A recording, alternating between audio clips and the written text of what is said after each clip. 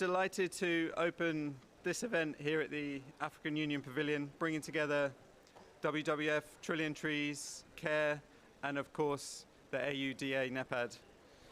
And we're here in support of the AFR 100 initiative to restore forests and landscapes across Africa. And we're here to contribute momentum behind its next phase as we focus on resource mobilization towards the many pledges that have been made across the continent. My name is Will Baldwin Cantello, and I'm the Director of Nature-Based Solutions at WWF UK. And I'm here both to represent WWF as well as our Trillion Trees joint venture with BirdLife International and the Wildlife Conservation Society, which is accelerating the delivery of pledges on forest protection and restoration around the world. So the objectives of our event today are to showcase gains in forest landscape restoration for increased agricultural production, food security, and economic transformation in Africa. We'll be discussing challenges in attracting investment from governments, private sector, and financial institutions. And we'll be sharing innovative and implementable pathways to best practice through public and private sector partnerships. Altogether, we'll be exploring the unique challenges and opportunities related to landscape and ecosystem restoration for food system strengthening and specifically to empower smallholder farmers in Africa. So in a moment, we're going to have some opening remarks, and then we will go into a panel discussion. There will be time for questions from yourselves, and then we'll have some brief closing remarks.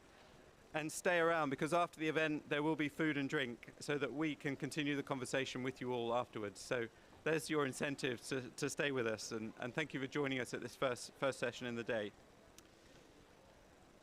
So we'll start with a welcome statement on behalf of Her Excellency Nardos Bekele Thomas, who is the CEO of the AUDA NEPAD.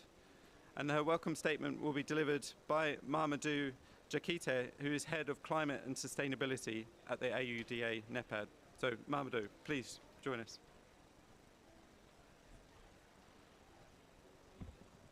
Good morning, everyone. Can you hear me? Okay, it's a silent event also. Okay, because it looks like the sound is not that big. So thank you very much, William, for this introduction. And we are really delighted to have this event for AUDA NEPAD AFR 100 initiative with WWF, but also with all the partners of AFR 100. I will not mention them all, but they know themselves. And with like the WRI, like FAO, IUCN, WWF, GIZ, BMZ, World Bank, and Terraformation, Common Land. We really have over 30 technical and financial partners that are contributing to this Africa forest landscape restoration, in short AFR 100. And we started this journey in Paris at the margin of COP21. Now we are COP29, where African countries, through the African Union and AUDA NEPAD, came together with development partners, technical financial partners, to say, let's transform this land degradation, desertification challenges into restoration opportunities, transforming degradation challenges into restoration opportunities. And I think that as a collective of AFR 100 partners, we are doing very well. And we don't say it just as a buzzword, but since 2021, we managed to bring 34 countries, African countries, into AFR 100. That's why we call it a country-led, country-owned initiative. African countries joined by sending a ministerial letter. So it's their initiative first. So the political mobilization, sensitizing governments raising awareness to local communities, local counties, local governments, NGOs who are doing action on the ground is working. 34 countries, African countries have joined. In the website, you can see the details of, and whoever wants to join have to make quantified commitments. Quantified commitments, this is the added value of AFR 100. And who say quantified commitments say that you can monitor it. And this is the second pillar. After the political mobilization, strong monitoring work of AFR 100. If you go to the AUDA NEPAD AFR 100 monitoring platform, it is still in the making. It is in its infancy, but you will see the effort to be rational, to be methodological in our data gathering, synthesis, analysis. Second pillar, monitoring. When you do monitoring, you become serious and credible in terms of resource mobilization and private sector investment of local communities. And in terms of resource mobilization, we can give few examples that can show how we are doing well in terms of bringing investment, bringing resource mobilization. We have a long-term partnership with SIDA, Sweden, for instance, who are supporting AUD and NEPAD AFR 100 for many years, the secretariat, but also action on the ground. For instance, supporting the Land Accelerator scheme, which each year we, through very open and transparent call for proposals, we have 1,500 young African farmers who apply for the Land Accelerator grants. We select 100 because this is the level of amount money we have now. And after they go through rigorous incubation training to transform their passion for land restoration into business, then we select 100 and allocate them $5,000 of startup money to do their business. And 90%, 95% of them go to upgrade to the next level where they have a sustainable business working on the land. And you can see now some young entrepreneurs, land entrepreneurs, hiring people, creating value, moving from substance farming to commercial, profitable farming. And you can see all those projects on our website. So political mobilization of African countries, monitoring, solid monitoring, and resource mobilization. We can mention also another support that we received a few months ago that was launched in Cali 10 days ago at the Biodiversity COP, whereby the German Economic Development Ministry, BMZ, allocated 40 million euros to AFR 100 initiative.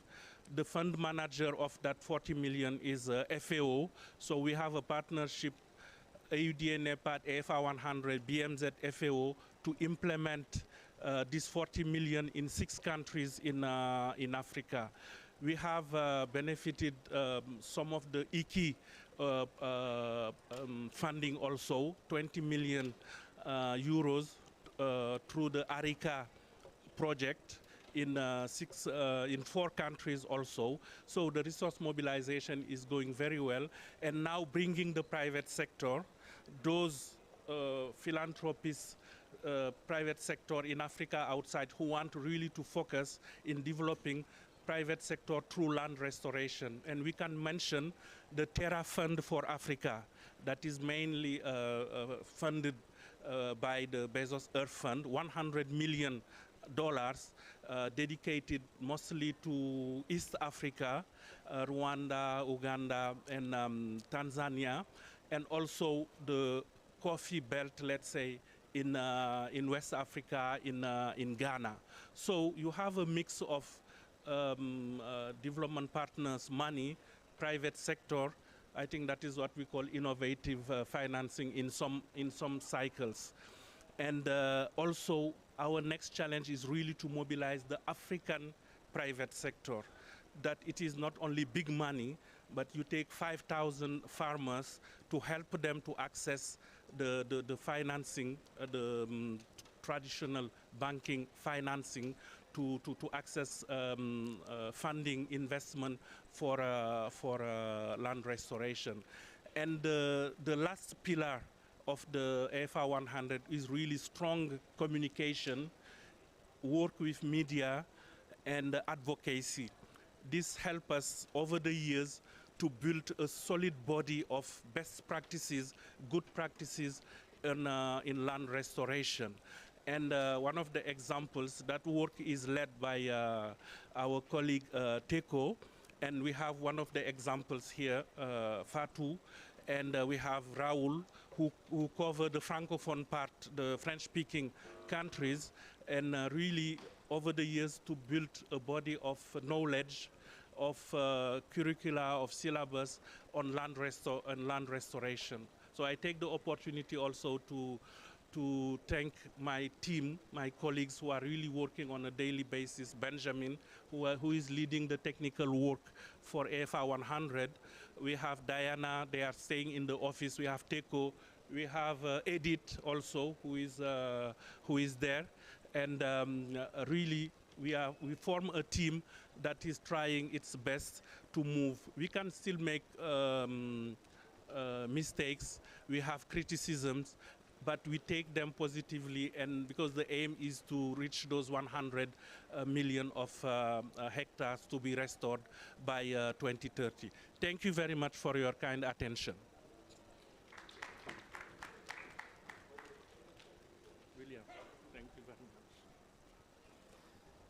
Thank you so much, Mamadou. Clearly, a very ambitious initiative with tremendous political momentum, lots of funders, and the potential to do so much more. And I think Mamadou hinted at the way that forest landscape restoration can not only deliver for climate. Here we are at the climate COP, and it's essential if we're going to achieve our 1.5 global target to restore lands at scale, but also the potential to deliver hugely for biodiversity and for people.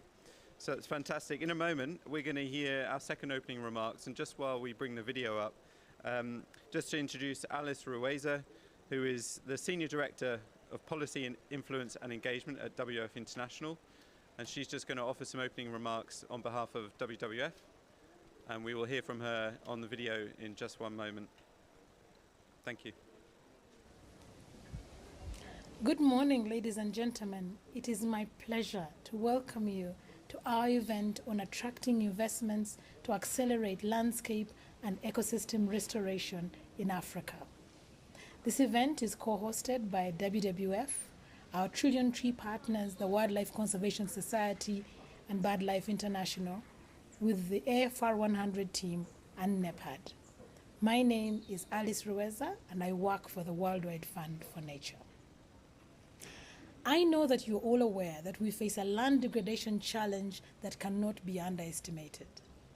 In Africa, land degradation has reached a critical level. Almost 2/3 of our land is degraded. Despite more and more land being converted for agriculture, around 140 million Africans face food insecurity, and this is made worse by climate change and economic shocks. At the same time, we are losing biodiversity at alarming rates, with wildlife populations plummeting by 76% over the last 20 years. And emissions from land use change are also growing significantly. Right now, these trends show no signs of slowing down, and the impacts are keenly felt by people, more often women and marginalized groups, through droughts, through floods, and the subsequent economic instability that these events bring. And yet, there are reasons for hope, and that is why we are here today. The opportunity to restore land in Africa is enormous. More than 700 million hectares of degraded and deforested landscapes can be brought to restoration. And for every $1 invested in high-quality forest landscape restoration, it delivers at least $9 of economic services. This means job creation. This means well-being improvements for millions of people. not to mention the positive impact that it has on local weather patterns, on global climate, and biodiversity. Now, despite this opportunity, current forest restoration efforts remain very small. They are fragmented and they are reliant on short-term project funding. Ladies and gentlemen, this needs to change. Attracting investment for landscape restoration in Africa is an urgent task that requires a multifaceted approach. And this is why partnerships are important and can be a powerful force in enabling us to reach the goals that we set ourselves in the Paris Agreement, in the Bonn Challenge, in the 30 by 30 Challenge, and in the SDGs. Our member states have already made significant restoration commitments. Our own homegrown AFR 100 initiative has put Africa at the forefront of the global movement to restore degraded and deforested landscapes. Under this initiative, our member states have committed to bring more than 100 million hectares of forest landscape restoration into restoration by 2030. But this is going to cost us a lot of money. The UN Food and Agriculture Organization estimates that we're going to need $50 to $80 billion, and most of this must come from the private sector. And we know that we can't achieve this alone, and this is why today I'm delighted to announce that we are celebrating a collaboration between the AFR 100 and Trillion Trees. Trillion Trees, as you may already know, is a joint venture between BirdLife and the Worldwide Fund for Nature and the Wildlife Conservation Society, forged to accelerate forest landscape restoration at scale. Its three implementing partners take a community-led approach and have long-term presence in many landscapes around the world, including in Africa. Our projects focus on recovering and regrowing native and natural forests and looking for opportunities to improve livelihoods and address the underlying drivers of deforestation. This collaboration that we're announcing today between AFR 100 and Trillion Trees will help mobilize resources to targeted landscapes supported by a set of champion member states and delivered through a forest restoration catalyst. The catalyst aims to accelerate forest restoration in 10 landscapes by 2030 by leveraging private sector investment and providing structured support for landscape-level restoration initiatives. Through the catalyst, the Trillion Trees will support governments and local communities and rights holders to stimulate large-scale restoration efforts. We welcome more partners to join us on this journey as founding members. During the session today, we will unpack some of the challenges and some of the opportunities for forest landscape restoration in Africa. For example, how can we unlock financial flows to landscapes?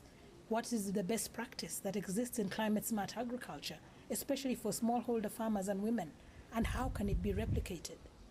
And how can different contributors work most effectively and collaborate effectively to scale forest landscape restoration, and many more?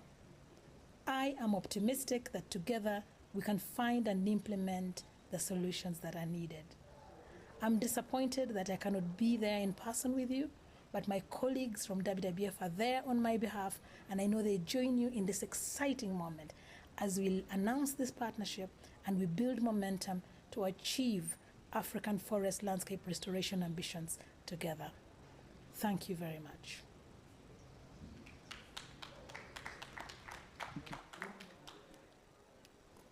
So I was going to say thank you to Alice, but Alice isn't here, of course, for me to thank, but we thank her from afar for those contributions.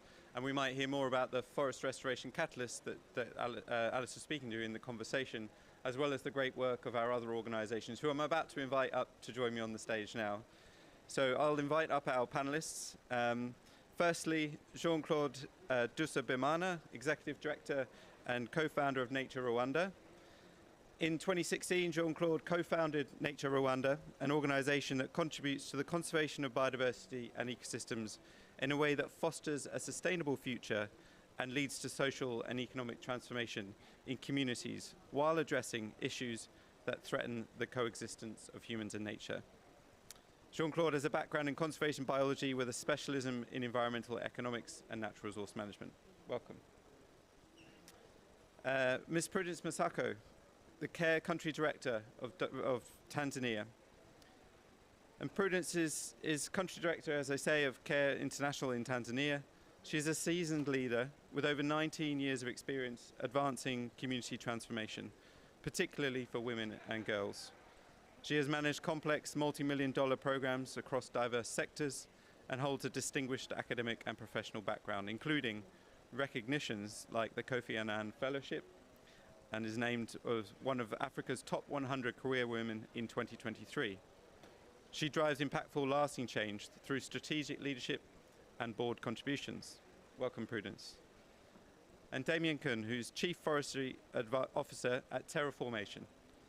With 18 years of experience, Damien is a global expert in forestry and agroforestry, driving impactful climate change projects across Europe, Africa, Latin America, and Southeast Asia. And as an agronomist and a forestry engineer from Engref Agro Paris Tech, Damien has led over 100 projects focused on sustainable land use and ecosystem restoration. So, welcome all. I'm going to switch over here. Hopefully this is working. You can all hear me. So I'm going to ask the first question to you, Jean-Claude. So forest landscape restoration takes stakeholders across a landscape to come together under a shared vision. What are the criteria and types of programs that can scale forest landscape restoration with smallholder farmers, particularly women and youth? Thank you very much. It's a great opportunity to be part of this discussion. Particularly, I want to tell you that our organization is an Afri100 champion in Rwanda. So it's a very great opportunity to be here. Based on our experience in our landscape, actually, landscape restoration should be consulting the communities. In normal way, we used to say that anything without the communities, it is against them. We have to make sure that planning and implementation is based on community ideas and give them platform to think and share what they need. In the end, the communities are the experts in their lives. When we look at how the communities are affected by land degradation, we can see that youth and women are more affected than the rest of the community members. And that's why all activities should be turned around to give opportunities to women to participate and to lead some of the activities on the ground. But when we come to youth, sometimes when we say youth, we used to forget a part of children. That's why we need also to make sure that children are given opportunities to participate. When I give an example of what we are doing in Rwanda, children are now our main partners in raising awareness. They are now taking part by holding accountable their parents and the government to support restoration work. So if we believe that our communities are like a family, we have to understand that each family member has to play a role. We have a role of father, a role of mother, and a role of children. So children should be we should put them at the forefront in driving this agenda, restoration agenda. But also, we have to make sure that restoration work is financially viable, to make sure that we are supporting these communities to get income, because planting trees is not only enough if there is no agenda to support the communities and their livelihood. But also, we have to build the local capacity. It is now time to let communities take part of the activities that are being carried out on the ground, build their capacities in terms of landscape restoration. So we need them to be the leaders of the activities on the ground without bringing experts from far away to come and do the work while the communities are there. So we have to agree that communities, they have this capacity once we manage to build to give them skills and all required resources to take a lead. Another important thing it is that we have to make sure that landscape restoration effort, we have a very strong monitoring and evaluation plan, because we have to learn from the success stories, the innovations we are making, but also learning from the errors and the mistakes we are trying to make. So monitoring and evaluation will help us to track how far we are toward our targets, but also it will help us to engage the communities in monitoring. Let's be a community-based monitoring work. So, but also, since we are talking about the smallholder farmers, we have to think about once they manage to farm and get the harvest they need. So what will be next? We have to think about the value chain. How are we supporting the farmers through value chain development to make sure that the product they are getting from what they are doing is trying to help them to achieve the required financial and social and economic needs at community levels. So because youth and women are the more affected part of the communities, we would not achieve great things if we forget to engage them. So it is a must, and it is a requirement to make sure that these youth and women participate, and we are giving them a room to innovate and be part of the solution. On the other point, when I come to the programs that can be part of this, we can say we can promote nature-based solutions that are applicable based on the local context and the local needs. And these solutions can be led by youth, women, but also ask the governments to support this initiative from women and the youth to make sure that they are becoming models. We can create model villages, model landscape restoration effort at community levels, and also let all the activities be contributing to the national policies and the targets, like the NDCs and the NBSAPs, to see how these efforts are contributing to this national contribution or national target. Thank you. Many thanks, Jean-Claude. So lots of criteria you've highlighted there, including the involvement of children, being financially viable, community involvement thoroughly, strong M&E plans, so you can learn from errors as well as do it in a way that involves the community, and involving youth and women in a very deliberate way is a must, and contributing to national policy. So among other things, I'm sure I didn't capture everything there, but thank you very much.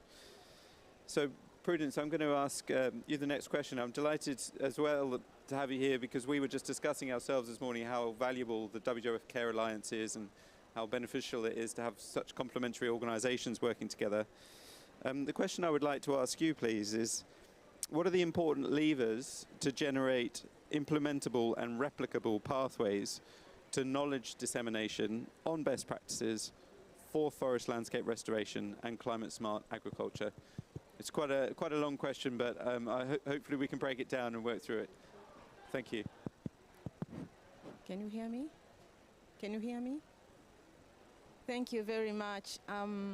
It's a long question, but I like it because it fits very well with the CARE WWF Alliance. First of all, I want to share what is really CARE WWF Alliance. Over the past decade, CARE and WWF signed an MOU. And as you know, these two organizations each has a niche.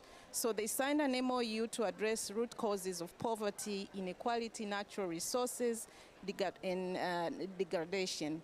We have successfully implemented impactful conservation developments initiatives in Peru, Mozambique, Nepal, Tanzania through a formalized global MOU.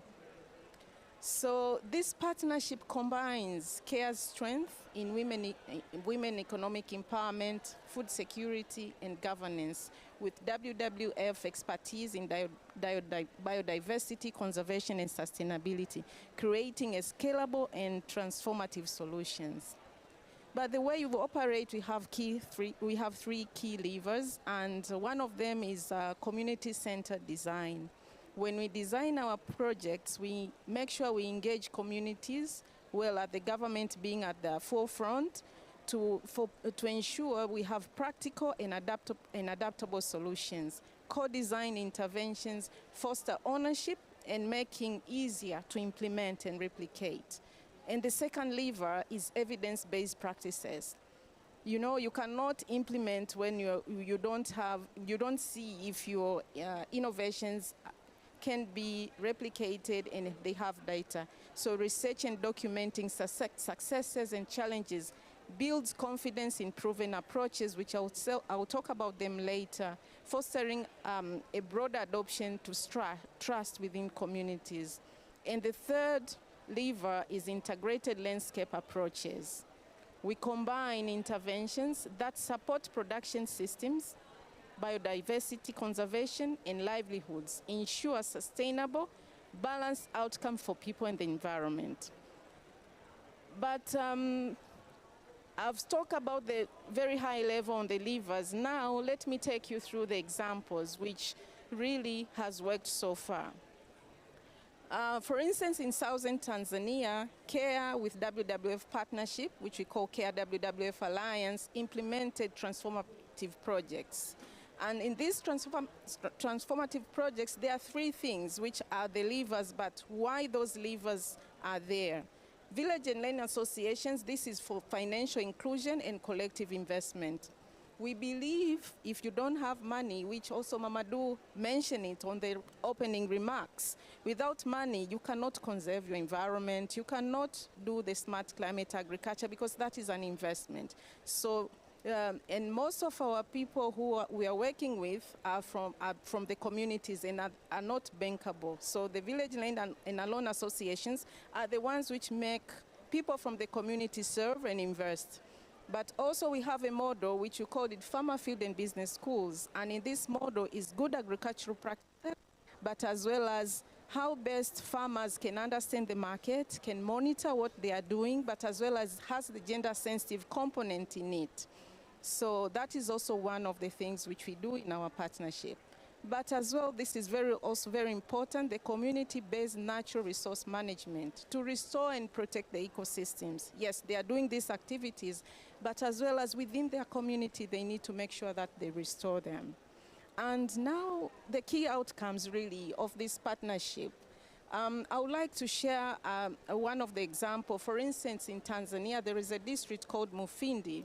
And this group, the Village Saving and Loan Association, diversifies the income through the honey production, tree nurseries, and a government-supported fish pond, promoting nutrition and economic growth. So you really see the way the activities balances from the biodiversity point of view to the agriculture point of view, production and economic activities as well.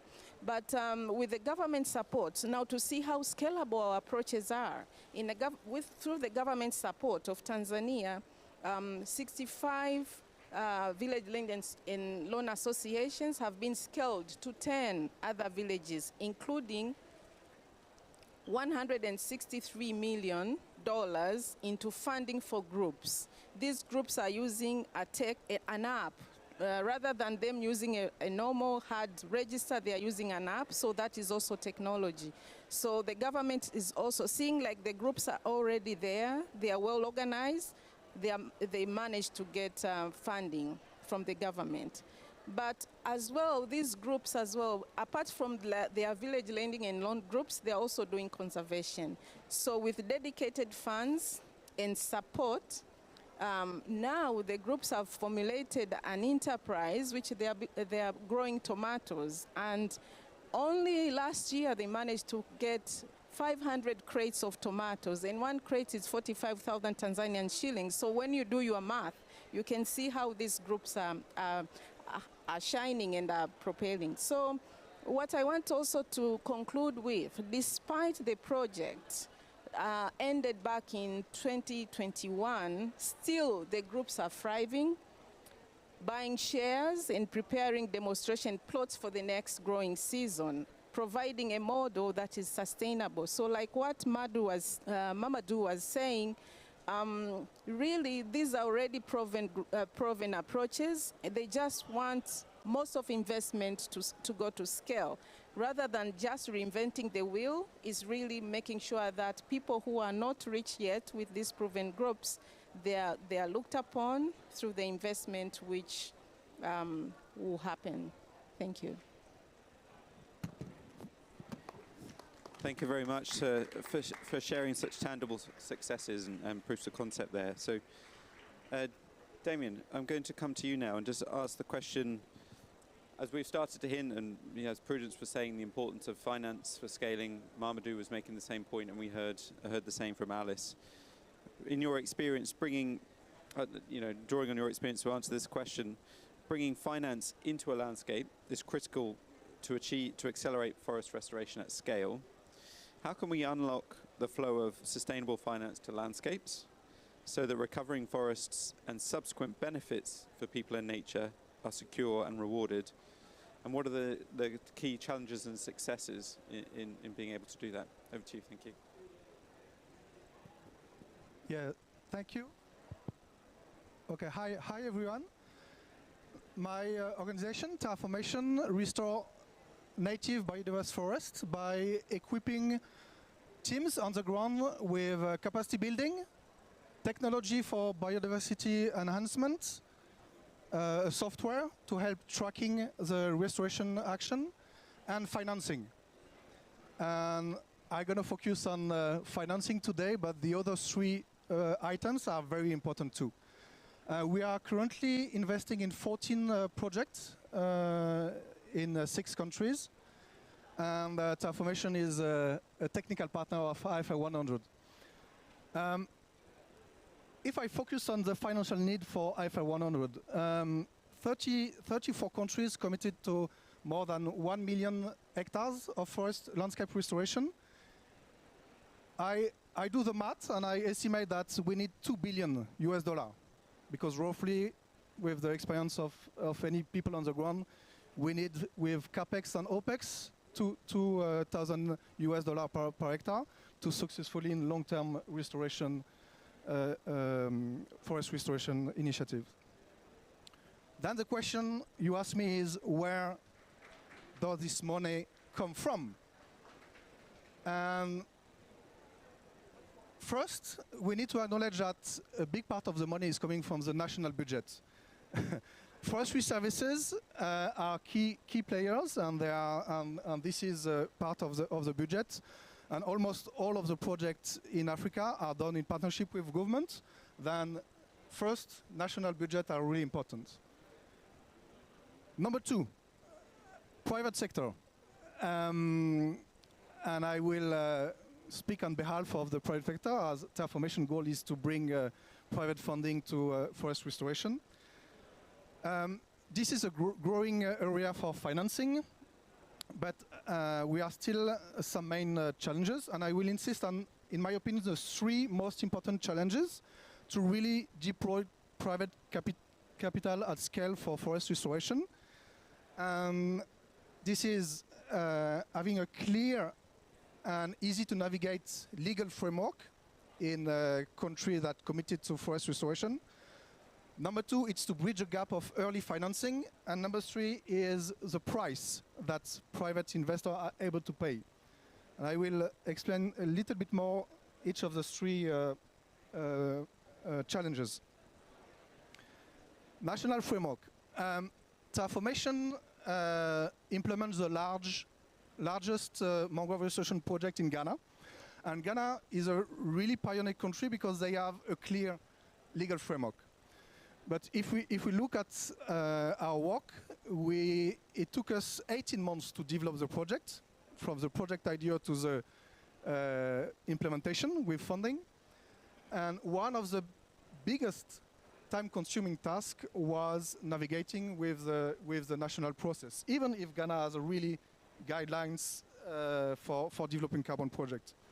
And it's still, I think, an important challenge to raise to facilitate more this partnership between public sector, government sector, and the private investor and private developer of projects. The gap in the early stage financing. Investor in the market wants the largest project as possible with the lowest risk as possible. That's investor thinking.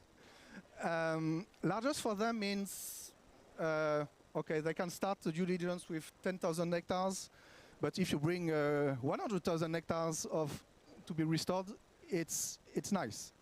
But these thinkings come mainly from the spreadsheets, and then we have also to educate investor.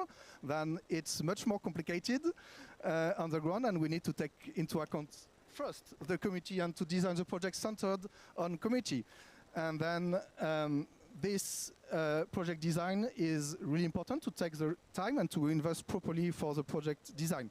And this is part of the early stage financing, how we can make projects ready to be invested. Terraformation, as private sector, we actually decided to bridge a gap because nothing really, I would say, fitted for the needs on the ground does exist in the market as a readiness. Then we developed our own accelerator. But we want to see more of them. We want also to see, and I do think this is one of the role of the International Development Bank to help projects to be ready. And to be honest, they have been a bit shy on this, and we really want to see more of them investing, helping projects to be ready for private investment. This should include the concept note preparation, the feasibility study, and also capacity building for the team on the ground. My last point is about price. It's more a message on the investor, but also on the project developer that needs to educate more investor. Currently, prices are too low to finance high-quality projects. We all need that project needs to be centered on committees. It means that we need to bring together with the restoration, we need to bring livelihood activities, we need to bring income on a share of the carbon financing directly to the community. This needs quite a lot of engineering, and as a consequences, good projects are costly. And investors also need to understand that the race is not to find the lowest price as possible for projects, but again, the less risky projects are projects that are well designed, first on community needs, and with science evidence to find the right restoration strategy. And then there is a role also for us as project developer to explain more that we need higher price. We need to be able to invest in our good project. Thank you very much, Damien. Just a clarification, when you say price, I think you were talking about price for carbon credits, are you? Yes. Yes, okay. Thank you. In a moment, I'm going to open up for questions from you all, so start thinking about your questions. I might just take that invitation, or take your remarks as an invitation, Damien, to say a little bit more about the Forest Restoration Catalyst, which Alice announced in her opening remarks, because it speaks so well, Damien, to what you were saying, and our assessment in Trillion Trees is the same, in that there are a number of barriers. One of them is that lack of upfront finance to support the development of blended finance or private finance opportunities in forest landscape restoration. Another is the capacity within projects to prepare for and to negotiate with private finance. And it's going from the kind of examples you've talked about, Prudence, of really successful proof of concept, but then scaling that across a landscape.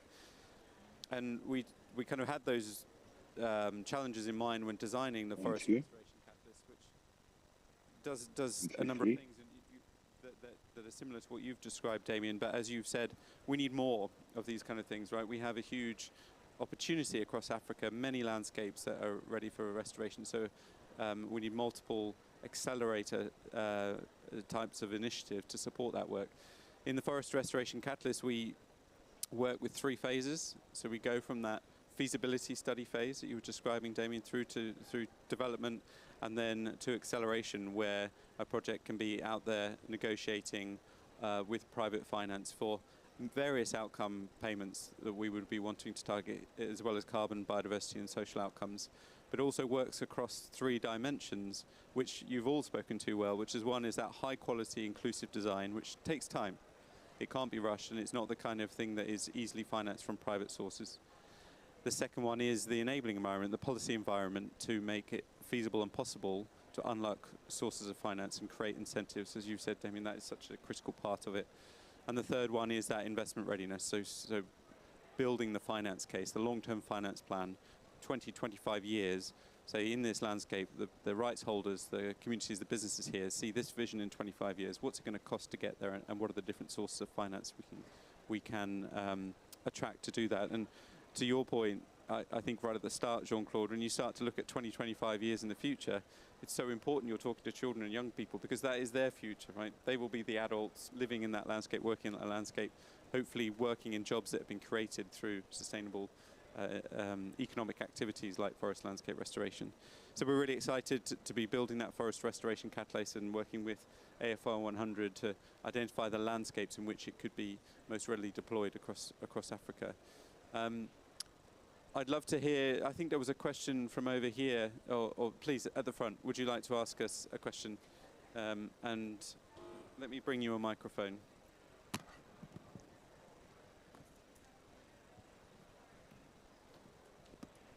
Bonjour, Marie-Josée Akono Akam du Marie-Josée Akom from Cameroon. Parti du gouvernement. I belong to the government Ministry of Forests and Wildlife.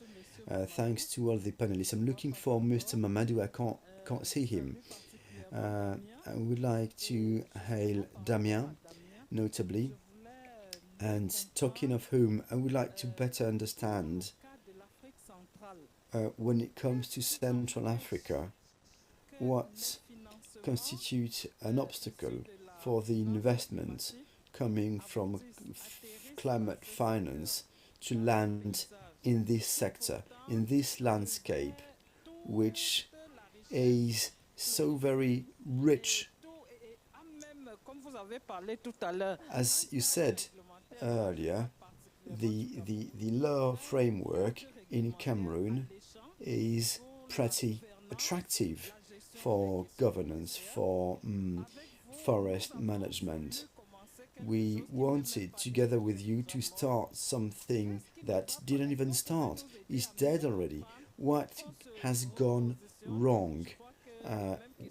Can you explain me? I think the same question had been asked Mamadou in Ouagadougou in Burkina Faso, but I really don't understand what the problem is with Central Africa, and how could we together work and have Central Africa acceding to climate finance. Thank you. Let's not forget that the reforestation matters. Whatever the questions are, always start with trees. We keep on cutting. We have to plant trees. There are statistics showing what it's cut. The compensation is not there. We are trying to forget about the mitigation dimension to propose to jump to adaptation, but even within adaptation the mechanisms are not clear enough. What's the obstacle? What's the pitfall? What's the problem with Central Africa? Thank you.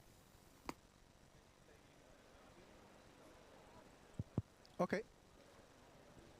Pour les francophones, je me permets de répondre à une question. I'll be speaking French. The question has been asked in French. Thank you, Marie-Josée, for this question. I'm deeply convinced that Central Africa, and Cameroon in particular, has been doing a great job when it comes to forestry, to reforestation, the number one priority. And you follow the whole process in terms of Readiness Red. As for private finance resources, the market contracted on red, and my personal advice is we won't get many private financements when it comes to red. So I think Cameroon should rely on public finance, on world finance for restoration. Now, Cameroon has a role to play and could exceed forest restoration funds thanks to the carbon credits, the private ones. I didn't want to mix the various sources of finance, of fundings. Cameroon is leading its policy. It's well-designed red coordination. It gives the possibility to raise more funds thanks to the international tools. As a private developer, we don't have this kind of legal framework today. It isn't sufficient. I know you have a task force within the government so that it is to be designed and implemented. We hope that this point will be de-risked in the upcoming month, but that's one of the three key criteria so that we get investors saying, I'm ready to put 10, 20, 30 million dollars on the table. You need to have a clear and secure legal framework. I hope and trust this is to happen in your country because you've put in place the right task force. The decision is to invest. We do have one project that is being developed in Cameroon in the Devele forest. It's a public forest. So we are now within the development phase, the full development phase of the project, which shows there are some private fundings showing up. Of course, it would be even better if the legal framework was what we would like it to be by now.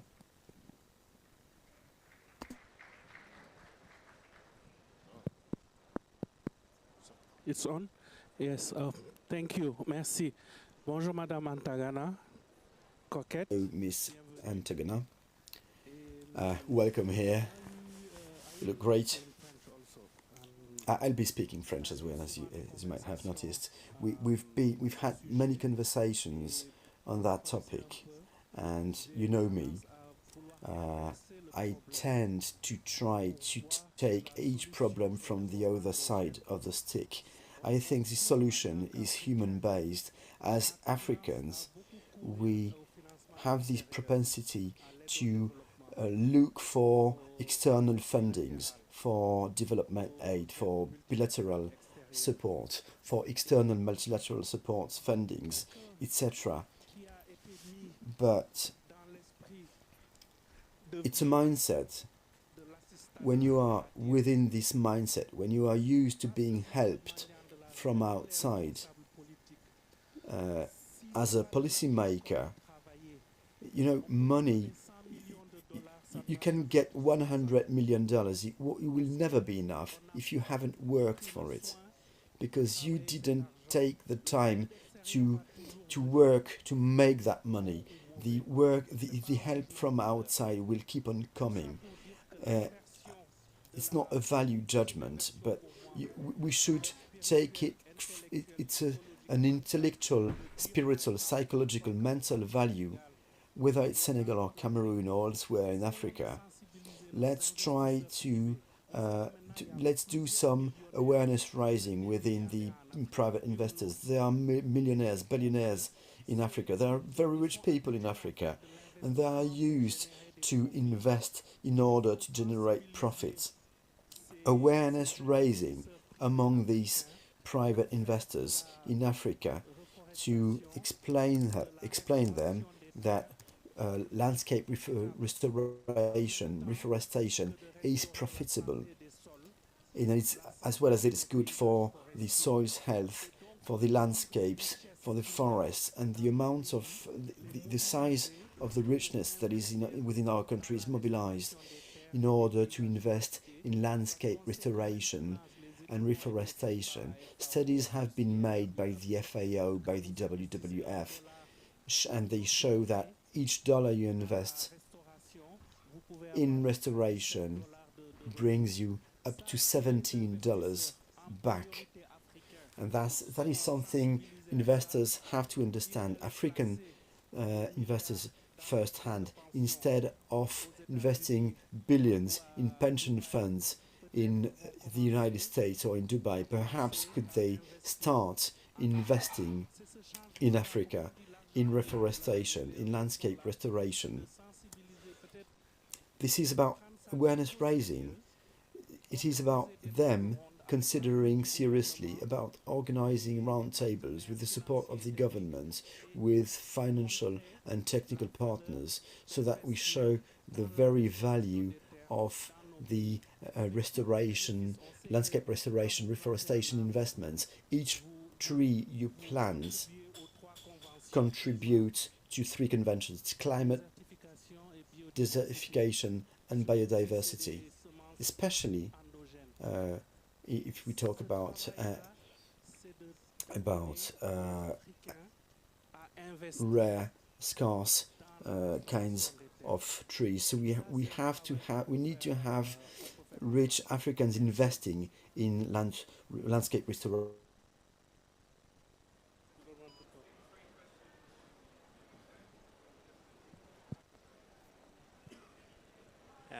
Thank you so much. My name is Tassien. I work with Save the Children based in Rwanda. Save the Children is an international child-focused organization working in over 100 countries. So thank you so much for bringing child perspective. I'm very happy to hear that there is an organization implementing interventions on environmental protection by focusing on the children. So my question is about the effective approach that can be used to ensure any investor going on board in any country can collaborate with child-focused organizations, children themselves, and local communities to ensure all interventions are child responsive and youth responsive. So as Save the Children, we have experience working with the children, where children in their communities are establishing tree nurseries, planting trees to ensure to conserve environment, and also mobilizing resources that can be help them implement climate interventions. So,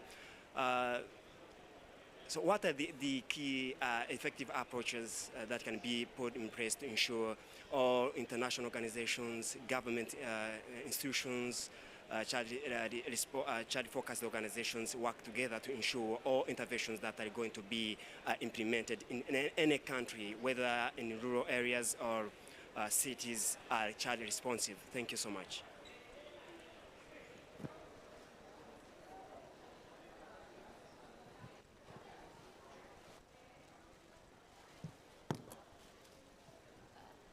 Thank you so much. I want to anchor on what Damian has just said regarding the carbon credit, because we regard carbon credit as an alternative source of financing. But you said the price is pretty low in Africa. What are we, especially in Ghana, where you said the project is expensive, but the price is low? what are we not doing right? Because I can recall a number of presentation made in several pavilions that price in Europe are up to 100 or 60 US dollar. What is not happening in Africa that our price of carbon credit are pretty low? Maybe you can give us your experience, because currently we are embarking on carbon credit at least to bridge the gap of financing the biodiversity. Thank you.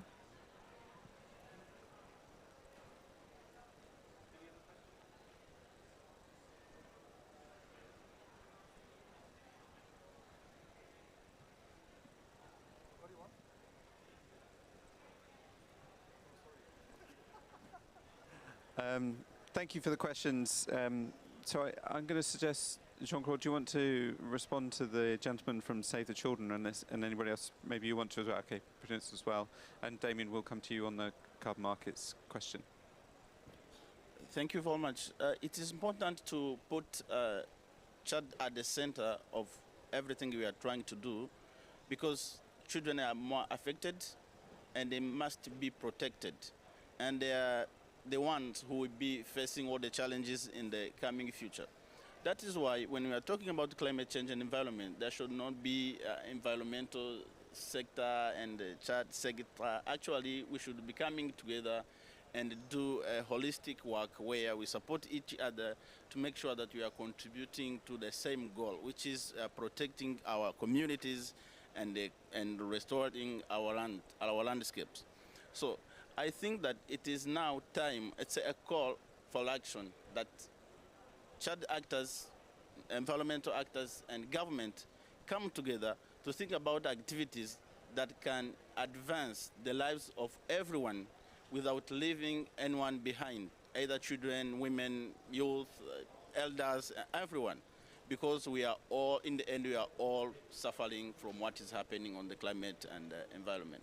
We have to mobilize resources and make sure that in the activities we are implementing, we are incorporating key activities that are targeting specific groups depending on the needs. And make sure that we are integrating some of the indicators that will help us to track how the activities and the interventions are contributing specifically to the needs of a specific community groups. Yeah, thank you. You want to? Yeah. Good. Yeah, thank you very much from Save the Children. In our Care WWF Alliance, we understand the essence of the conservation, but as well as we are so much on women, economic empowerment, and in our setups we see like young children, most of the cases, mothers who are women are taking care of them. So in this economic empowerment and conservation activities, you find women as well are there to protect the water sources. And they are there to also look for the children, but they are the same who are also dealing with beekeeping, as well as taking care of tea nurseries, which they sell later on. So what we did in most of the projects we work, we started daycare centers. In a sense, someone who is respected at the village, so look on the buildings, and we are scaling it up. So they have good food, kids, but as well as they're all taken care of, while issues around conservation and economic activities go on. So it's like, because you cannot say you are doing the conservation or economic activities and then you're not taking care of the kids. So it's kind of a holistic approach, and it's a proven, which has shown to work very well. Thank you. Thank you. Why prices are too low? I think there is two main reasons for that. One is forest needs time to grow. And the second reason is the perception of risk by investor. And I will explain a bit these two reasons. Forest needs time to grow. It means that the money you receive today to restore your landscape will produce carbon credits in 5, 10, 20, and 40 years, which is a time frame for crediting from the project. Can you imagine then people giving you money today for something that he may receive in 40 years? That's very long. And then I give you an example, because you said that, for example, in Europe, the prices are higher, more than 100 euro, and you don't understand why investors here in Africa are speaking about 5, 10. When it's 15, that starts to be a good deal. Example is the following. European company have their climate goal, and then, for example, they set for 2030 emission reduction and some offsetting for the remaining emission. Some of the company have internal carbon price. It's where you find the 100, 150, depending on companies. Each companies decide to set their own carbon price, right? These companies are not investors. They are off-taker. They can commit, they can sign an agreement with your project in Tanzania to deliver a carbon credit in 2050, for example, right? Then you need a capital provider. This is what we call the investor, because the investor will be able to give you the money now because they are backed up with this off-taker agreement that is able to pay high price, right? But then the capital provider perceived high risk, the investment in nature in Africa, and then they give you a very low price, right? That's how finance works. I would say in the old school, we want to change this financial mindset. That's one of the goals, but it will take time. One example how we succeed at Terraformation, Ghana. I give you a little bit example about Ghana. Ghana, we receive a lot of offers.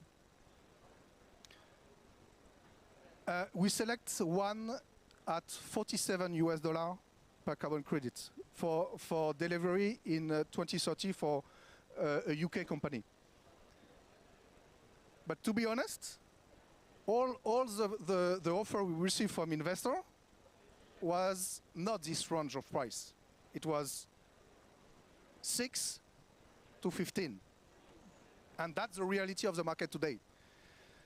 We had the chance for the project to be very selective and decide to work with the financial partner that we think was the most appropriate for this project. But again, the reality for most of the project under development is that price are more between 6 to 15, which give not a lot of room to make high quality project, to be honest. I hope it's, with this example also, it helped you to answer. And I insist about my second reason, perception of risk. We have our role to lower the risk perception also, I think. The first one is a legal framework. The second one is also to build a stronger operator than to develop the capacity of our partner on the ground. And of course, to show that the project is delivering not only carbon, the goal is to deliver social impact, community life improvement, biodiversity improvement. This, on the social and biodiversity, we are at stage 0 or 0.5. we are not able yet to really see a demand on the market, because we need to develop more stronger KPIs, because this is the way the mindset of the investors, they think about KPIs, and we need to be better at showing social KPIs. Biodiversity, we are a little bit better because a lot of improvement has been done during the last years, but still it's very difficult to measure biodiversity enhancement, and we need to find a way to simplify and speak the same language as investor. Then they hopefully can double the price of a more, not only carbon credit, but a more integrated certificates, including carbon, biodiversity, and social. That's a dream. We are going that path, but we need probably 5 to 10 more years to have all these three components in only one certificate. Thank you for all your responses. And if there are any more questions in the audience, I'd encourage you to stay behind when we finish shortly and join us for some food and drink and join a conversation with us all as well, so we can continue the questions then. I'm just going to ask the panelists all one question to all of you for very brief answers as we close. Maybe you've got any other final reflections on the conversation, but particularly to ask you, as we move towards this, or we're into this phase with AFR 100 now, next phase where there's a real focus on resource mobilization, what do you think will be the critical success factors for the AFR 100 community? That's all of us, isn't it? What are the critical success factors for us as we go into that phase on resource mobilization? So I'll ask you all to respond to that, and then we'll move to some closing remarks from Benjamin. Thank you very much. As a restoration champion in my country, I want to share something. Actually, tree planting or restoration project should not be a 1 year, 2 year, or 3 year project. Actually, when it comes to 3 year or 2 years, it's a tree planting project. It's not a restoration project. From our experience, we have seen that at least it can take up to 6 years to make sure that the trees we planted, they've grown up and they started providing the services we need from them. Most of the donors, they are focused on tree planting.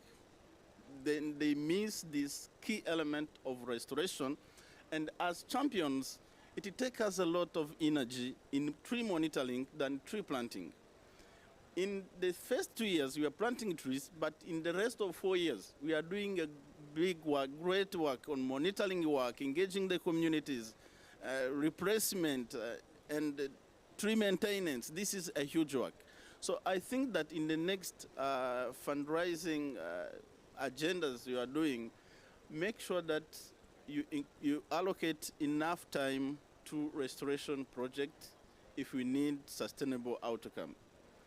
Second, our communities need incentives. It's quite weird to ask a hungry community to plant trees without giving them an alternative source of income and source of food to put on a plate. So it requires also to add adequate payment for ecosystem services so that the communities can feel more attached on the project. Third, under this AFRI 100, they used to count $1 per tree. But when we go back and assess our restoration effort, we realize that it can even reach $5 per tree to rise it up to 6 years. So there is a mismatch between the funding that are allocated on a project and what is really going on, what is really happening on the ground. So we need this consultation and discussion to see if the funding we are receiving are really are going to provide what we need to produce on the ground. Thank you very much.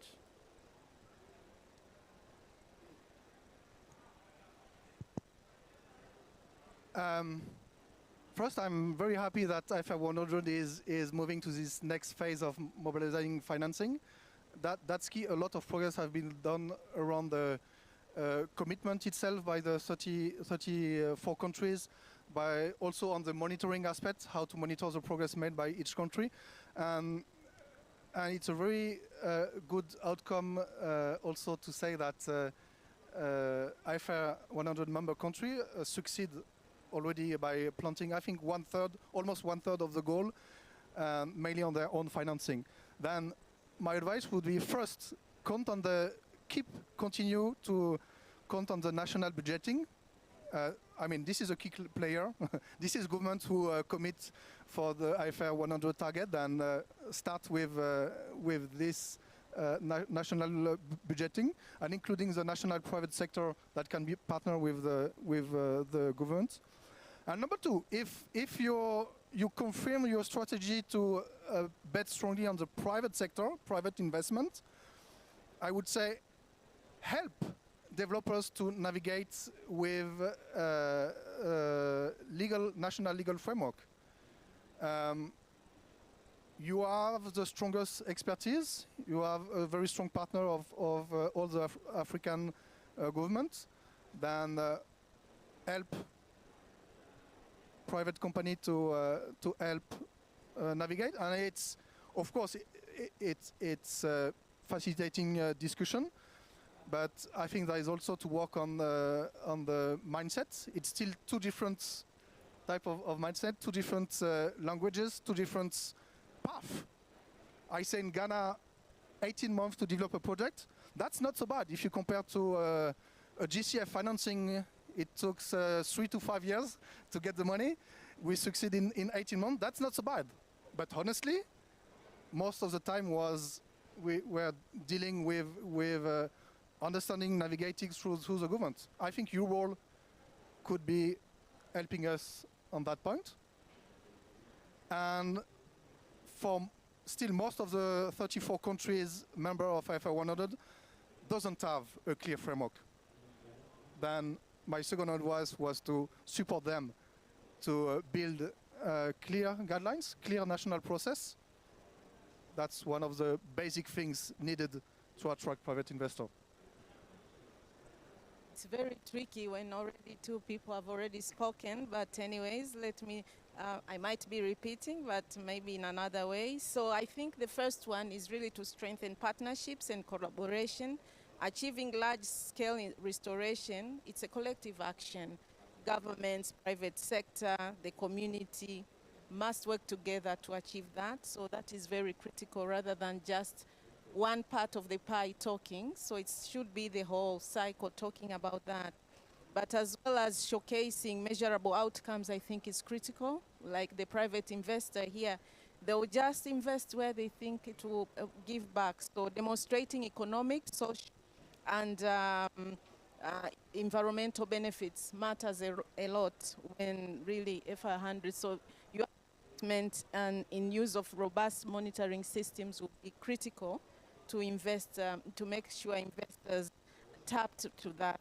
And also the last thing, which is really touches my heart as CARE, we believe in, is the community-led. Should be community-led and also scalable models. This is because sustainable resource mobilization only depend on approaches that deliver results and are owned by local communities. If they are not, if not so, then I think you shouldn't be doing that. So it's really an holistic approach. So partnership, demonstrating measurable results, and if it's scalable, then that's the way where FI 100 can exist. Thank you. Yes, thank you. Just one point to complement the colleagues. I think that the next level for resource mobilization is to accept or gauge the level of funding that is needed. I think the latest studies say that if we want to reach those goals of restoration, we would need $10 billion per year in the next 5-10 years. So when we get 10 million, we are happy. When we get 20 million, we are happy. But I think many decision makers, actors, are not aware of the magnitude of funding needed. And I used to tell in a half-teasing way, because sometimes it's through joking that you tell the truth, that we have to move to beyond our little competitions to get 1 million, 10 million there.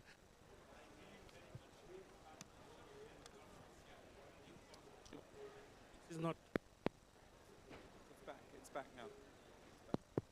It's okay? Yes. Build consortium, whereas we can have 5 million each. Let's go for a 1 billion consortium, have impact. It is not working. It is working now. I will not repeat all what I said. I think you know. So let's build consortia that are relevant, whereas we can get 1 million each to go for 2 billion consortium and have impact in 100 landscape at the same time. In one word, let's assess and accept the magnitude of action that is needed to gear up to bigger resource mobilization. Thank you.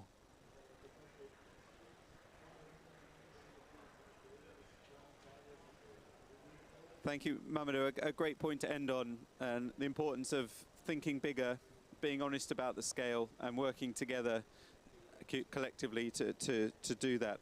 I'm going to hand over in a moment to Benjamin Akabundo, who's the lead for landscape restoration within AUDA NEPAD, and he will offer some closing remarks and thoughts. Before I do that, I just want to extend a big thank you to the panelists for sharing your wisdom. Thank you to all of you for coming. Remember, stay for some food and drink, for your questions as well. Mamadou, for your leadership and your vision behind the initiative. And a big thank you to Benjamin for his leadership in making this event happen and bringing everyone together. So over to you, Benjamin, for the last word.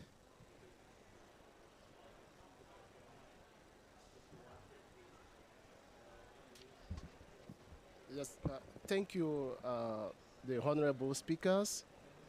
Thank you, ladies and gentlemen, for participating in this great event.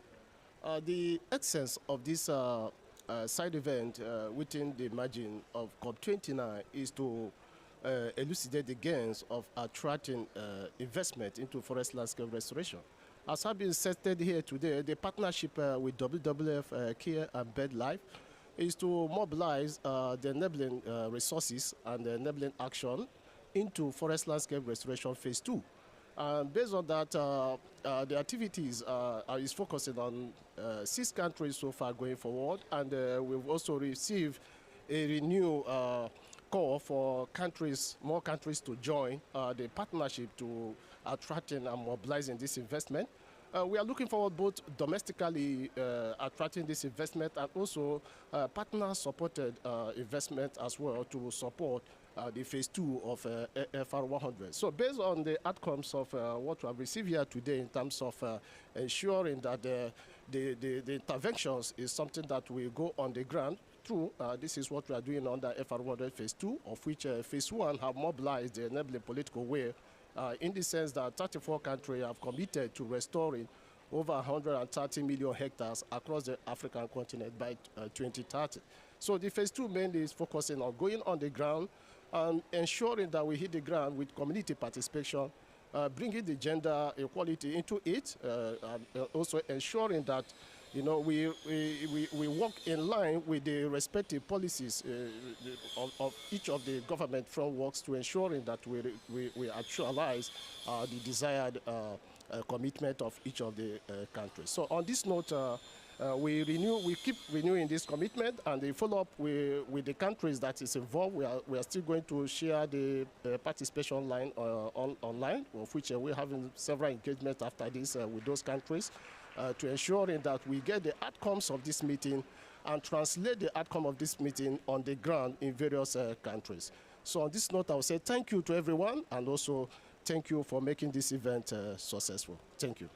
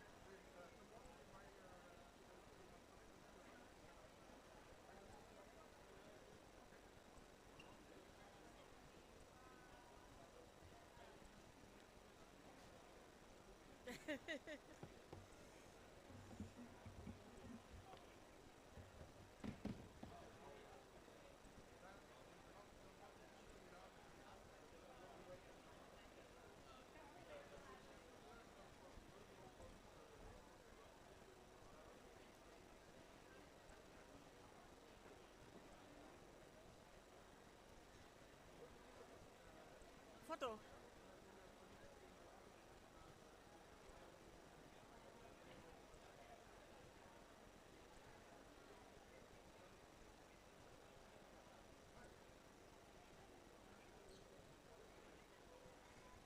Vous savez comment ça se passe?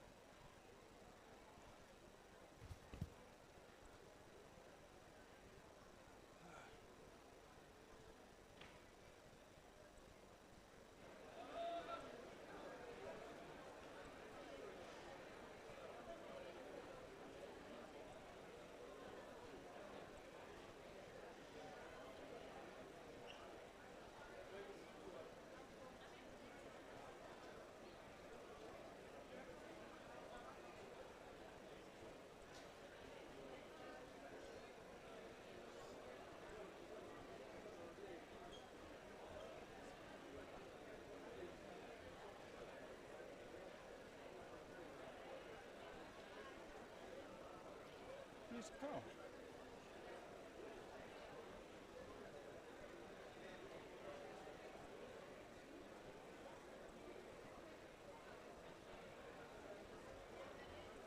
Yes. Huh?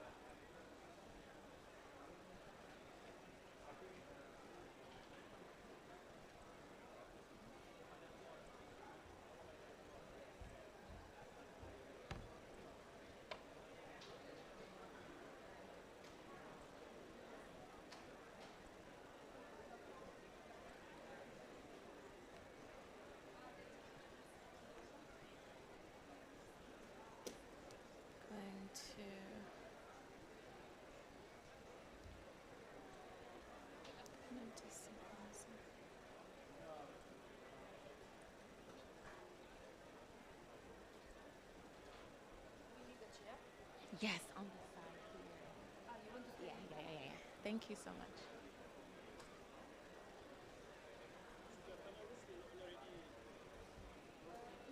They're going to come up one by one. One by one.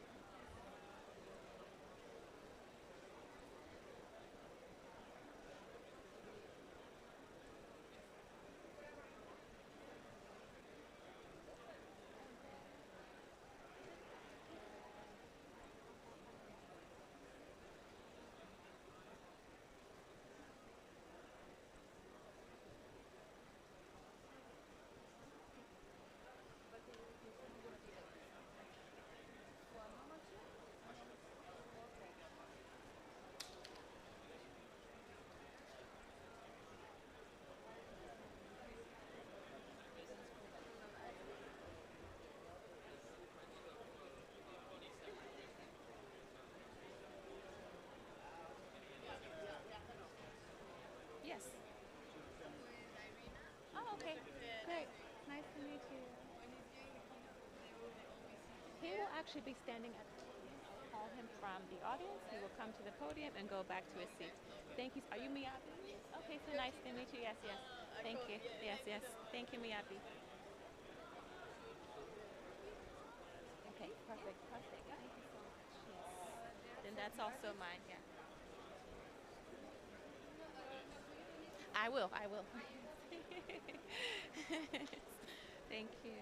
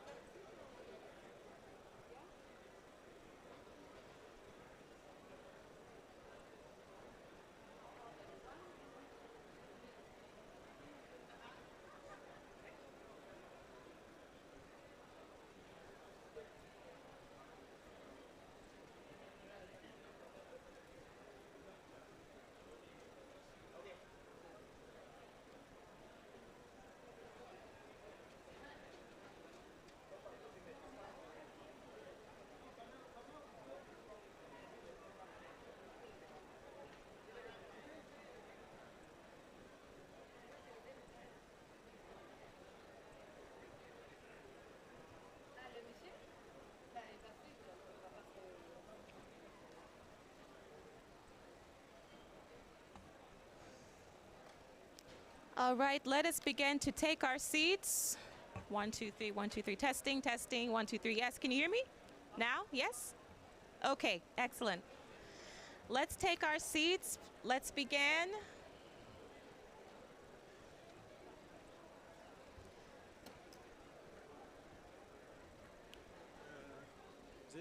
Just ask me, because the lady from Morocco, what she said that she should focus mainly on the partnership between Morocco and FDB. Okay, Dr. To support Hajar, yes. to support the nexus. Okay, that's fine. Yeah. Sounds good. Thank you. The only issue is that we are working. This is the one in the front. She's the one in the front in the black. Is that her? Yeah. Okay. All right, you ready to start? This guy is on to pick up the minister from Tunisia. No? Tunisia's not due yet. No, he's not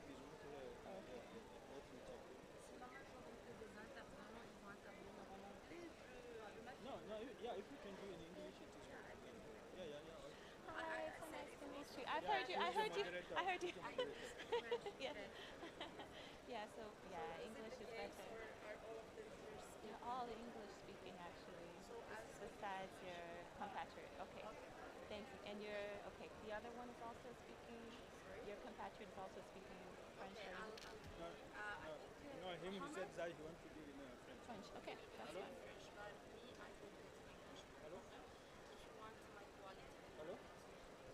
No, that's fine. Whatever you feel free. Hello, Are we talking basically about our partnership Yes. with the African development? Perfect. Because we had previously projects with them, and now we're currently working on a new project. Okay. All right. Thank you so much. Thank you for joining us.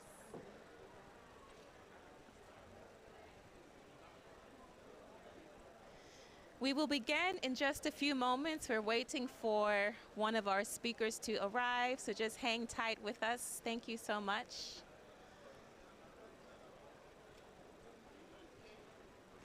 Yeah, it's very low. It's quite low. 1, 2, 3. 1, 2, 3. Okay. All right. It's quite low, yeah.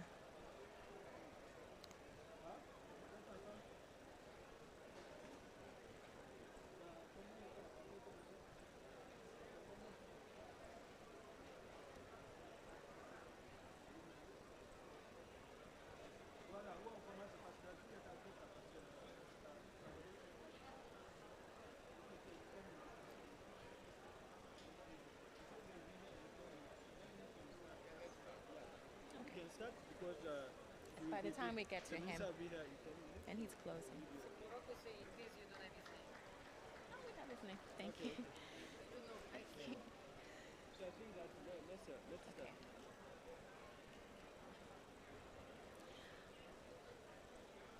So yeah, it's very low. It's on. It's very low. Okay.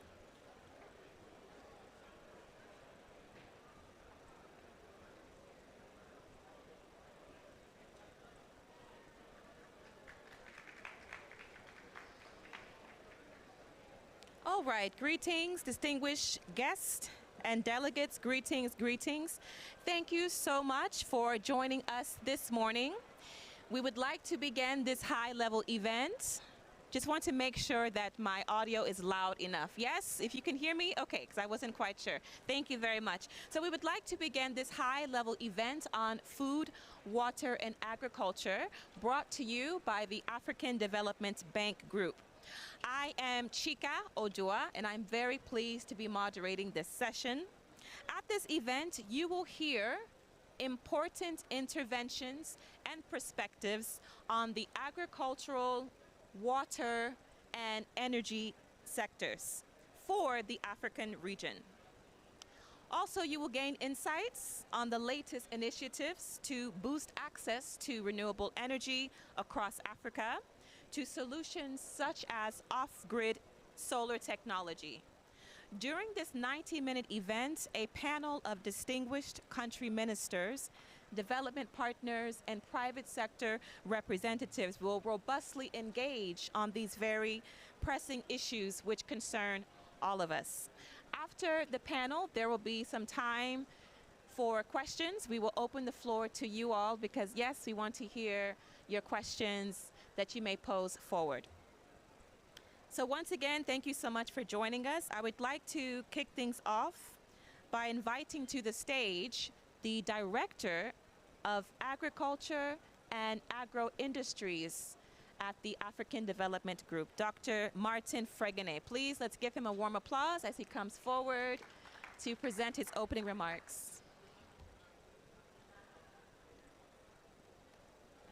Please keep clapping as he comes forward.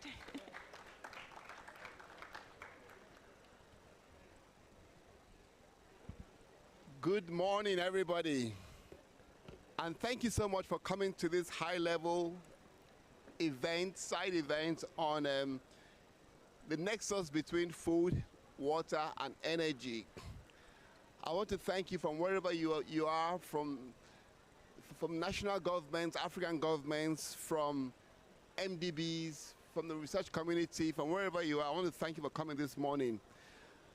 We recognize the importance of this gathering in the context of COP29, of reaching, reducing, at least ensuring that we don't go above 1.5 degrees Celsius. I want to give you statistics that many of you might not know, but it's true. Africa has 119 million hectares of inland valleys, 190 million hectares of inland valleys. Africa has abundant water supply and also very fertile soils. Africa is capable of producing more cereals than the United States. It's capable of producing more cereals than China. But what do we have today? Rather, Africa imports 50 million tons of wheat 20 million tons of maize, 40 million tons of rice, and 10 million tons of soybean. It's a contradiction. But there are some bright spots on the continent. We've seen Ethiopia in recent years expand small-scale irrigation and heat-tolerant wheat varieties, and has planted 1.2 million hectares of wheat in the lowlands. We've seen Ethiopia add 4 million tons of wheat to its national production, and creating, by so doing, self-sufficiency in wheat production. In other words, when you have the right technologies, the right partnerships between governments and research institutes, you can actually take advantage of Africa's inland valleys, of Africa's soil and water resources, and actually create not just a commercial food production sector, but also improve livelihoods, rural livelihoods. So today we're talking about partnerships. Partnerships between the Green Climate Funds, partnership between the International Water Management Institute. I'm so happy the director is here with us. Partnership between governments, national governments, to replicate Ethiopia's success story across the continent. I'm so happy that we also have our solar-powered energy, alliance and associations with us today, because they indeed have a very important part of this solution. The bank, the African Development Bank, that is hosting this event, we have in the last 10 years invested more than $1 billion to finance ongoing regional and national programs to increase food production, especially lowland irrigated food production. We are committed through our flagship project, Technology for African Agricultural Transformation, and also our Data to Power, to really take advantage of the sunshine, the inland valleys, and the land and the water that is available, and to ensure that Africa no longer has to buy food when it can feed itself. I want to welcome you all to this event, and I want to encourage that we, not just at the event, but after the event, we will be a part of the move to feed not just ourselves, but also feed the world as Africans. Thank you very much, and welcome everybody again. Thank you.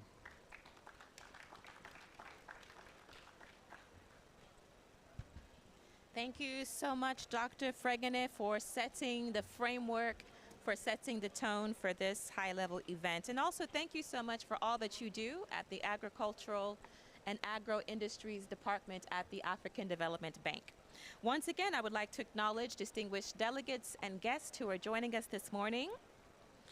Amongst these guests, I am very pleased to have joining us the Director General of the International Renewable Energy Alliance, Dr. Francesco La Camara. I'd also like to acknowledge the presence of one of our partners at the Climate Investment Funds, Mr. Kwasi Emmanuel Kouado. Gentlemen, if you can just raise your hand so we can acknowledge the presence of these two. Yes, thank you so much. And at this time, I would like to invite Mr. La Camara to the stage, and he will give his opening remarks. Please, a round of applause as he comes forward. Mr. Camara leads the delivery of IRENA's work program, also its strategies, employing his 30 years of profound experience in the fields of climate research, sustainability, and international cooperation. We're very, very fortunate to have him to join us this morning to deliver his opening statement. Thank you once again.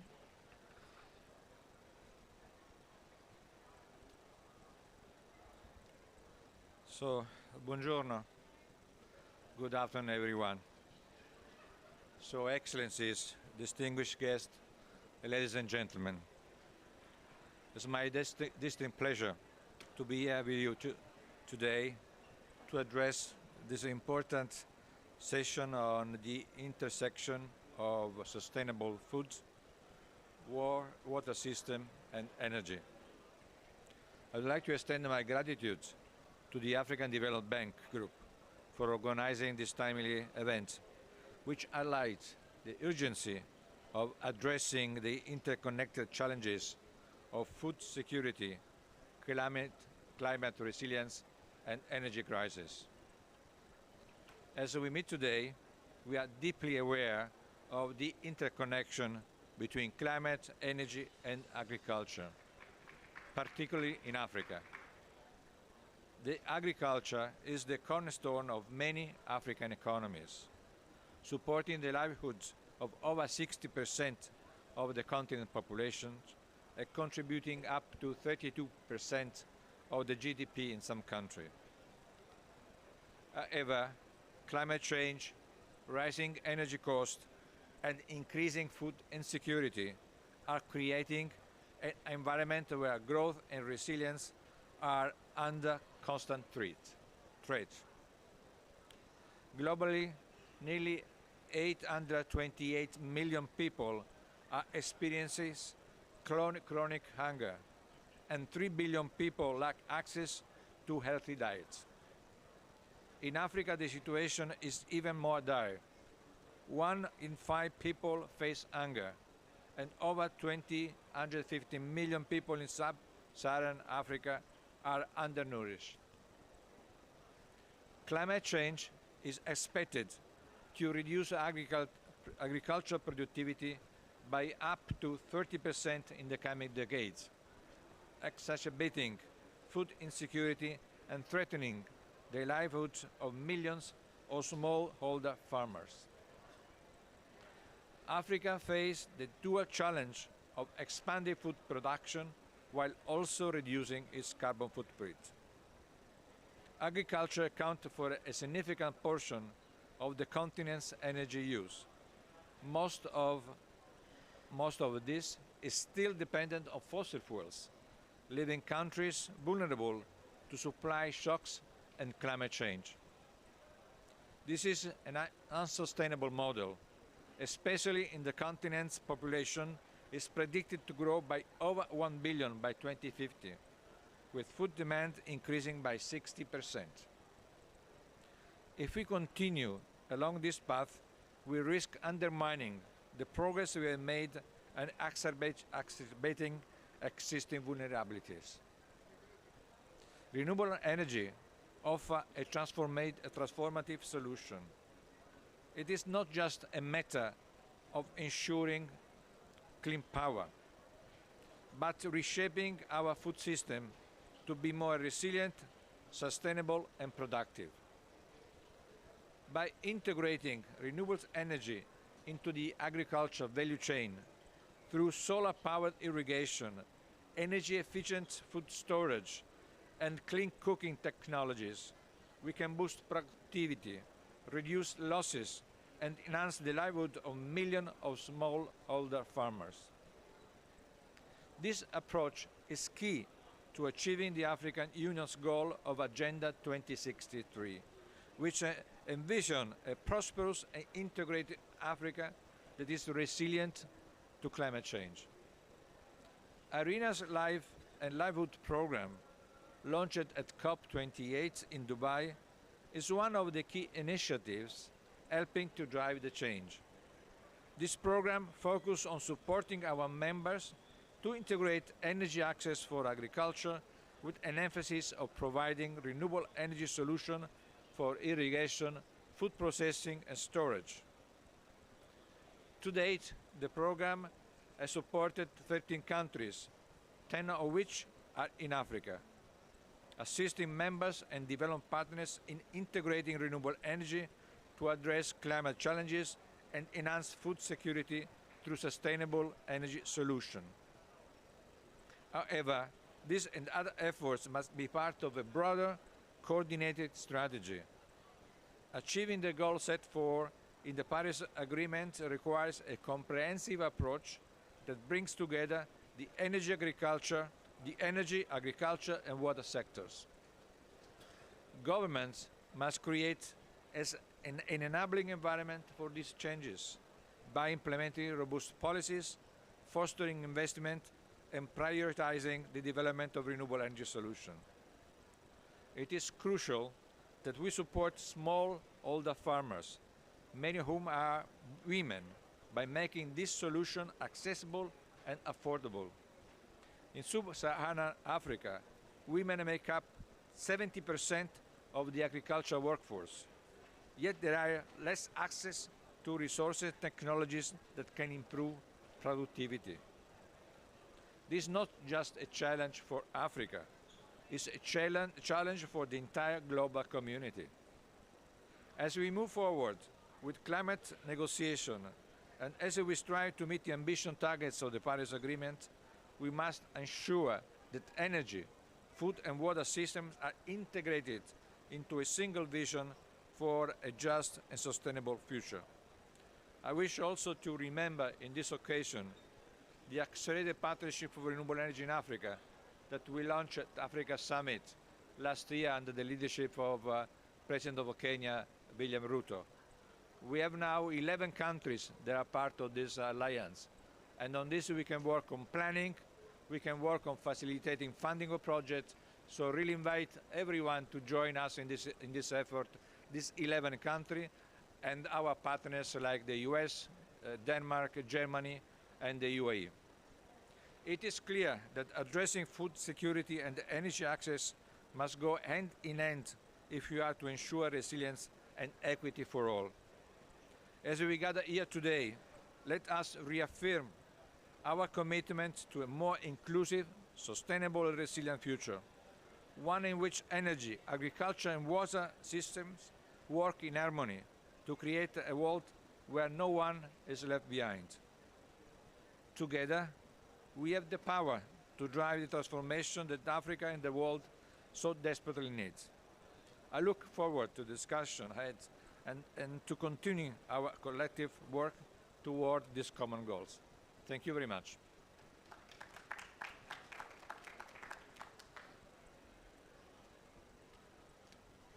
Thank you so very much, Mr. Lacamara.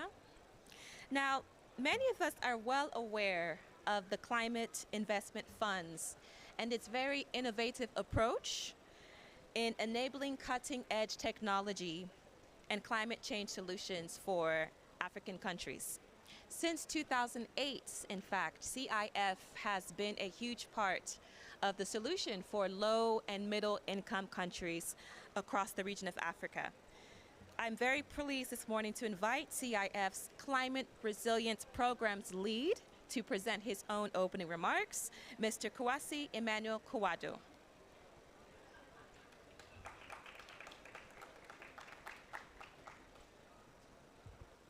Good morning, everyone. Can you hear me? I'm Emmanuel Kwasi, as she said. I'm previously an African Union Bank staff, so I'm very happy to be here at this panel to represent VCIF. On behalf of our CEO, Mrs. Tariq, she couldn't be here. It's an honor to be with you today for these important discussions on solutions to enable a sustainable pathway to resilient agriculture, which is so critical to addressing climate and development challenge on the African continent. For those unaware, VCIF established, as she said, in 2008, used innovative financial mechanisms to pilot and scale up investment at the cutting edge of climate solutions. We do this collaboration with implementing partners, the multilateral development banks, 6 of them, including the African Development Bank. That partnership enables the banks to work together as a system and to enter new complex risky areas in tackling the greatest challenge of our time, the climate crisis. We have over 12 billion in funding as today and support 360 projects in over 80 countries, low and middle income countries over the world. Today, with unique vulnerabilities and immense potentials, Africa stands as a pivotal moment in its journey towards sustainable development, clean energy, and climate resilience. We must recognize that the initiatives we discuss today are the lifetime for our planet and future generations. The African Union Bank and its partners have been a beacon of hope, leading innovative initiatives and providing critical funding to combat climate change and promote sustainable development.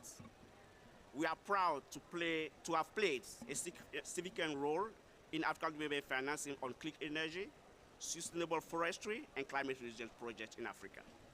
Today, CIF and African Women Bank are assisting the African nations increase energy access and their share of renewables in the generation mix. We recognize that access to electricity in rural communities is essential to promote African green revolutions, and that scaling of grid solutions hold the key. The CIF exists to accelerate the deployment of this type of investments by de-risking large-scale investments through the power of concessional finance. For example, in Ghana, the CIF Scaling Up Energy Renewable Program has supported the development of 35 mini-grids standalone solar PV systems in schools, healthcare centers, and energy service centers for rural communities. In Mali, for example, CIF has been stimulating investment to improve the rural population access to modern energy, including green mini-grids with associated storage system. We also recognize that battery storage will be vital for affordable off-grid energy, and we are working to accelerate this essential technology through Global Energy Storage Program as the world's largest mutual fund supporting energy storage.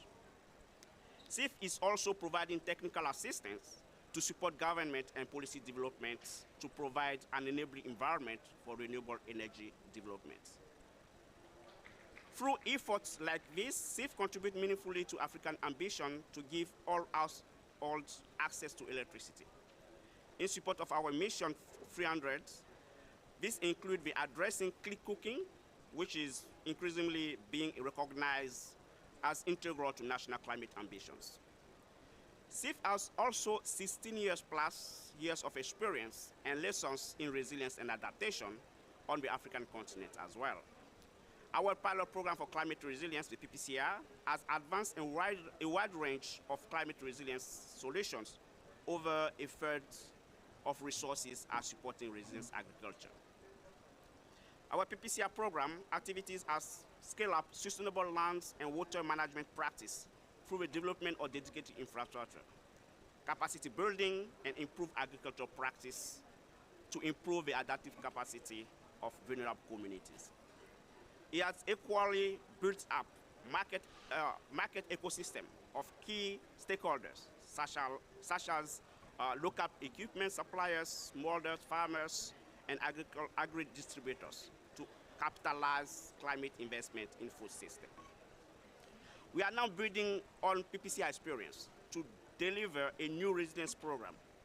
We curate this program through our MDBs and also our mutual climate fund sisters, the GCF, GEF Adaptation Fund, with a view to ease the burden of access to climate finance in accelerating scaling up adaptation finance and actions across the globe, especially in Africa. At CIF, we recognize that our pioneering efforts will require the deployment of new financial mechanisms. To succeed in that vein, we are excited to note that the new CIF capital market mechanism, I think it was kind of promoted recently here at the COP, will enable access to markets, allowing us to do even more with what we have today, as well as very additional dollar we get. On Tuesday, we announced our CCMM, our capital market mechanism, listing on the London Stock Exchange. And we hope that this instrument, for example, will further grow the possibilities for our work in Africa and beyond. Together, we can unlock the full potential of climate finance and drive transformative change for Africa and the world. We need to seize this opportunity and timing to build a sustainable, a resilient future for all. Thank you very much.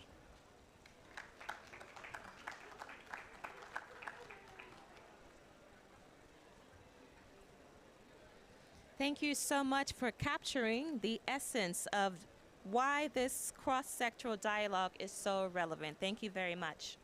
At this time, I would like to invite to the stage another one of our distinguished delegates to provide his opening remarks. This is the Minister of Environment, His Excellency, representing the Republic of Tunisia, Minister Habib Abid. Please, let's welcome him forward.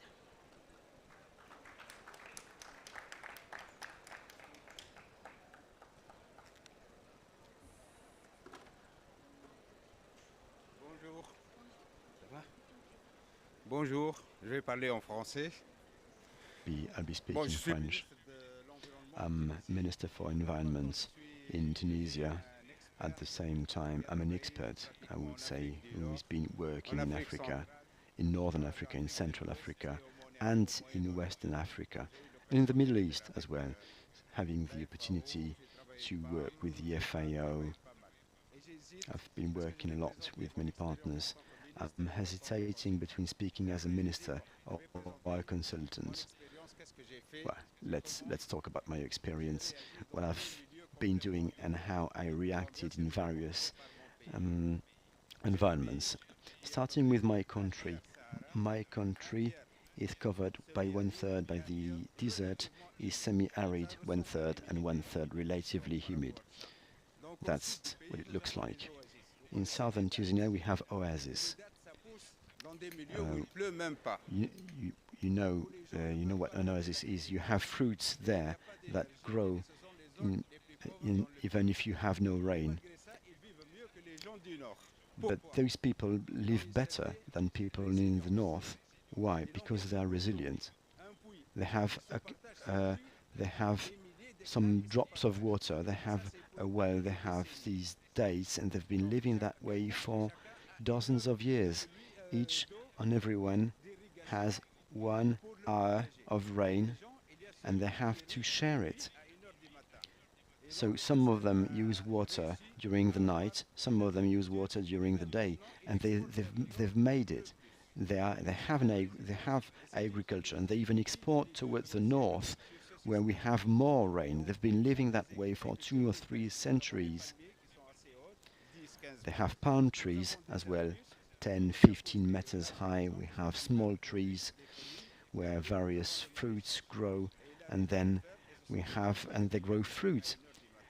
And they irrigate at midnight, at 1 a.m. They have ensured their food security, they have water, they use the new technologies, and they have solar energy. And that's becoming a quite rich region. That's our experience in Tunisia. Another one, I won't mention the country, but the Redflus. It's an adaptation when deforestation is at work. 5,000 millimeters of rain in a country per year, with a river. 4,800 liters of water. Quick canals.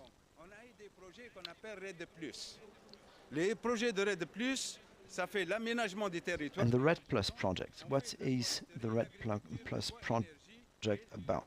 It's reforestry, wood, energy, and family planification, family planning. So the energy is linked with wood. In this country, wood is used by all means and always. Donc, le bois énergie. En même temps, ce sont des femmes qui aillent chercher l'eau à une certaine... So women go for water at a certain distance, very often women, nearly always. So we have a family planning program for women who are farmers at the same time. In all these ecosystems, you see how people have adapted them to their context. There are new notions. The NEC Plus project I've been speaking about. La sécurité alimentaire et l'énergie. There is water, food security, and energy. Without water, without food security, we can't have energy. We can't work if you don't eat.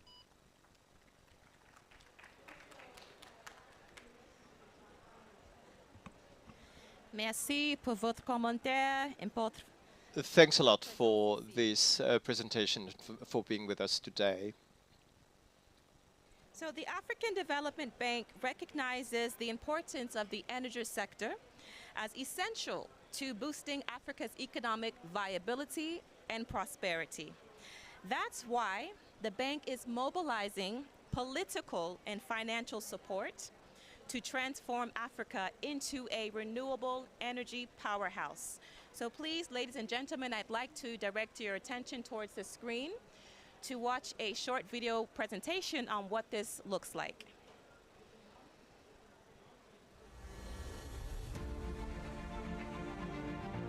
It is light. It is heat. It is life itself. It is the sun. And day after day, the sun bears down on the Sahel, one of the regions in the world that receives the most sunlight. Yet despite this abundant resource, the Sahel carries a heavy energy deficit. We see impact of climate change particularly affecting this region. We see an energy sector that is dominated still largely by fossil fuel generation, by a generation capacity that is grossly inadequate to the needs. In fact, the production of electricity in the G5 Sahel countries is roughly equivalent to that of Trinidad and Tobago. The Desert to Power initiative will harness the Sahel's prolific solar potential to generate 10 gigawatts of additional capacity, provide clean electricity for 250 million people, and help build the world's largest solar zone. Desert to Power is part of the African Development Bank's New Deal on Energy in Africa and a key pillar of the Great Green Wall Initiative. 5 priority intervention areas for the Desert to Power initiative are expanding grid-connected solar power generation capacity, strengthening and expanding national and regional grids, deploying decentralized energy solutions, improving the financial and operational capacity of the power utilities, strengthening the enabling environment for increased private sector investments.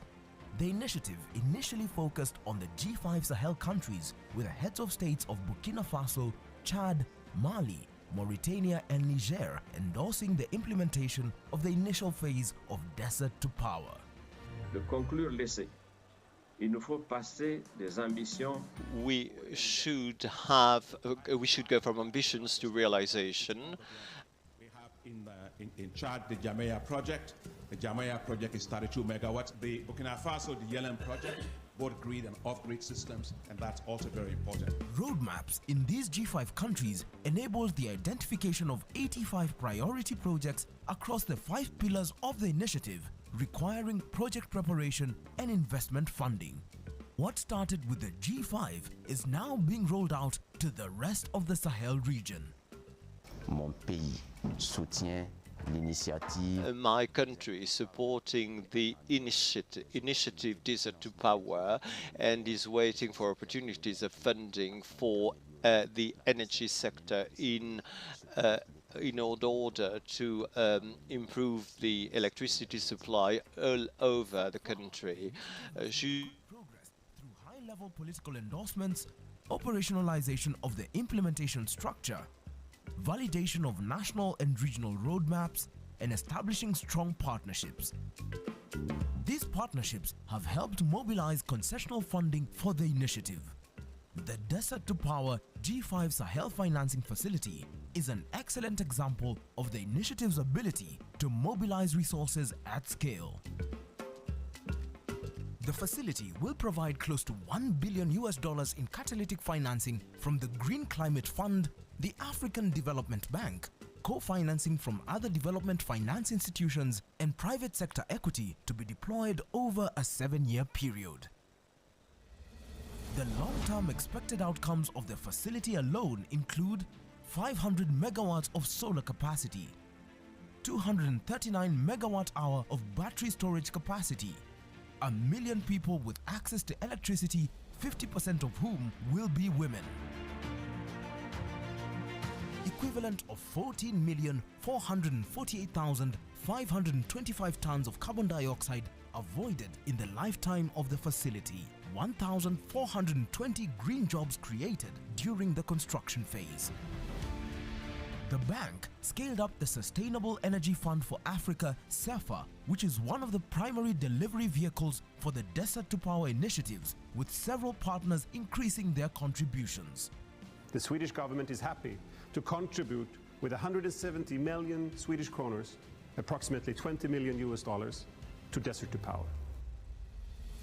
All of this is in pursuit of a better life for the people of Africa through providing low-emission electricity access, expanding opportunities for manufacturing, accelerating economic development, facilitating innovation in agriculture, and promoting financial inclusion for women and youth. This is one of the things that I call the Biobab Transformative Energy Project for Africa. The Sahel holds much promise. We can open up that potential.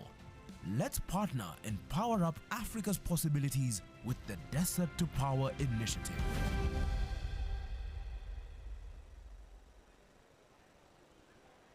All right, turning Africa into a renewable energy powerhouse. Very well captured. It's now time to move into the panel segment of this event. We have a remarkable array of speakers who will present the issues that have been discussed. As I call their names one by one, I would like to invite them to come forward to the stage and let us make them feel welcome as they do so. We have Madam Hajar Shamanti Houari. She is the head of donor services at the Agricultural Development Agency for the Kingdom of Morocco. Thank you. Thank you for joining us, madam. Thank you. We also have Monsieur Mohamed Ouamed, the director of the Department of Energy Transition, also from the Kingdom of Morocco. Is he here with us? Yes. You can just sit next to your compatriot. Thank you very much. Excellent. We have Dr. Vidhisha Samarasekara, the Director of Water, Climate Change and Resilience for the International Water Management Institute. Thank you so much for joining us, Doctor. We have Mr. Carlos Guerrero Lucendo, Senior Researcher for the Independent Flemish Institute, VITO. Thank you very much, sir. We also have Mr. Jacob Virba. He's a Senior Research Lead at the Energy Saving Trust. Once again, let's acknowledge our panelists as they present the issues that we will discuss. I'd first like to begin with Madam Houari of Morocco. Access to financing is often a barrier for African farmers, especially those who are looking to adapt to the climate change. Can you talk about the innovative financing models that Morocco has implemented, especially those in partnership with the bank? Okay, so maybe I'll start by presenting our agency first so that we just know the context. The Agency for Agricultural Development of Morocco is a government agency under the Department of Agriculture, Fisheries, Rural Development, Water and Forests. So basically, the agency was created to implement and to follow up on all the national strategies that were launched for the agricultural sector in the Kingdom of Morocco. So basically, we work both on high-level and large-scale investment projects in agriculture, as well as the Solidarity Agriculture projects. So basically, when we say Solidarity Agriculture projects are projects that are financed 100% from the government budget for the sake of the smallholder farmers in the most vulnerable areas in Morocco that can be oases, arid and semi-arid areas, as well as the mountain areas in Morocco. Sometimes in Solidarity Agriculture programs, we complement the state financing with the donors financing or the funds financing.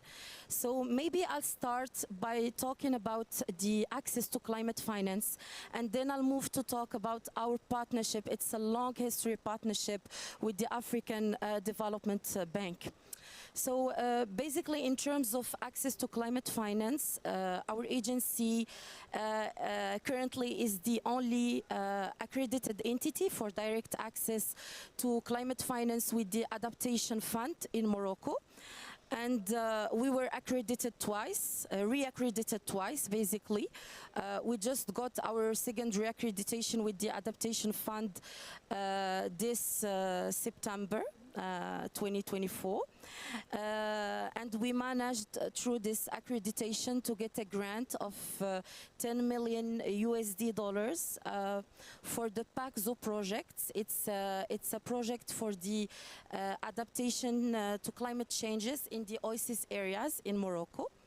And now we're working on submitting in the pipeline a PACZO 2 project in order to reach other regions in Morocco that share similarities in terms of climate conditions and soil natures.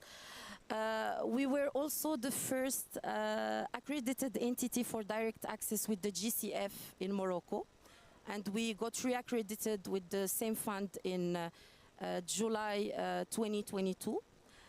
Through our accreditation, we managed to source a grant of $40 million for the Dared project, which is basically the domestication of the argan plantations in 3 regions in Morocco, in the region of Marrakesh Safi, Gilmim Wadnoun, and Souss Massa. This is where the argan trees are naturally grown in their biological, sphere in Morocco. It's an endemic plant, actually, of Morocco, and we're so proud of this plant. It has many nutritional and beneficial facts, actually. So yeah, this is for the direct access to climate finance, but this is not all. We work with many other donors, and one of them, and one of the main, actually, contributors to the social and economic inclusion in the rural areas in Morocco is the African Development Bank Group. So basically, we share a lot of success stories together. We worked in 2017 on a big program for promoting the economic and financial inclusion for the youth, for youth entrepreneurship.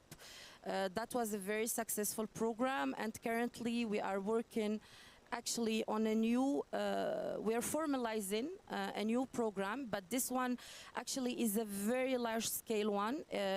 It targets actually 7 regions out of 12 regions in Morocco. So this is a very large scale one through a result-based financing mechanism of the African Development Bank. So this program will have 2 pillars. The first one is supporting the smallholder farmers through the production of more resilient types of crops, implementing many and conserving the traditional irrigation systems in Morocco, because in many arid areas in Morocco we use what we call the water collection works. So basically we want to sustain and maybe build on more of these, because these are the most, let's say,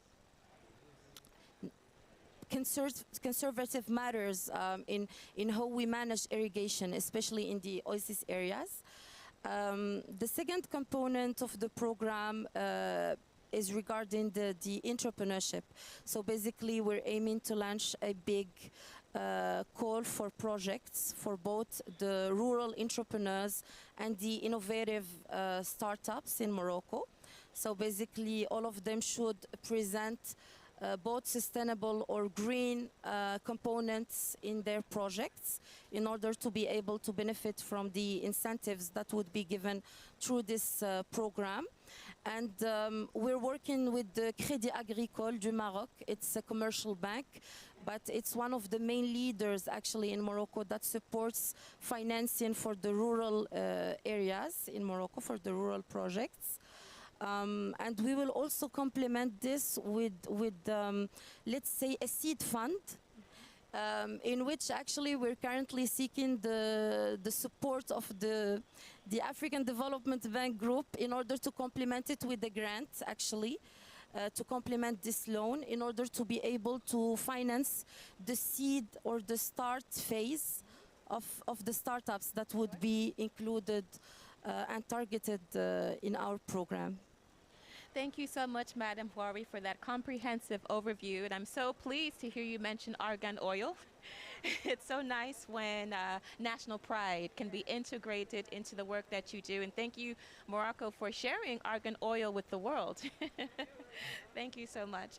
I'd like to hear from Mr. Lucindo. Vito has established itself as an expert in the area of the water, agriculture, and energy sector. You heard Madam Huari talk about the needs in her country, specifically towards water irrigation. Can you talk about how Vito's research in a very specific niche has been applied successfully in the developing world, specifically to low and middle income countries? Thank you. Hello, just maybe to put a bit of context, I work for Vito, which is a research center. I'm a researcher myself, where we have been, over the years, working and collaborating quite intensively with a number of specifically African, both academia, private sector, but of course as well government entities, to try to bridge the different research gaps that exist in the continent. Now, when it comes to energy, I come myself from energy, but also with a strong link to agriculture, to water, and what we call on the WEF, the Water Energy Food Nexus. We are trying to understand what are, say, the realities on the ground. Well, what can we apply our research on technologies and improve and enhance those existing technologies to make them, to optimize them, to make them more efficient. And in that sense, for instance, we are working at the moment with a couple of different projects looking into water purification. One in Suriname, okay, you're going to allow me that, but also projects in Rwanda that basically is a water purification container. Is taking water, in that case, in the case of Suriname, is from the river, which sometimes is a bit polluted due to mining operations. In Rwanda, it will come from groundwater. And what we came to realize that due to the existing prices of solar, which are relatively low at the moment, there was an excess of electricity being generated that could not be collected on the storage system for the water purification system. Now we were thinking, okay, what can we do with that excess of electricity? And that is where we started thinking on the systemic thinking on the WEF, on the Water Energy Food Nexus. Of course, in agricultural societies like rural societies are, the idea was to find productive use of electricity that was linked to agriculture across the value chain.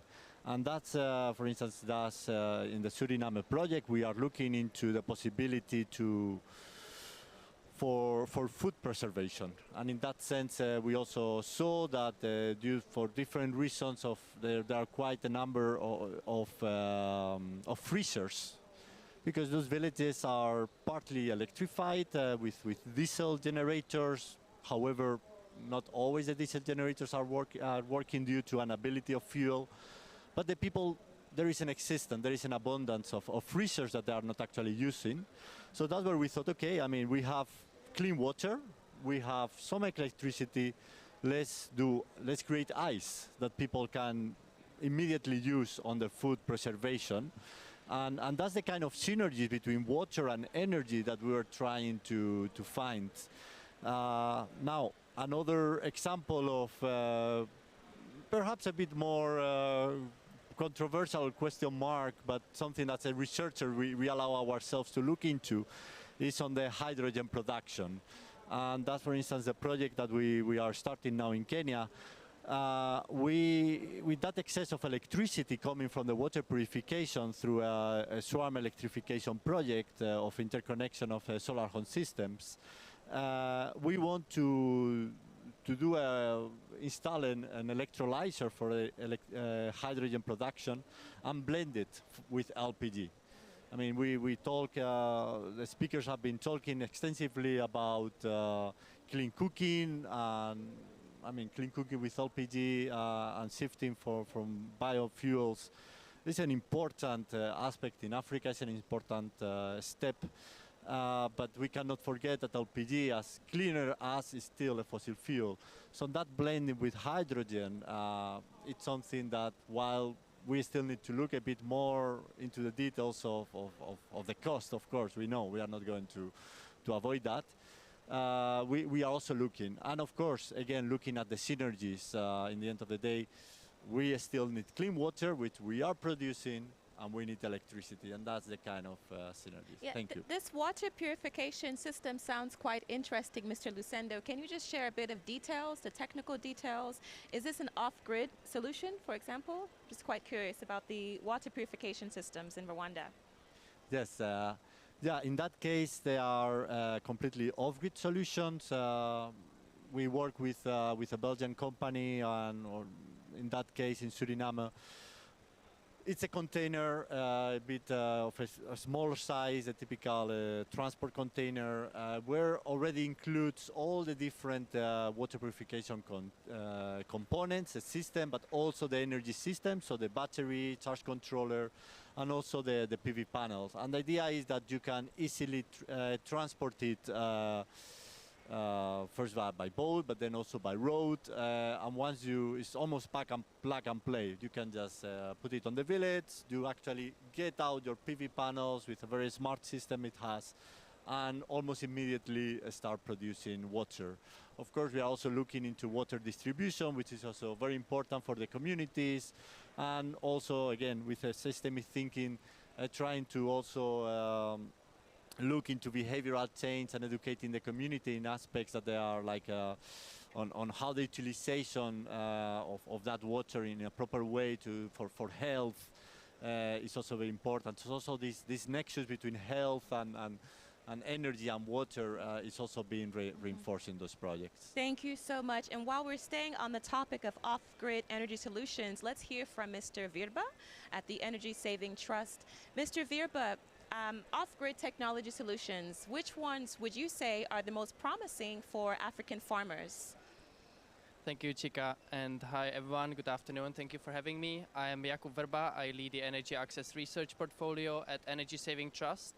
We are an independent organization aiming to tackle the climate emergency. In the energy access space, we deliver our work in collaboration with CLASP under the Efficiency for Access Coalition. It is a global coalition aiming to double the efficiency and halve the costs of off-grid solar appliances. Now, there is a lot of innovation already happening in the off-grid solar space when it comes to the nexus with agriculture. There are up to 10,000 off-grid solar refrigeration units sold every year in sub-Saharan Africa, more than 10,000 solar water pumps, and hundreds of solar-powered walk-in cold room. So the off-grid pure landscape is developing very fast, and therefore when we started working in this space back in 2018, most of our grants were supporting companies working in the irrigation space. So we supported companies like Simu Solar in Tanzania, we supported Wala in Malawi, and there are other large players, including Sunculture in Kenya, who are now tapping into the carbon credits market. But now solar irrigation has become quite mature. So what these companies are looking for is scale-up financing so they can roll out the technology across the continent. There's maybe less technology innovation needed when it comes to solar irrigation. And therefore, with our roles at Efficiency for Access Research and Development Fund, we are now supporting maybe more emerging technologies in this space. One of them being solar-powered walk-in cold rooms that, if used well, they can significantly reduce the post-harvest losses of smallholder farmers and small market vendors. So as many of you may know, we in the world waste or lose 1/3 of all food that is edible to us. And with incorporated cold chain, we can save about half of these losses, which would result in more emissions saved than the entire global shipping sector combined. So of course, when it comes to off-grid solar appliances, climate resilience and adaptation is more important, but there are also some climate mitigation measures that can be achieved with these systems.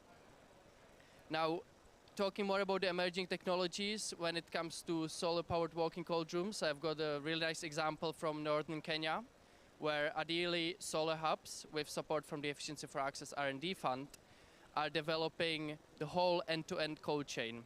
So Adili Solar Hubs, they are a youth-driven social enterprise based on Lake Turkana, For those of you who know the region, it's a very dry region and the cooling infrastructure is very limited. So what they have done in Lake Turkana is they developed a small microgrid with an ice maker. So they have a water purification system, like Carlos mentioned. They produce ice and then they buy fish from local fisher folk for better price than before. And then they process this fish, cool it down and transport it to local markets, including the Kakuma refugee camp, which is the second biggest camp in the world, where people now have better access to nutritional food. And they are now also planning to collaborate with the cooking sector to cook some of this fish and have a diversified portfolio of their service offering. So they have really, in an ideal world, they would probably only work on the first mile to provide the ice to fisher folk and then let others deliver this fish to the communities. But in their specific context, there's no other cooling providers or cold chain companies to collaborate with in their specific area, and therefore they had to do the whole end-to-end cold chain approach to make it work. And if I can give maybe one more example, again, from More Horizon Technologies, which is from the milling sector. And we have supported a company called Axol. They are based in Kenya, and they have developed the world's most efficient off-grid solar milling machine for maize. So this machine is very compact. It's probably this big. It can process about 60 kilograms of maize per hour. And with some fortification methods, they really improve the food security in East Africa. Now, they can even transport this mill rather than using it stationary in off-grid villages, so women had to walk less to the centralized milling systems. They can now transport this mill on an electric motorbike. They have partnered with Ampersand in Kenya, and they can provide these portable milling services to the communities, so then people don't have to walk as far to mill their maize. Now, there are challenges with the milling sector. First, Axol haven't managed to sell as many mills to date, and the biggest challenge is that they need a distributor that would be able to provide financing to the communities and the end users to actually repay for the system over time. Because Axol is a manufacturer and they are not as well positioned to provide the pay-as-you-go or energy or milling as a service solutions to these communities. So the technology is there, the business models are evolving. What the companies need is fit-for-purpose financing that is low cost for them to actually reach these communities that currently lack access to reliable off-grid solar solutions. Thank you so much for that those very visual examples of what's happening on ground. Practical solutions sounds like something that's very, very important to your organization. Thank you very much. I'd like to now hear from the second delegate we have from Morocco. Sir, if you can speak to some of the practical solutions that your country is putting together to give access to renewable energy to smallholder farmers, building upon what your compatriot from Morocco said earlier. Merci. Merci tout d'abord d'offrir cette opportunité au Maroc. Thank you first thing to provide me with this opportunity to take the floor. The issue falls within is key to is one of the most important for the Moroccan authorities. I would like to underline that the will to have a balance when it comes to this nexus didn't start yesterday. It's been a long history. We always try to keep a balance between electricity production. L'irrigation agricole. Et au fil du temps, donc, on a évolué également vers une nouvelle technologie qui s'appelle les stations de transfert de l'énergie par pompage. C'est un système qui est très important, surtout aujourd'hui, dans un contexte où on a une volonté d'avoir beaucoup plus d'énergie renouvelable. Donc c'est un système qui permet de stocker de l'énergie moyennant la ressource hydrique. Nous avons une capacité aujourd'hui de 800 MW et nous planifions une capacité supplémentaire de 600 MW. Et c'est une technologie de stockage qui repose sur la ressource hydrique et qui est, c'est-à-dire moins coûteuse que les systèmes de stockage par batterie aujourd'hui. Dernièrement, nous avons décidé justement de capitaliser sur nos acquis en termes de stratégie sectorielle et particulièrement en termes de transition énergétique, en termes de développement du secteur. In terms of the development of the agriculture sector, we've put in place plans that we have developed in order to put in place a new generation and to build upon green technologies so that we can optimize the resources and the renewable energy use. In that sense, we have implemented a solar pump program and noticed lately that there is a huge upgrade. Chaque année, sans avoir des subventions directes pour ce système. Units have been installed. As far as this system is concerned, one of the reasons being that the cost of these solar panels have been down by 50%.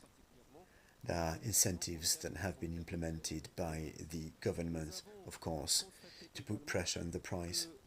We've also noticed that the vast majority of the big and middle-sized farmers had put in place some auto financing systems. Of course, these financing conditions remain important, especially for the small ones, the small farmers. Another takeaway that we have, thanks for this program, is that solar panels are the cheaper you get in terms of production compared with gas and fuel.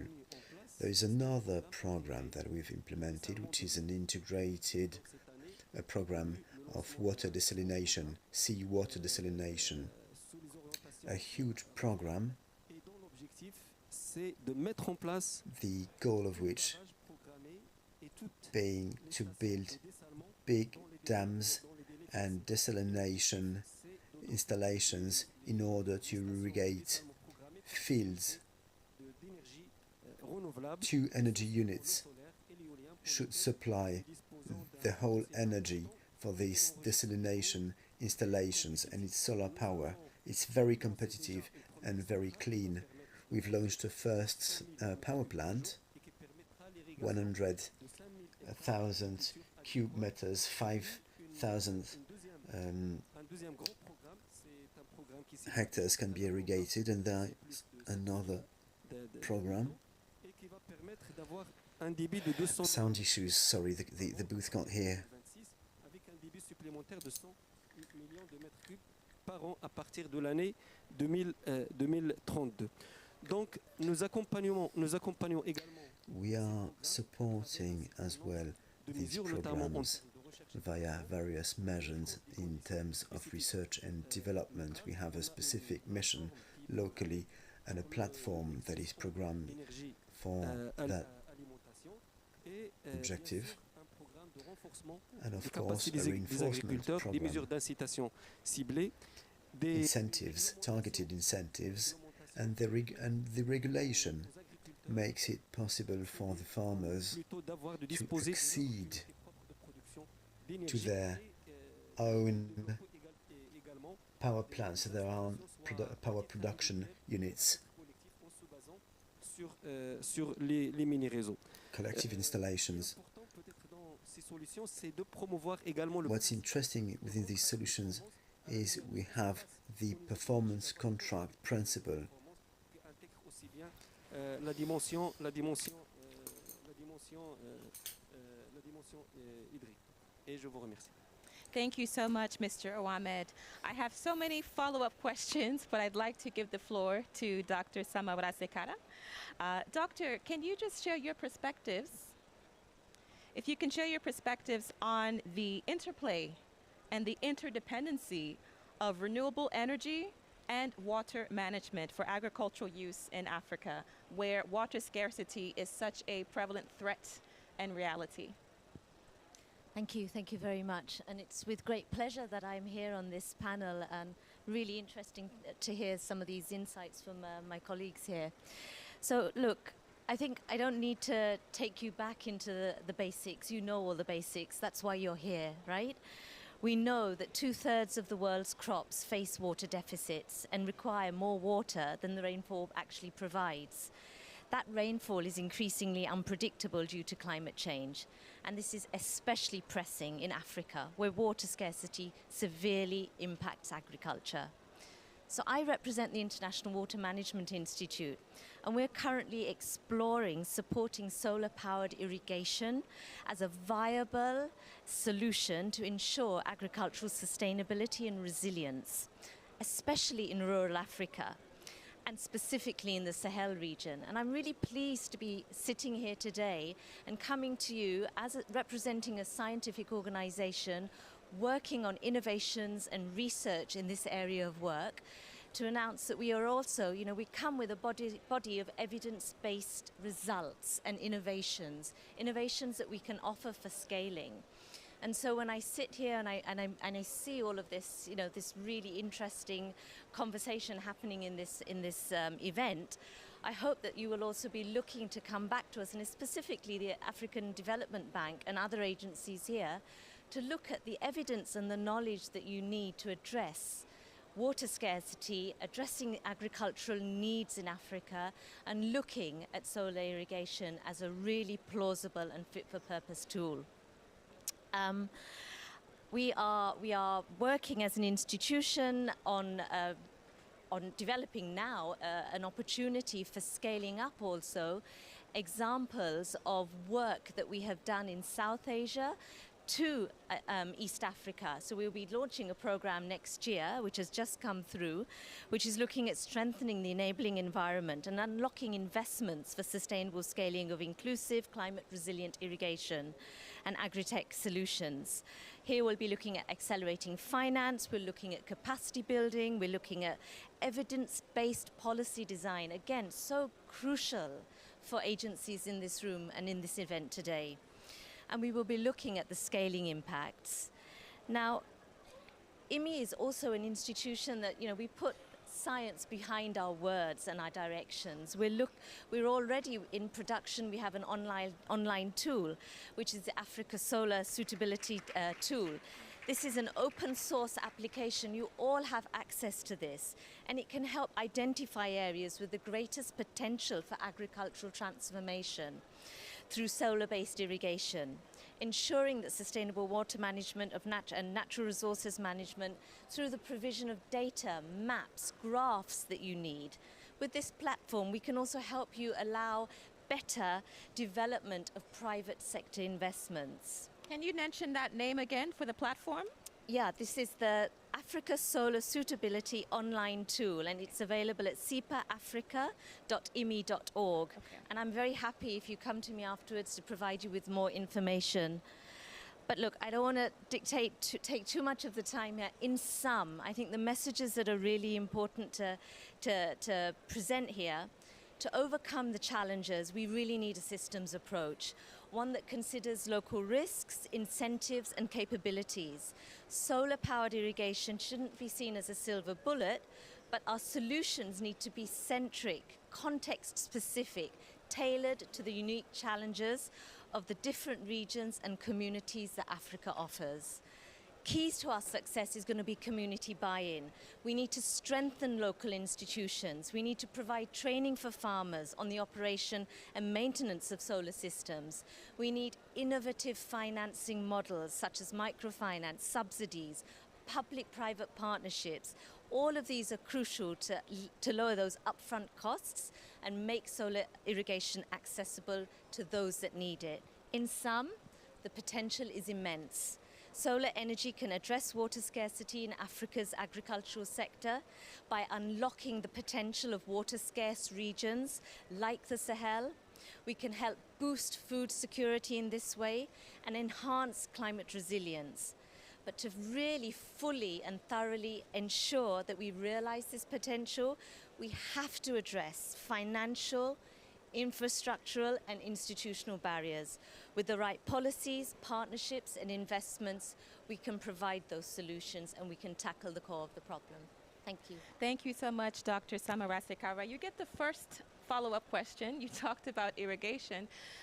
We all know that balancing water irrigation and water accessibility is such a fine balance. So what is your take on that balance? Of course, what affects one region sometimes hinders another region. So how can you get that fine balance in the larger ecosystem? So you're asking me, how do we look at this, doing this in a sustainable manner in terms of sustainable water resources Sure, so that water management? irrigation in one area does not affect the accessibility in another area. Sure. Very happy to answer that question. If you don't mind, thank the you. water management institution that we are. So sustainability is core to our operations across the board. And here, solar irrigation is an opportunity for us to do things in a manner that is sustainable to the resource, but also providing practical options for communities. Here, as we accelerate the adoption of solar irrigation in Africa, it's going to be really crucial that we manage how we safeguard our water resources. The benefits of solar irrigation people know about, but if we don't balance that promise of solar irrigation with the responsibility of sustainable water use, we risk basically trading one crisis for another, right? So the sustainability for us as an organized International Water Management Institute of groundwater is really crucial, and it's central to the success of solar irrigation. Without that proper management, with the over-extraction of non-renewable water, sources can really deplete the aquifers, and that's something that we really at all costs want to avoid. And this is going to ensure that we are looking to an unsustainable future where we're leading to reduced yields and compromised food production, all the things that we want to avoid at all cost. So rather than focus solely on prioritizing sustainable groundwater use, we're also looking at improving irrigation efficiencies across farming systems.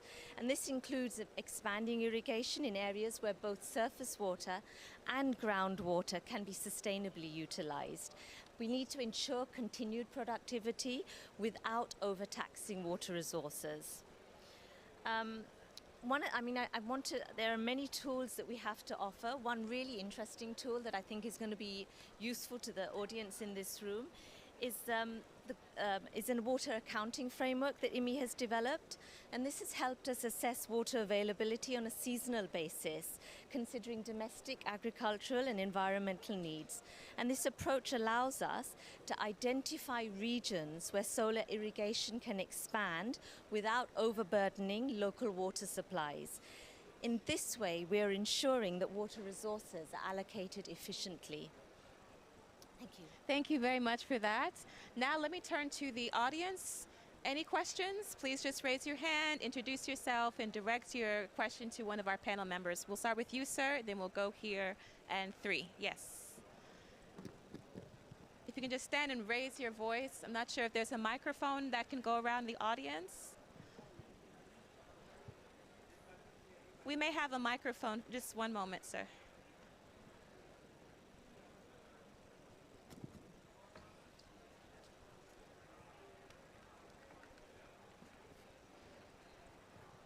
Thank you.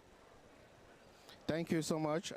My name is Augustine from the Pan-African Climate Justice Alliance and the African Coalition for Sustainable Energy and Access.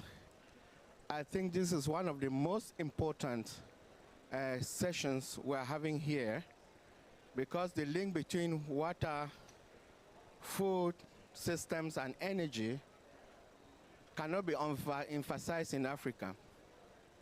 My organization, the African Coalition for Sustainable Energy and Access, launched at the beginning of this year in April the 630 campaign. The 630 campaign is to mobilize resources to reach access to energy for the 630 million people in sub-Saharan Africa. And we think it is important to follow up on this.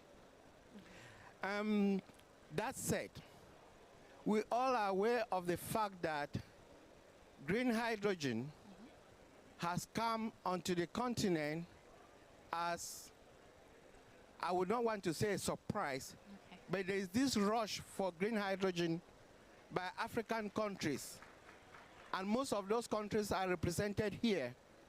The question we're asking is, that green hydrogen, is it for Africa or is it for somewhere else? And green hydrogen will be competing with water. The power to X solution depends so much on fresh water. How can we balance water for agriculture, fresh water for agriculture, and water for green hydrogen production? I think we need a Pan-African discussion on this, because most of our governments are rushing to it, forgetting the fact that it might, if not well managed, compete with water for agriculture and household use. So maybe it's something we should look about it. We published a paper at the beginning of the year on green hydrogen, what the African civil society thinks about green hydrogen. And we conclude that we need some kind of discussion, a Pan-African discussion on this.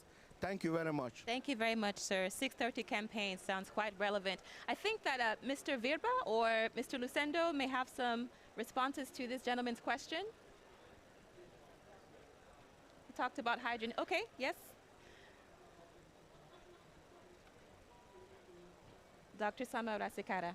No, I think that that was a wonderful question to ask, sir, and I think really important because you asked the question so poignantly, as in, are people thinking of the implications of this, right, on agriculture and green hydrogen? What are the costs, therefore, for water? So I think what's really important, because you represent a stakeholder community of governments here, you need to be lobbying your governments to be informed by evidence, right? Not to be rushing into solutions without understanding fully the implications of those solutions. So what does this solution offer and at what cost? Arm us with the right knowledge and the evidence in order for us as practitioners to be able to make the right decisions for our countries and in contexts that are specific to us. So I'd be very interested in reading that paper, but also looking at how we can collectively work together, right? Not in opposition, not joining a bandwagon without that knowledge base to really understand the implications of what one solution over another might mean. Let's have our decisions be based on sound, robust science, neutral evidence, which will now allow and enable us to grow sustainably and also sensibly. Thank you. Thank you. Science first. Yes, this gentleman here.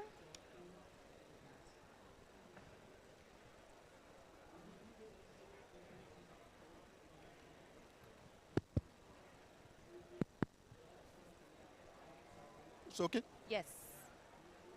It's okay? Ok. Moi, c'est Issa Mardo Djabir, parlementaire du Tchad, mais aussi membre du Parlement. Also member of the Parliament, of the African Parliament on climate change. According to the statistics, 70% of the water resources in the world are used for agriculture. So what's at stake is extremely important. The reuse of the water, we sometimes water from industry, from households, for agriculture, so that we have more of it available. It's key because we have this African Bank of Development. We are from Africa, and I would like to call upon the bank, because I'm not only an MP, I'm also a producer, and I've seen the situation. We haven't talked about the Sahel, which is a specific case.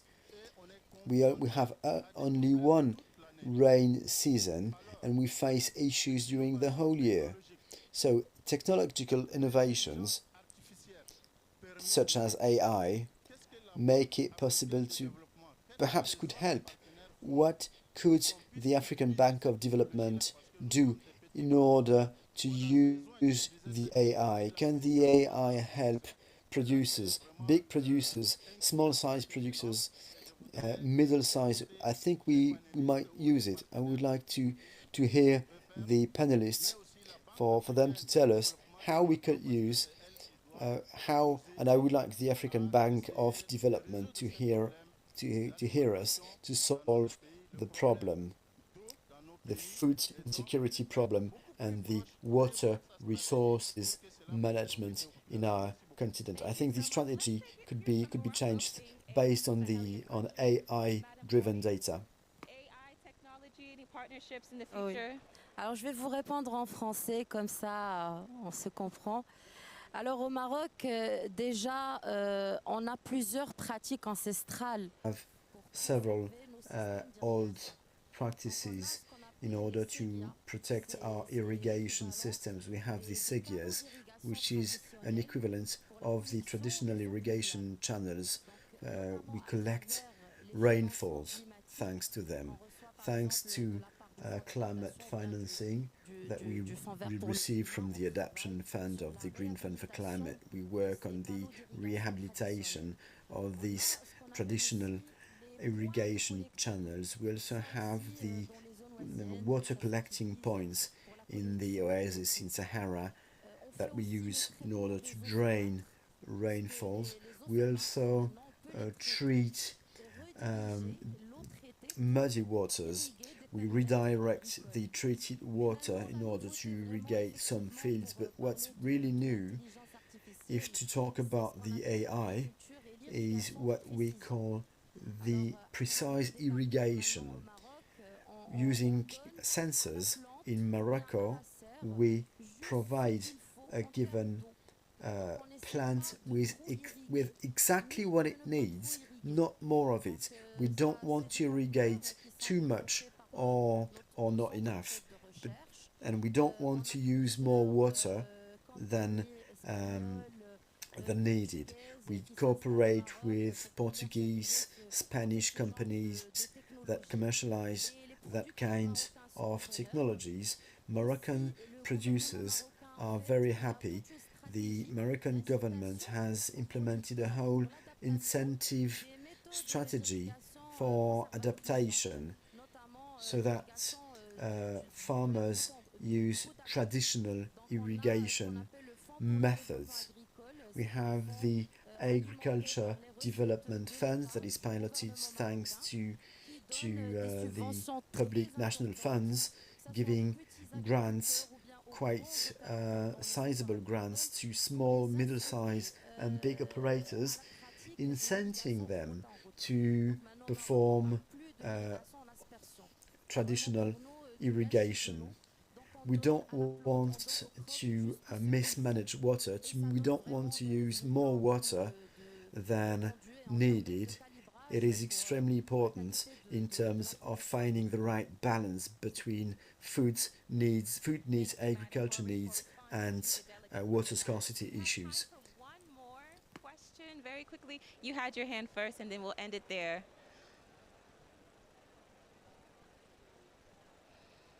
Merci beaucoup.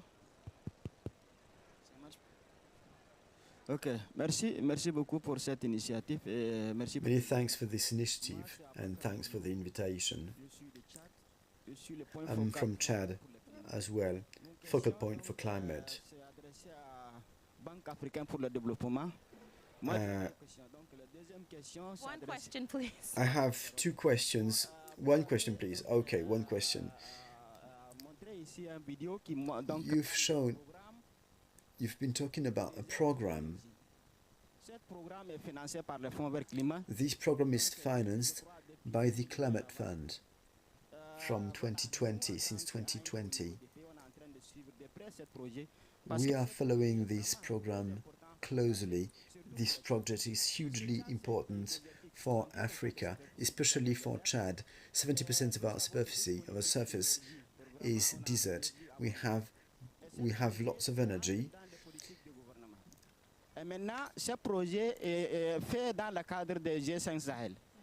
This project is led in the framework of the G5 Sahel, which is implementing the project together with the African Development Bank. But the G5 Sahel has been dismantled now, unfortunately. So I would like to get in touch and ask the African Development whether you are going to look for another agency, another implementing agency, or are you going to redirect this project? But this is extremely important for the Sahel, and unfortunately the J5 Sahel won't be doing the job since it has been dismantled. Before we close, okay? That's fine, no problem. Well, at this time, we do have to close the Q&A. I know you guys have so many questions, but they're available after for more dialogue. So at this time, we have to end it, and we're approaching the end of this high-level event. I'd like to, at this time, call upon Dr. Lualu Garba to present his closing remarks from the African Development Bank.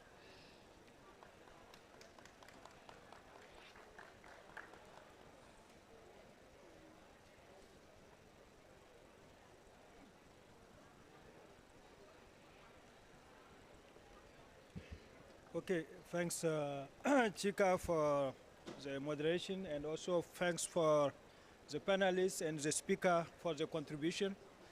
So let's say that I think what the subject you had today is of importance for Africa. We know that food security is a priority for our continent.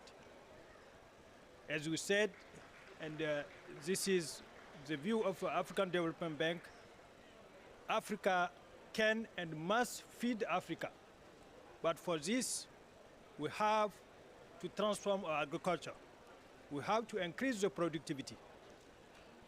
For increasing this productivity, we need water, but we need energy and technologies. So without this key element, this pillar, we cannot really transform our agriculture, make it more productive, and also provides the maximum of revenue for our farmers. So that's why the management of this nexus is key for Africa. We need really to see how we should conciliate agriculture, water mobilization, and access to energy. Energy will allow us, it is a key to mobilize water for agriculture, but it is also key for processing and adding value to all our agricultural products.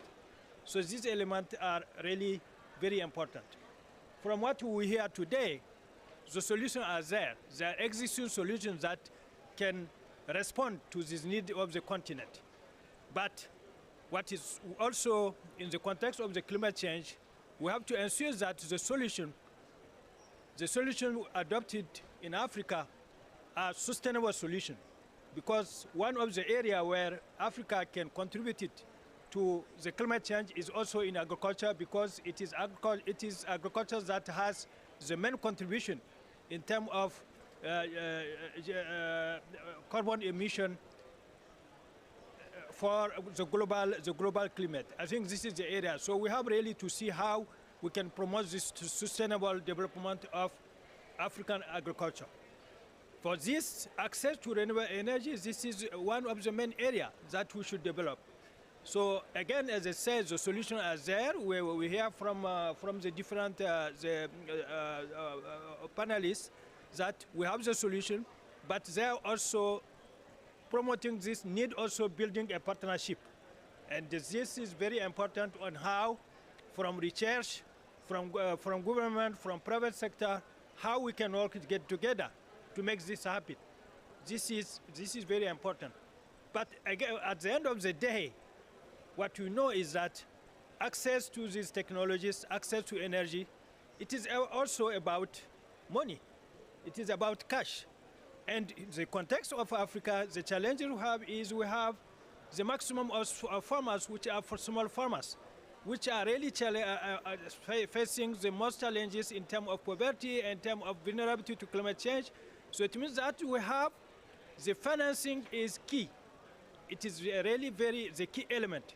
Even if we have the technologies, how to ensure that our farmers will access to these technologies at a very affordable price that really they can use to promote their activities. So this aspect of financing is very important. And for this, what we are doing from African Development Bank, yes, there are resources that come from country, but agriculture also has the opportunity to mobilize climate finance. And this is one of the areas that you have to work on. When we are using renewable energy for agriculture, there are two aspects. First, it will contribute to the adaptation because of the increasing productivity, but in the other way also, using this renewable energy in place of using fossil energy, it also contributed to mitigation. So we have really a double win here, but it is to us to see how to set up the right policy to establish, to ensure that we have all this in place in the countries, but also we have an institutional arrangement which allow our continent to mobilize the maximum of resources. So again, this is really for us, this is, as I said, the future of the continent and the challenges that the continent has to manage this nexus of water, agriculture, and energy. So thanks again for the audiences, for the participation, and this is just a start of this dialogue, so we have really to continue. And for some of you who want to hear more about what African Development Bank is doing, I think you are invited, you can have some bilateral discussion.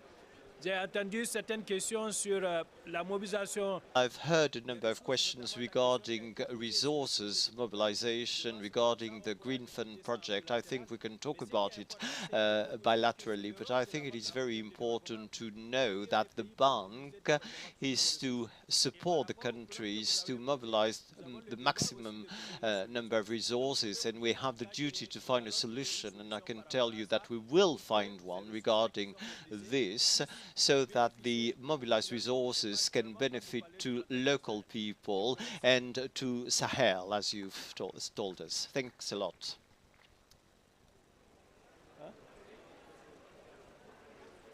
Yeah. So thanks to the panelists. Can you have a photo, please, before? Yeah, please.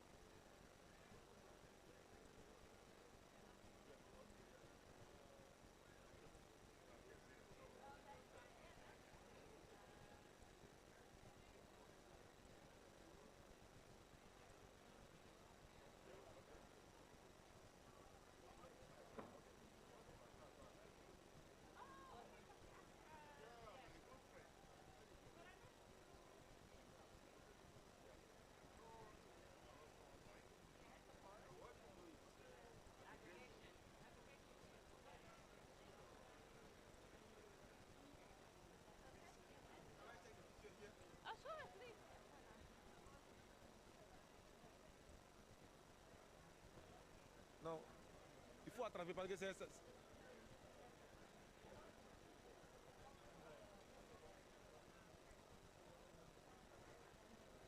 C'est bon? Je te prends?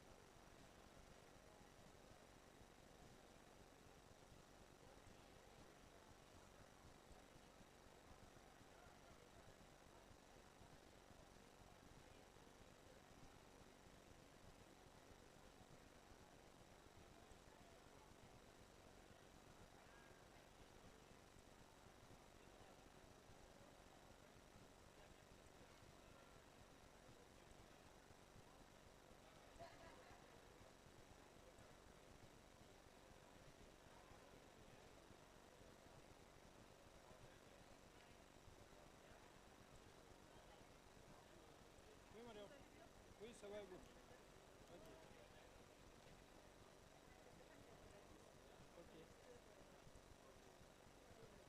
Ok. Ok. Vérification, yeah. Ok. Ah, okay. Hey, sorry. Do you know whose notes these are? Which? Tell me whose wall that No. Let me take this. I think this is for. I'm coming.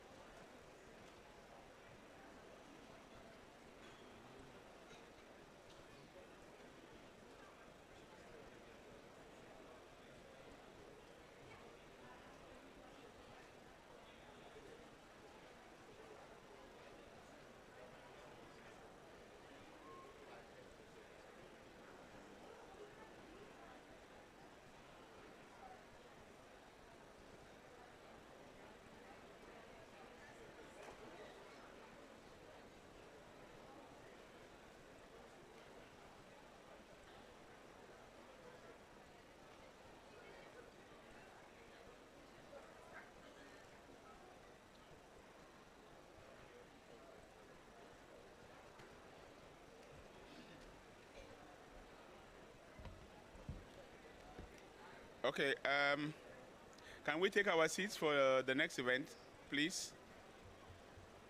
With our headsets.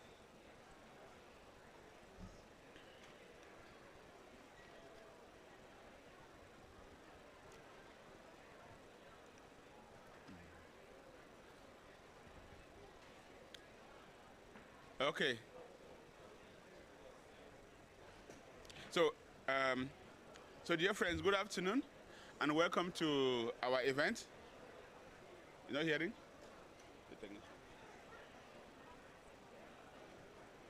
Okay, you can hear now? No? You check your handset? It's good? Yeah. Vivian, they can hear. Maybe it's you. So, okay, so good afternoon again, and welcome to our event on building capacity in modeling to support Africa's climate transition. We're very glad you're here. This is an event with the ECA, the African Climate Policy Center of the UN Economic Commission for Africa, in collaboration with the Climate Compatible Growth Initiative, big UK supported initiative, which my brother,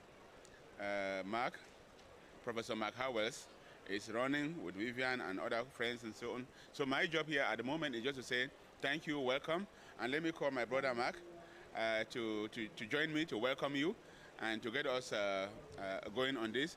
We've been doing this since, well, not this, but we've been working together to push this agenda since COP21, and there's a lot, and you will hear from this initiative what we're doing now, how much progress has been done. But Mark, please come and get us started and welcome our friend. Thank you. All right. No, thank you very much indeed, Linus. It's an absolute privilege to be here. My name is Mark Howells. I'm an academic from Imperial College and Loughborough University.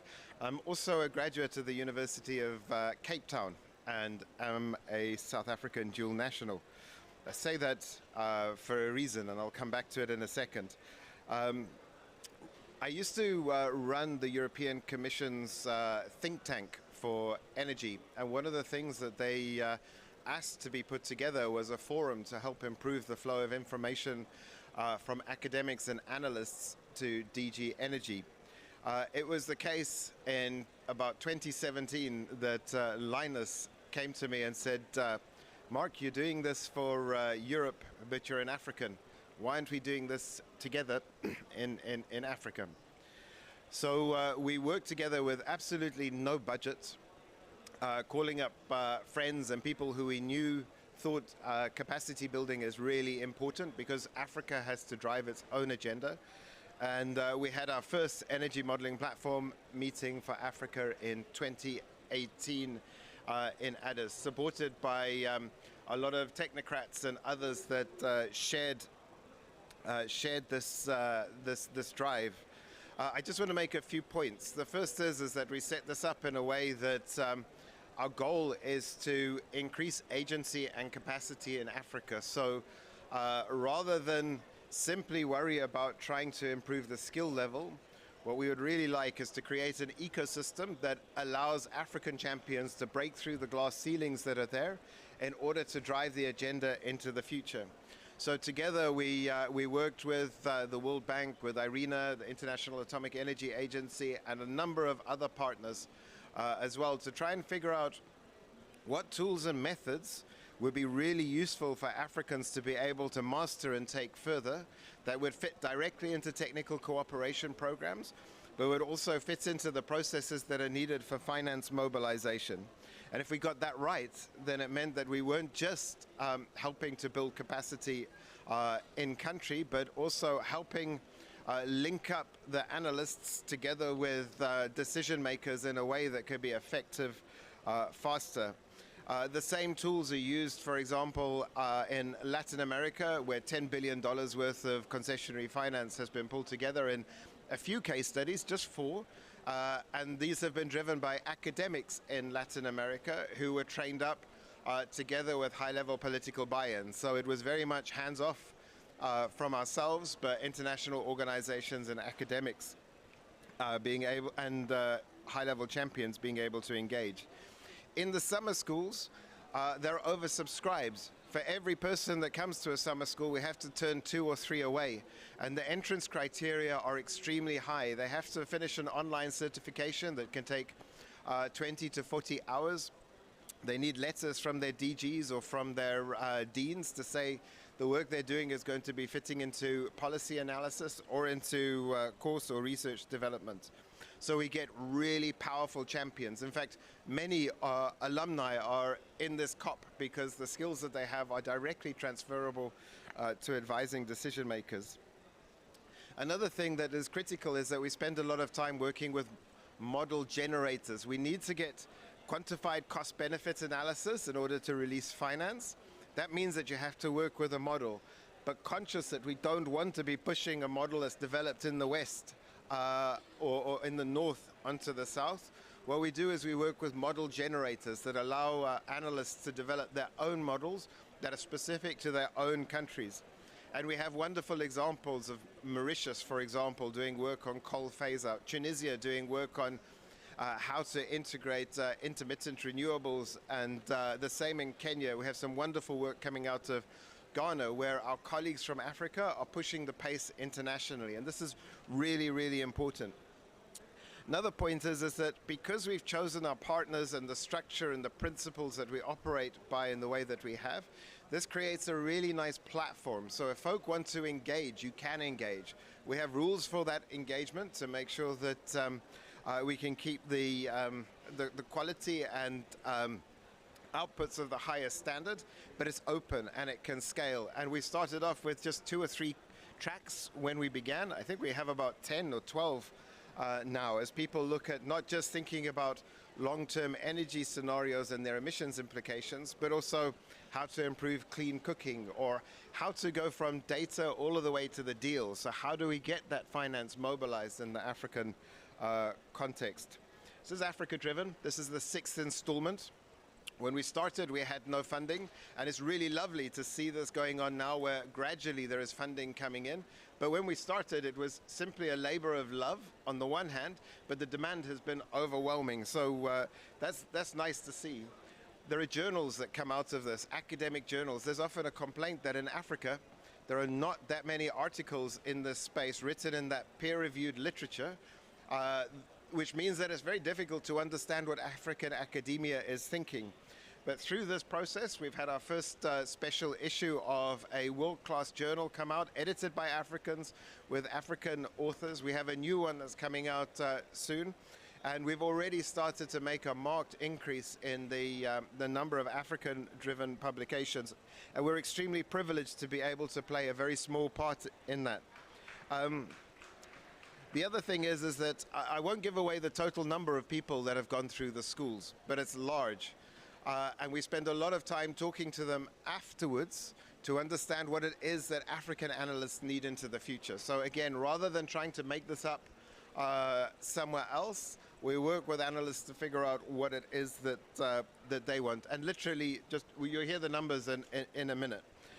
The other thing is that, you know, if it wasn't for Linus and now lots of African centers that are driving this would not be growing, and it's growing at a rate, and so on. So before handing over to the panel, we'd just like to extend a special thank you to all of the partners that have been involved in putting this together, with a forward-looking element where we want to empower Africans to break through the glass ceilings that are just in this ecosystem. And also especially to Linus and the team from the ECA who made this possible. So thank you very much. I'll hand back to Vivian and team now.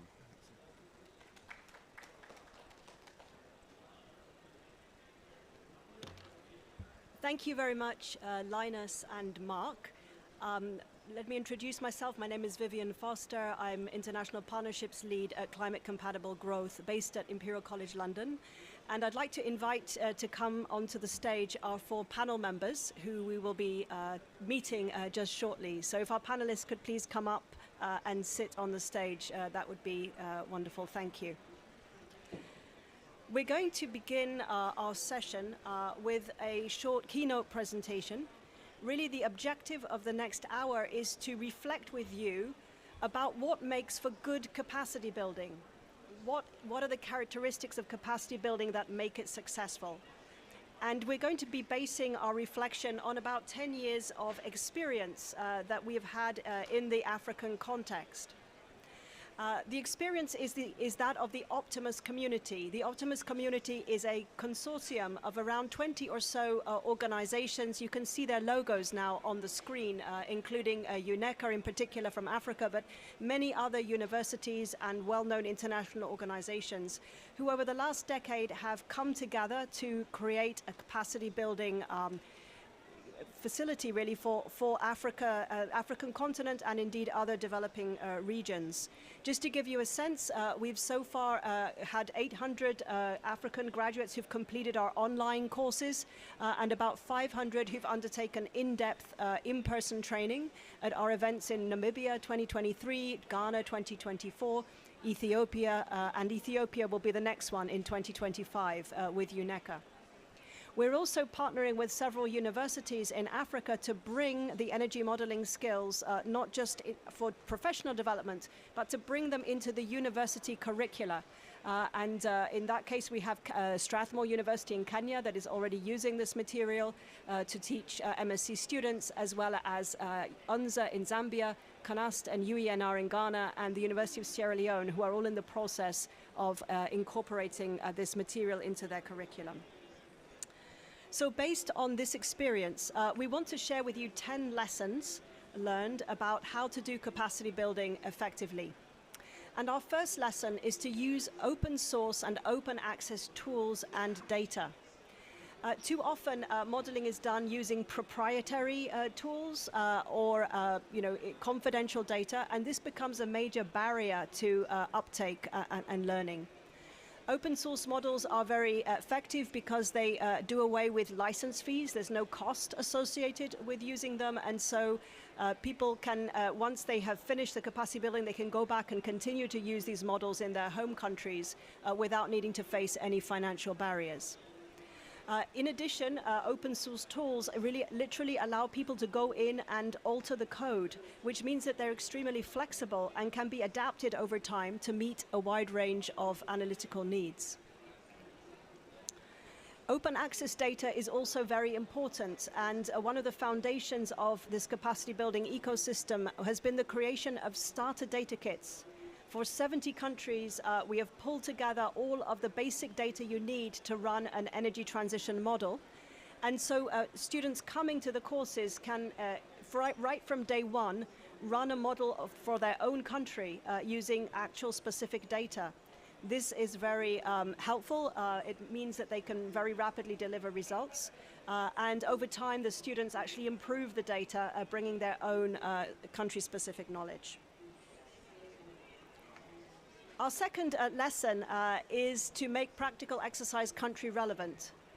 Too often capacity building involves generic case studies or abstract examples, whereas we've found that students learn best if they're actually working on their own policy challenges that they bring from their own countries.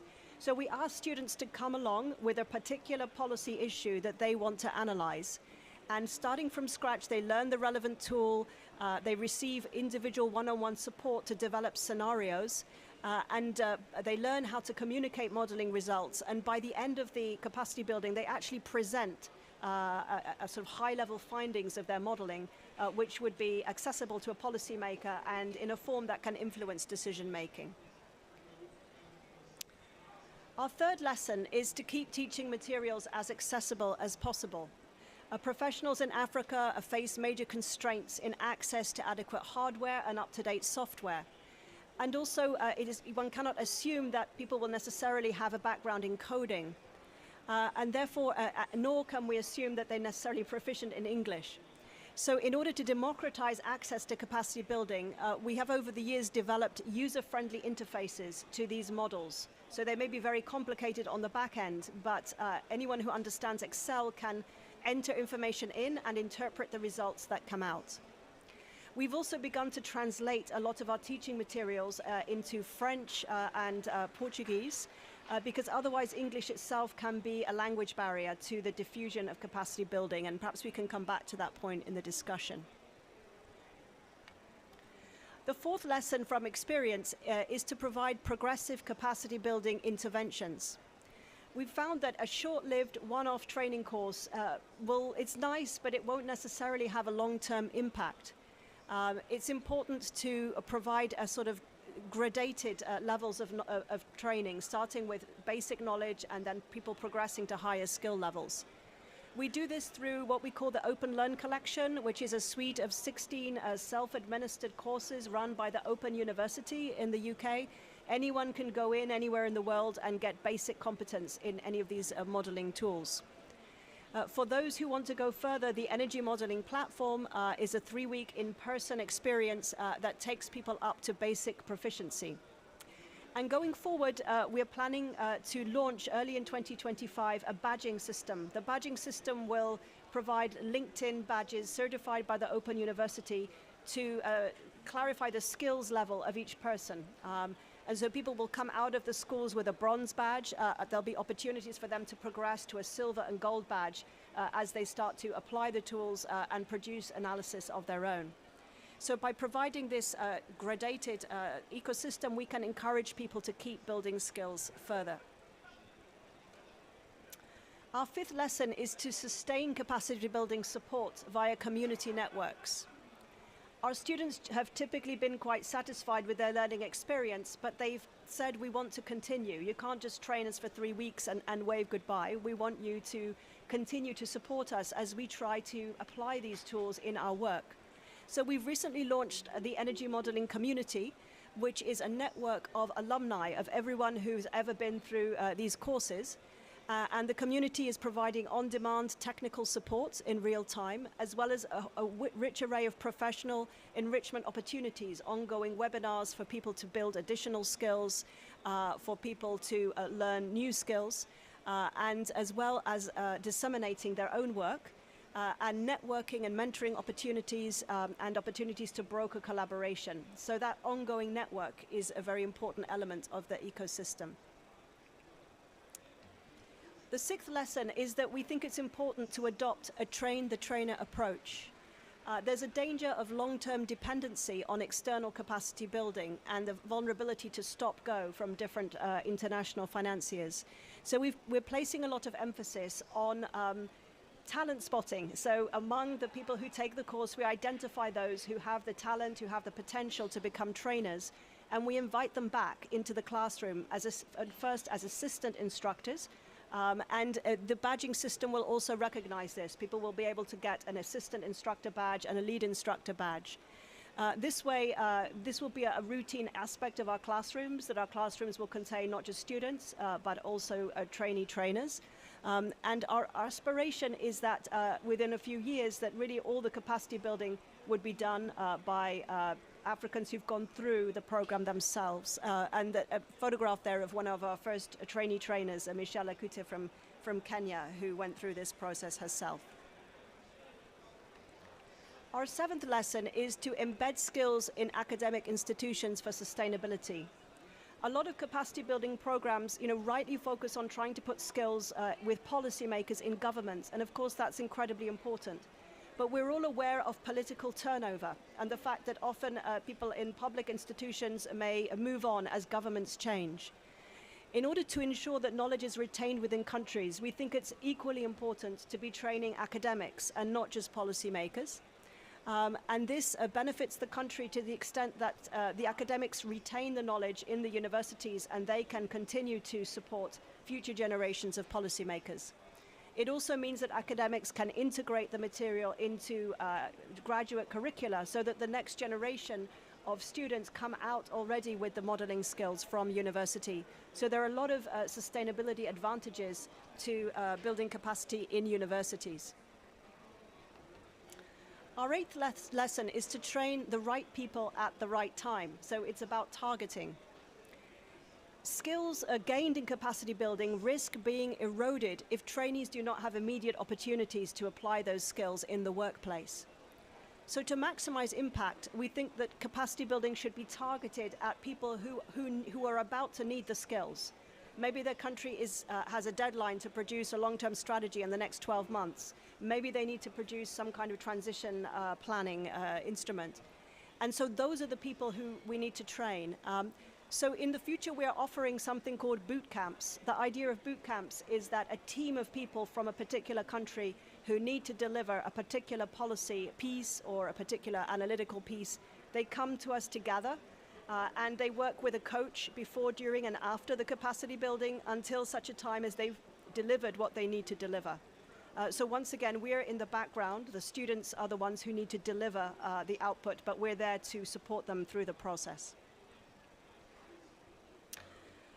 Lesson 9 is to train policymakers alongside academics. We've already heard about the sustainability benefits of training academics, but there's also the potential for a greater impact. In many countries in the global north, academics and think tanks are very much involved in policy making. Unfortunately, that's not always the case in the global south, and so we think it's important to use capacity building to strengthen the science policy interface. And the way to do that is to have academics and policymakers side by side in the same classrooms. In our programs, we like to have a 50-50 balance between universities and governments. And not only that, but we also provide political economy training to modelers to make them more proficient at actually communicating about modeling results to policymakers through science communication exercises that are integrated into the curriculum. Our 10th and final lesson is to cooperate with like-minded organizations. You heard in the opening remarks how this whole effort has been a coalition of the willing. It wouldn't have been possible without this very broad-based collaboration. There are a lot of capacity building initiatives going on, but we feel that if they pool together and aggregate each other's impact, that it will have a much greater effect. So we think that the cooperation is very important. So just to summarize, we think that these 10 principles are particularly valuable to promote accessibility by making the models open, free to use, based on public data, based on simple to use interfaces. We think they also help to promote sustainability through progressive development of skills, an ongoing community network, and training of trainers, as well as embedding in local university curricula. And we think that they help to promote impact by ensuring that training is targeted to the right people at the right time, to strengthening the science policy interface, and promoting collaboration among international partners. So now, without further ado, I'd like to move into the panel discussion where we'll be hearing from some leading people in this field and unpacking some of these issues in greater depth. And of course, please think about any questions that you might want to ask the panel a little bit later in the proceedings.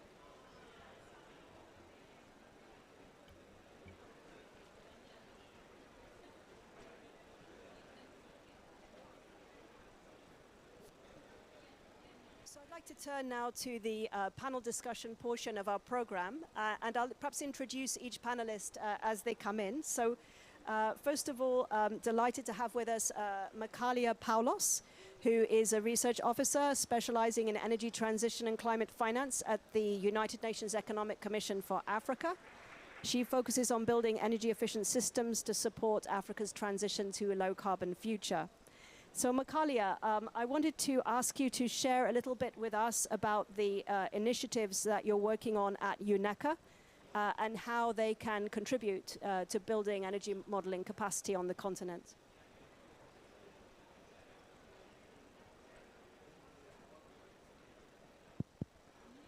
I think, yes. Okay, there we go. Sorry. Thank you, Vivian, and good afternoon to all our participants. So we're working kind of in the ECA space on a wide variety of initiatives, but the EMPA, as was said before, is really something that we've been co-leading from the beginning. From our humble beginnings back in 2018. I was actually one of the first participants when we were told to take training. I think we were about 8 or 9. We started with just a few of the modeling tools, Osmosis, Onset, and Clues, I believe, looking at the different areas of modeling. And it's grown so much in the past 5 years. So we've seen it exponentially kind of, the interest has really grown over the years. And that's one thing that we're really focusing on right now, in terms of linking that with our policy frameworks, giving technical assistance to our member states. And I think it's really important, again, and you mentioned this before, the science policy interface. without both academics and people that are in ministries being trained and being able to take this on, we really wouldn't have seen how, in terms of the partnerships as well. A lot of people have been taking this, and year after year, I think we're up to 500 now. We had our fifth iteration in Accra earlier this year. We're working towards the sixth one in Addis next year. And it's just every year we've seen more interest, and the tools have expanded. And this has really been because of just the interest in energy modeling, given that how disruptive the energy transition is going to be. There's really a lack of capacity in terms of actually being able to come up with the scenarios and see what different kind of energy mixes you can have as a country to be able to bring about the climate action and sustainability going forward. And one thing I'd actually like to mention is it's just it's been really gratifying to see the partnerships in terms of working, and I think Mark touched upon this as well, a wide variety of institutions from IEA, IAEA, World Bank, UNDESA, ECA, CCG, and a host of other academic institutions based in Africa as well. And I think we really have to strengthen that. And going forward, it's definitely part of our plan to really see this expand. Hopefully the funding will continue to flow in. And just seeing that interest has been really gratifying. And it's definitely something that's going to be on our radar and that we're going to strengthen, reinforce, and work closely with our partners in that respect. So I'll just leave it at that for now. And yeah. Great. Thank you very much, Makalia. I'd like to turn next to Muchima Mulunda, who joins us from Zambia, where she's a lecturer and researcher at UNZA, the National University there, in the Department of Geography and Environmental Studies. And she also works for the UN FAO as a climate change skills assessment professional.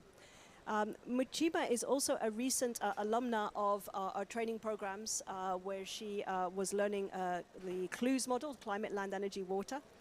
So Muchima, I'd like to really ask you two parts to the question. The first part would be around sharing your experience as an alumna of the course. What was it like?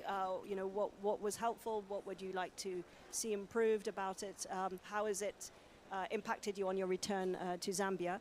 But also, I'd like to hear a bit about your broader work on skills assessment, because that gives you, I think, quite a panoramic view in terms of what the needs are in a country like Zambia. So a two-part question. Okay. Thank you so much, Vivian. To begin with, I am very basic when it comes to modeling. I had no idea. So that tells you how simplistic the modeling tools are. So I did the climate, land use, energy, and water systems model. And after the training, I actually went back home and incorporated it in my PhD study. So I'm currently doing my PhD at my place of work, University of Zambia, incorporating the CLUES model into it. So the models are very simplistic. Basically, anyone can learn them. Secondly, we are also trying to incorporate the models as academics into our curriculum in the university so that they can be more meaningful and more impactful. When it comes to my job at the UN Food and Agriculture Organizations as skills assessment, we do a lot of data collection, raw data, baseline data. So my thinking is most of this data can actually be used into the model. As you may be aware that in Zambia we lack a lot of baseline data, especially when it comes to land use and land cover. So yeah, we are definitely on course. I am glad to be a part of the alumni for the modeling tools, and I'm glad to be a part of this panel. Thank you. Thank you very much, Muchima.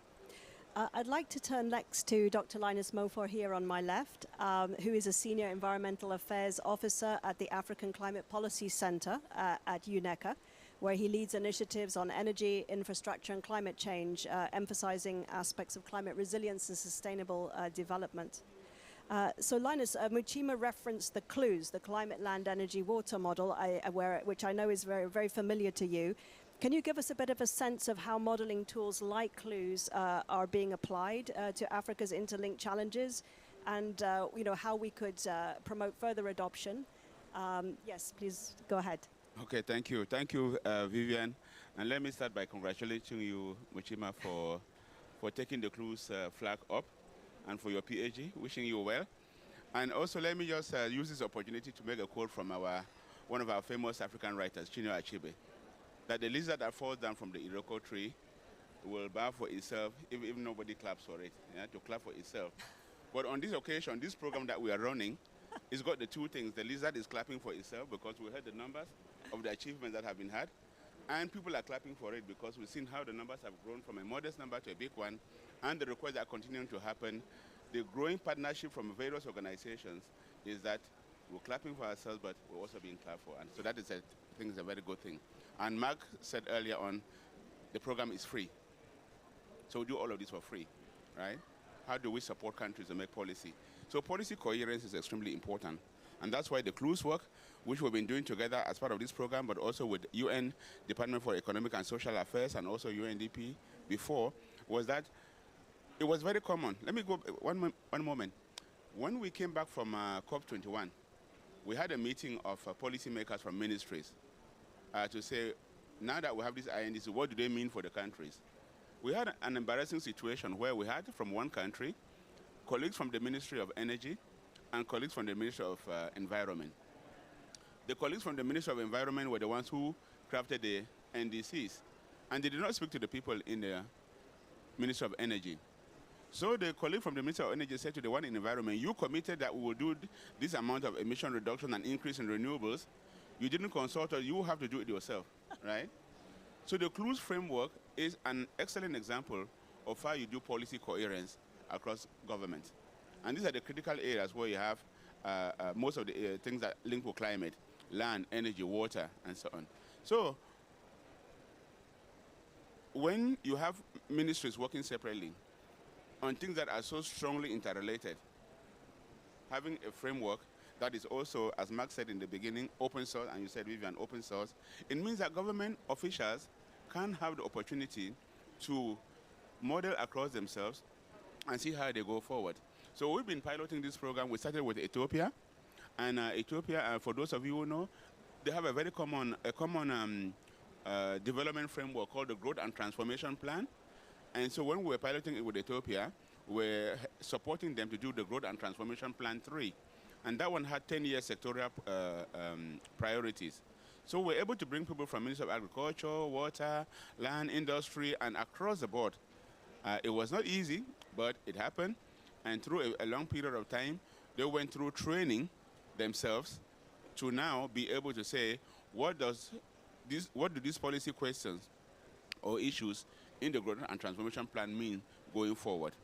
And I think, Muchima, you made an important point about data. That was also another beauty about doing the Clues framework. Because now we bring people from across ministries, they have to provide the data. A model, for me, I see a model as three components. You have the inputs and assumptions, the data. You have the modeling tool, and you have the results. Very often people are focusing on the results, right? But again, I like to quote some scriptures. In one of the scriptures, it says, of these that remain, love, hope, and faith, the greatest is love, right?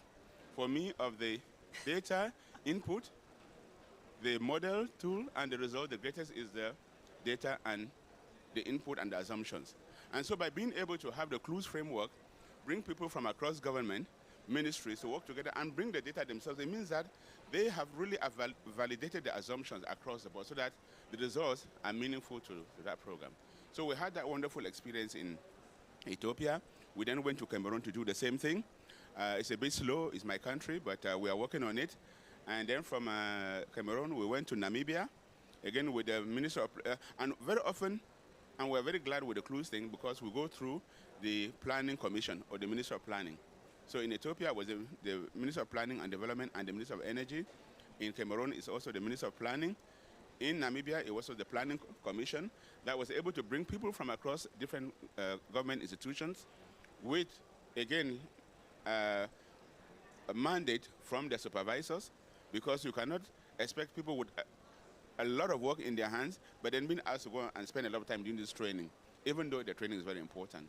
So that is very important, that bring the Planning Commission or Ministry to bring the people together And I think we are now also in discussion with Zambia. So sooner or later, you probably will hear from us about, depending on how our UN country team and the government people want to take it forward. But we're seeing a lot of demand now going forward, and we think it's a big thing. And in fact, in some cases, when we do the training towards the end, people call you on the side and say, oh, thank you very much. You know, for the first time, we have been able to work together. And I think that is a wonderful thing, right? So those are some of the experiences we've had from the crew as well. Thank you. Thanks so much, Linus. That's fascinating. And you've really underscored how the cross-sectoral model leads to cross-sectoral interactions as well. I'd like to just ask a couple follow-up questions, if you may. Yeah, just on that. Yeah. You've talked to us about how CLUES brings institutions together, but could you give us a little bit more of a sense of the types of environmental challenges that Africa faces that require this kind of holistic perspective of linking up climate, land, energy, and water, the actual kind of substance of it, just to give our audience here a bit more of a flavor? No, indeed. In fact, also, Vivian, we've had a conversation with one or two central banks who have contacted us to say, we've heard about this program and we really want to talk to you to see whether it's something that can help us, because climate change is impacting our area a lot. Water security is a big thing, and we would like to know what would the impact of climate change and water insecurity likely to have on our economy over the next couple of years. That's very important, because if the Minister of Agriculture is going to say we're going to increase irrigation, right? And then, or we're going to increase the amount of this land that you're going to use, but all of these are all interconnected. So whether the energy, okay, if you're going to build more hydro, that requires water, or you're going to do more renewables, all of these are interconnected. Therefore, if one ministry is making a decision without looking at the impact that it's going to have on the other sectors, is a big problem. So the CLUES initiative gives you that opportunity to say that, no, we can't do that. We cannot do extensification, we'll do more intensification, or we cannot do this amount of irrigation because we have water issues here, or we can only do that. Where should it? The land planning people will say, no, let's do that over there or here, and so on. For example, like in Ethiopia, it was like they want to increase nutrition. So which areas should you focus on in growing the food that is needed, and should you do more mechanization or whatever, and how much water would you need? All of those have an impact, because you're going to use more water for irrigation. That has implications elsewhere. So by being able to have these key sectors talking together so that one policy is not made in a silo from the other is extremely important. Yeah. Thanks, Linus. That's really helpful to illustrate exactly why these tensions need to be captured in a modeling framework that sort of brings all the decision makers together. I have one more little clarification for you. I was struck that Muchima emphasized how simple the models were to use, but I'd like you to clarify that, you know, they may be simple to use, but the actual output is very sophisticated, if I understand correctly. No, so no. I want our audience to get that idea of the balance. No, absolutely, absolutely. And as I said, particularly on the data and assumptions that are made in putting into the tools. So it takes some time for people to get used to it, but once you got used to it and you understand this open architecture on how you can then go in and tweak and so on, it's a bit of a time, but then the tools are also being improved with the better interfaces, right? So, but the feedback also from the people who have been undergoing the training also helps to see how can the tools be improved so that the learning curve is not as steep as it normally would be. But the key thing is that it is open. It gives the opportunity for people to tweak things according to their own circumstances, yeah. But also enhancing the interface to make it easier for use. But most importantly, on working across sectors to have the right data and the right assumptions that go into the model, because with the wrong assumptions, the results are useless. They might look colorful, nice graphs and so on, but they mean nothing, right? Until you get those data and assumption inputs correct here. Great, thanks for clarifying that. I'd like to turn to our next panelist, Urerato Ouedraogo, who joins us from Burkina Faso. Urerato works as head of the Economic and Financial Studies Division in the National Utility Sonabel, where she's responsible for project evaluation. And Urerato is another alumna of our capacity building programs, because we look at the climate transition not just from the planning side, but the fact that you actually have to finance the things that you plan to do. So she's a student who's focused more on the financial aspects. In addition to that, she's a very remarkable lady who's founded her own NGO, the African Network for Gender Equality and Sustainable Development, as well as being the lead for Burkina Faso in the Pan-African Justice Alliance. So she combines these two areas of her career. So Ure, can you please tell us a little bit about your experience as a student on the program? How is it affecting your professional work, and what kind of support do you feel that people in your role need to have more going forward? Ok, merci beaucoup Viviane. Si vous permettez, je vais aller en français parce que... Thanks a lot, Viviane. I'll be speaking French since I have French-speaking colleagues and colleagues from Burkina Faso, among others here. I would like to thank the organizers of this event for inviting me to share my experience with the audience today. I would like also to hail the government of Burkina Faso and the Climate Justice African Alliance, who gave me the opportunity to take part in the COP. As Viviane said, I work for the National Electricity Company in Burkina Faso, where my main role is to evaluate, to assess the financial and economic profitability of the investment programs. Before I answer your question, Viviane, I would like to showcase my country for those who don't know it. Burkina Faso is located in Western Africa, 272,000 square kilometers, some 20 million inhabitants. I would like to remind a couple of figures linked with the electricity production sector in Burkina Faso. In 2023, just 595 megawatts installed. For a developed country, that's more or less nothing. That could be one power plant. In a whole country, you always get far more than this.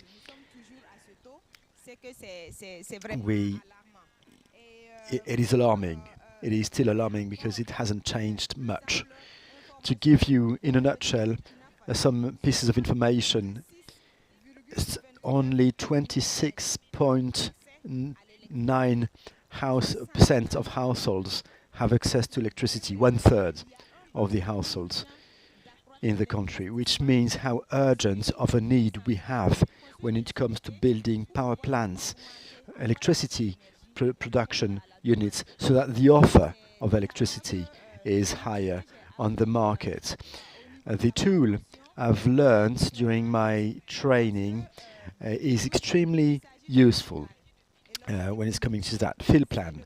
The objective of this tool is to give the possibility to find the most effective and the most cost-effective and the most efficient way to invest.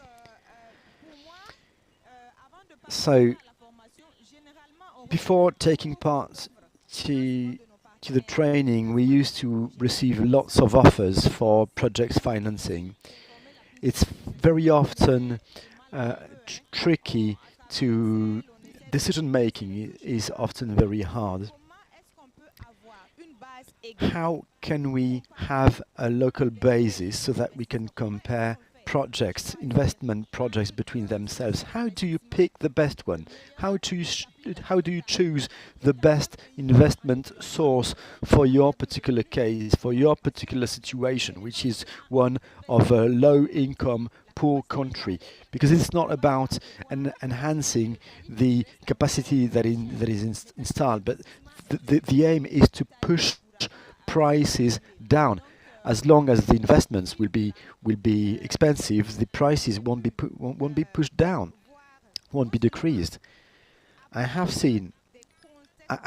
learned new notions, new concepts concerning finance, financial analysis, investment projects analysis, but I have also learned about a tool and how to use it, thanks to which I evaluate projects and consult my hierarchy in order to be as good as it gets in terms of decision making.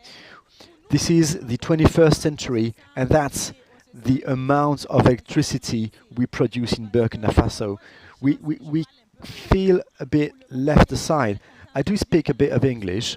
I was quite happy when Viviane said that the tool was being translated into French. That's good news. Thank you. Good news for our countries. But for French-speaking countries, it is very often difficult. We are aching for electricity. We need more electricity for the sake of our development. We know that there is no industrialization without electricity, and there will be no development for us without industrialization. We need also proper pieces of information, efficient tools. That is key. This is highly welcome for us in Burkina Faso. I would like the translation phase to be quick, because I'm already working at the domestication of the tool inside the label so that we use it, because as I was saying earlier, we don't have one tangible tool. Being consumers, being tool users is important, but what would be beautiful would be to take part in the modelization. You've defined 3 phases for the modelization. It is highly welcome, and we need competencies, knowledge for the model construction.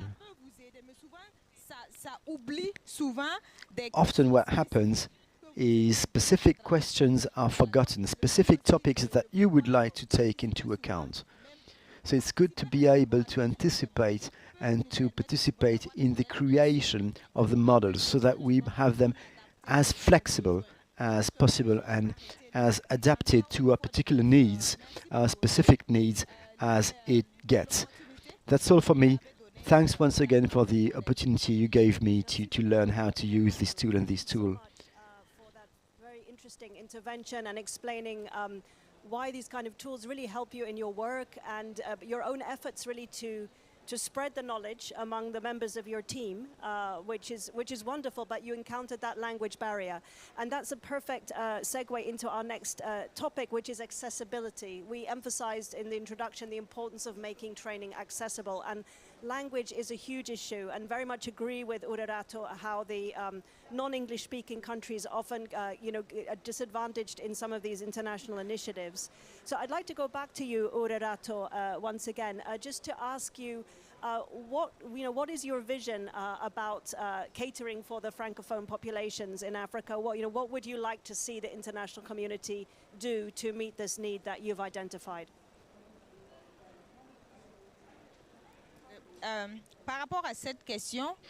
Well, for that question, Viviane, this applies only to the energy sector, doesn't it? Broadly speaking. What we are calling for as French-speaking African countries is initiatives being launched at the same moment at this, very often the initiatives are launched in the English-speaking at a certain time and later in the French-speaking countries. We would like not to be late each time. We have to do some efforts in order to understand the language. We don't all have the possibility to learn fast. So what we need is that, because we need the needed capacities, possibilities, and we would like to be engaged in the maturation of the ideas that concern us directly. I am from the civil society as well, and we often say that everything we do, everything we live, everything that comes across is not meant to be for you. We want to work for ourselves, by ourselves. We want to be at the very heart of the process so that our needs are articulated precisely, so that we take part in the construction of the whole tool, of the whole program, so that we use it at its best. Because when you're not engaged, you can come up with good proposals, but if the very needs of the people, of the target people, are not taken into consideration, that's a pity. Another thing that could be interesting, the concepts in the field of finance, in the energy sector, more often than not, are a bit too complicated. They are not to be having a go on the university system in my country, but I've learned how to use softwares using paper. I've learned the R software using paper because we don't have machines, we don't have computers. How can you learn modelization on paper? It is that tricky. So please provide Africa with the means it needs for people to have the tools that would make it possible for them to get the knowledge and the skills they need. One other thing, I am at the moment discussing with people from universities for them to get in touch with you to see how students could access this training. The access to internet is always an issue as well back in my country, but that's something we could be working on. Is this sense that the translation comes too late as an afterthought. And so people from other language groups feel left behind, and that really we need to advance right from the beginning with all the language groups fully integrated in the process so that it can really reflect their specific needs. So thank you for that, and I'd like to sort of open it up more broadly to the panel on the topic. It could be language issues or other issues relating to accessibility. Anything that we can do to ensure that capacity building is accessible. Anyone else would like to come in on that topic? No, thank you. Thank you for sharing those experiences. No, it's absolutely right. And again, in terms of the accessibility, yes, we need to work hard to do the translations, but I think we also need to work hard to do some introductory self-learning modules that we can have available online, so that by the time people are really signing up for the annual programs that we do, they've already got some kind of like, I don't know, primers that can help them. So maybe it's something that we can consider, funding permitting to do, because that would also increase accessibility. Again, back to the issue of open source. The open sourceness of this program is extremely important because the issue of accessibility, the issue of customization enhances the accessibility. So we really need to keep drumming that message that this is a unique opportunity. Because over time, if we start having, communities, of practice, or common interest groups in particular areas of the trainings, then they can also begin to enhance accessibility because they come to share ideas about specific areas of interest, things that they would like to see. And another issue about the accessibility is what we've been doing in the CLUES program is to say that it's one thing for, let's say, the government of Ethiopia to ask us to come and help them do this policy coherence across land, energy, water systems. Then we train people across the ministries. Those people are very busy, and then they move on later on. Like Mark was saying earlier, what happens? So a key element of implementing CLUES in any country is to work with the planning mission to say there has to be a legacy. So when the CLUES training is finished, the country then has it itself to keep it going. So there's a legacy component, and usually saying there has to be an anchor, usually a university. And we help the country to then develop a resource mobilization plan that they themselves now can go forward to see if they can mobilize the resources to help that institution, whether it is the University of Zambia or somewhere where there is common access for people to do the training, to keep building the momentum. So I think that is also very important. Great, thank you. So 2 ideas there about accessibility, but also sustainability. On your accessibility point, I wanted to come back to this open source because it makes such a difference, and yet still many institutions do capacity building for instruments that are not open source, and that really limits their subsequent applicability. I think, Uri, did you want to come in on that? And then Makalia. Oui. J'aimerais aussi partager peut-être. Yes, and I would like to share with you one idea that could make the tool more accessible. Most of our countries lack information about the very existence of the tool. We know, you know who uses the tool? Those who work in the energy sector, the ministries, electricity companies, and others.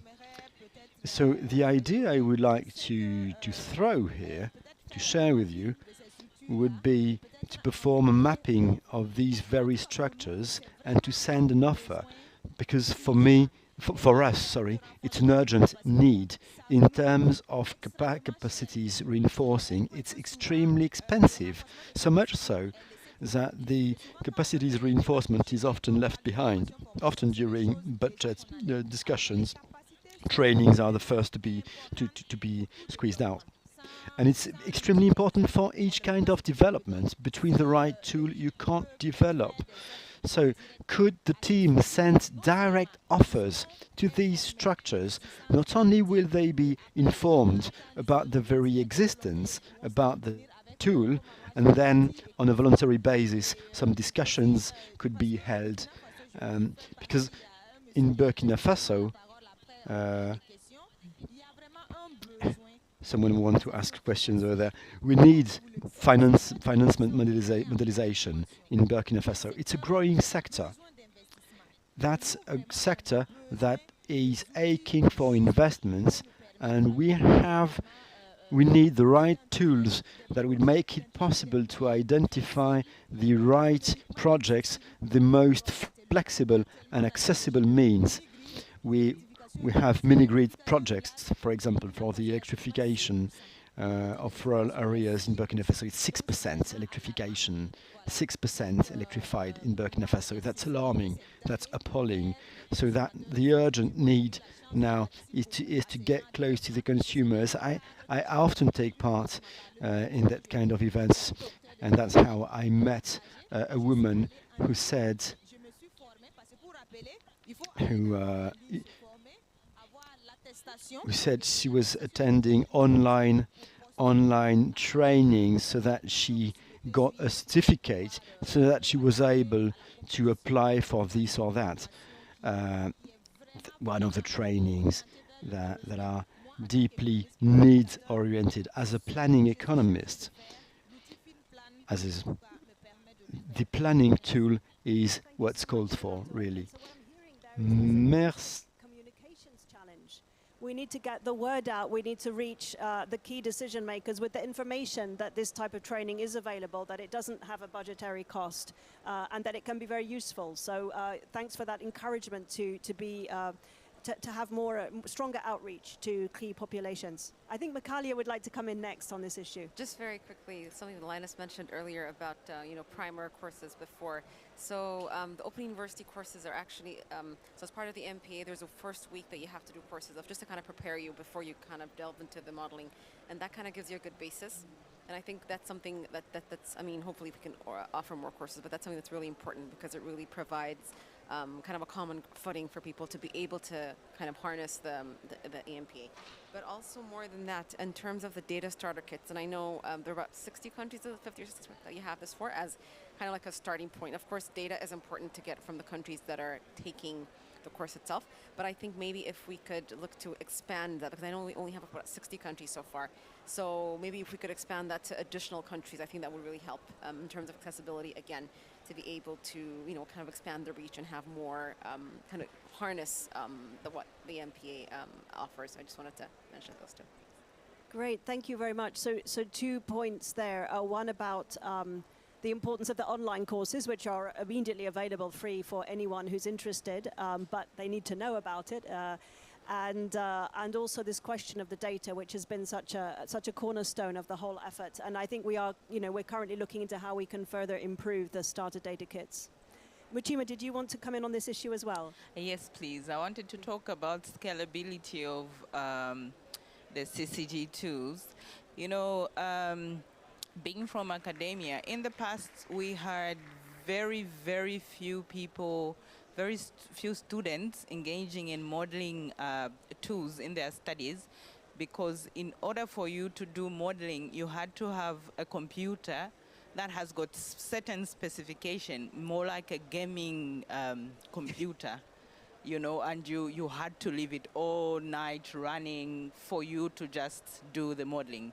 But with CCG tools, you can install them on any basic machine. They're very easy to use on those machines.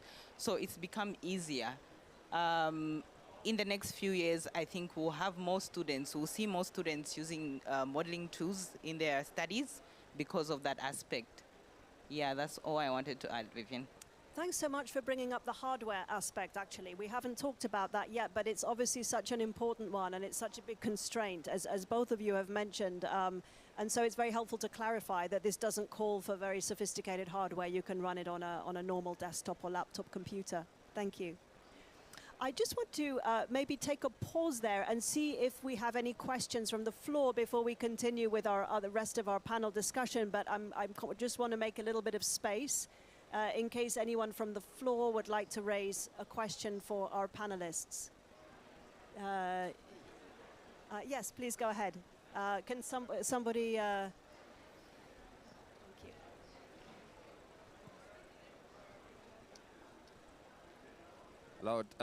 Hello, thank you so much for the wonderful presentation. Yes, we hear you. We hear you well.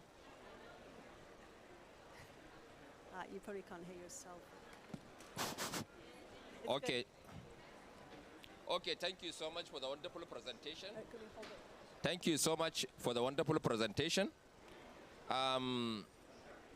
I come to notice that there are a lot of organizations rendering a lot of services in Africa. But it's just because I come here, that is the reason why I come to even know about some of such organizations that exist. What normally confuses me is that some of these things that are being mentioned, do they actually happen in Africa? Because me, I travel wide, I don't see them, but I come here, this one will come and present something in Africa, this one will come and present this one is doing this one is doing. But we don't see them. Is it that they come to the federal government and stay there, they don't reach the common man? Because like me now, I'm the Director of Climate Change, Dr. Yusuf Gide, Minister of Environment, Katsina State. But we have been looking for partners that will come, not that sometimes to give us money. No, we have our money on the ground. But we want them to come so we can have some sort of partnership that can benefit our people. But to get such organizations is extremely difficult. You see, so please, what is the problem actually? I'm here with other Africans and you people. Please, what do you think is the actual problem that a lot of organizations exist in Africa, but the common man doesn't see virtually anything? Thank you so much. Thank you so much. Another great question about visibility and communication. Does anyone else we'll take any questions that are available. Does anyone else want to come in, and then we'll go to the panel to answer those questions? Does anyone else want to raise a question? Yes, please, sir. Bonjour à tous.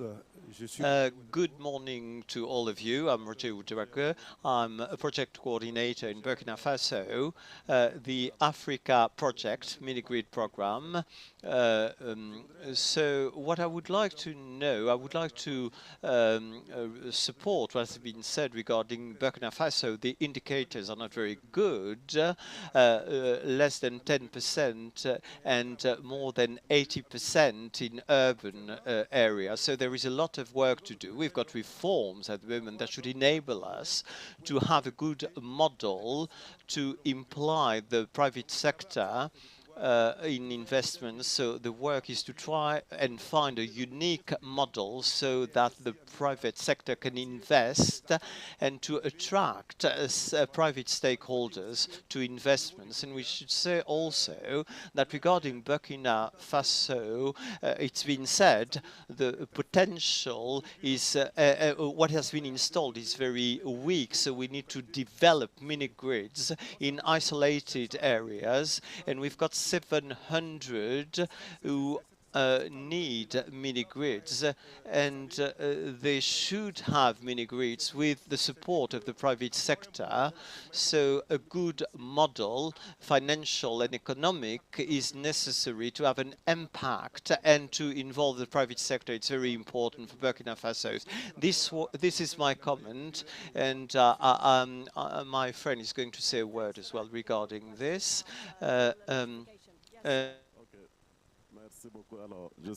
Thanks a lot. I'm Asel Compare. I'm a director in charge of I would like to invite private investors to come to Burkina Faso, because as it's been said, we've got a strategy for rural electrification to build mini grids to 700 areas. So we would like to invite the private sector to support us in this initiative. Thanks a lot. Anyone else from the floor would like to come in at this point? Any other questions from the floor? We good? Okay. Then I'd like to come back to the panel. Perhaps if we could first hear from our UNECA colleagues about the question from my colleague from Nigeria here. You know, how come that people are not aware? How can we increase awareness of the resources that are available to our colleagues here? Yes, would you like to take that one, Makalia? Linus. Thank you. Can you hear me? Yes. Okay. No, thank you. It's a very important question.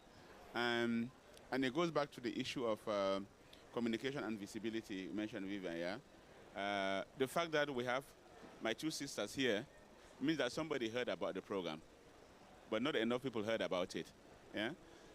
Just as a way of saying, there is communication, there is visibility, but maybe it's not going wide enough for people to know, because otherwise, maybe after you can share your experience, how did you come to know about this program, and how do you get to be picked to be part of the program?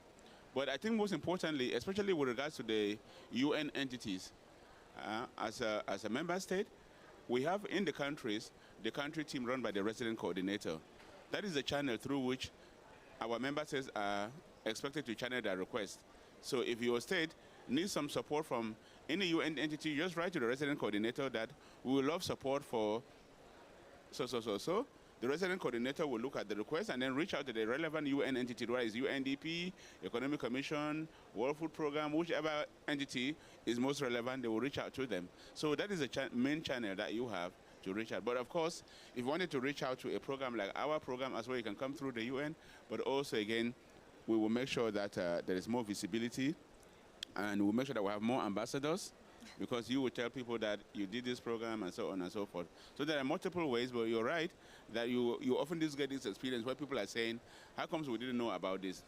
In fact, I was just having a conversation with my boss, Dr. James Murombezi, earlier on, that we started a program at the African Climate Policy Center of trying to do an online mapping of what are the different initiatives happening on the continent.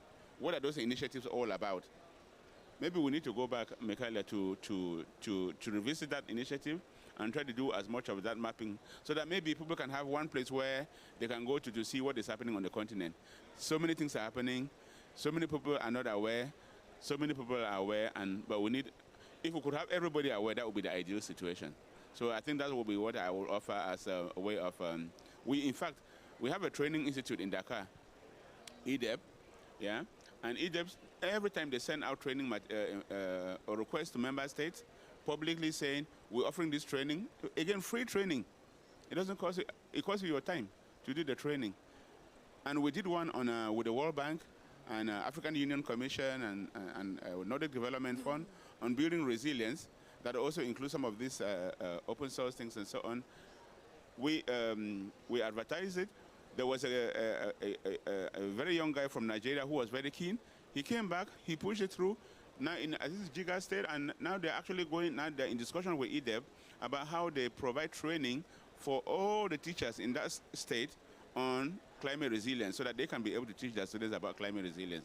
So there are multiple ways in which these things can happen. So that's what I would want to say now, yeah. Would you like to complement that, Makalia? Yes, thank you, Linus, for that.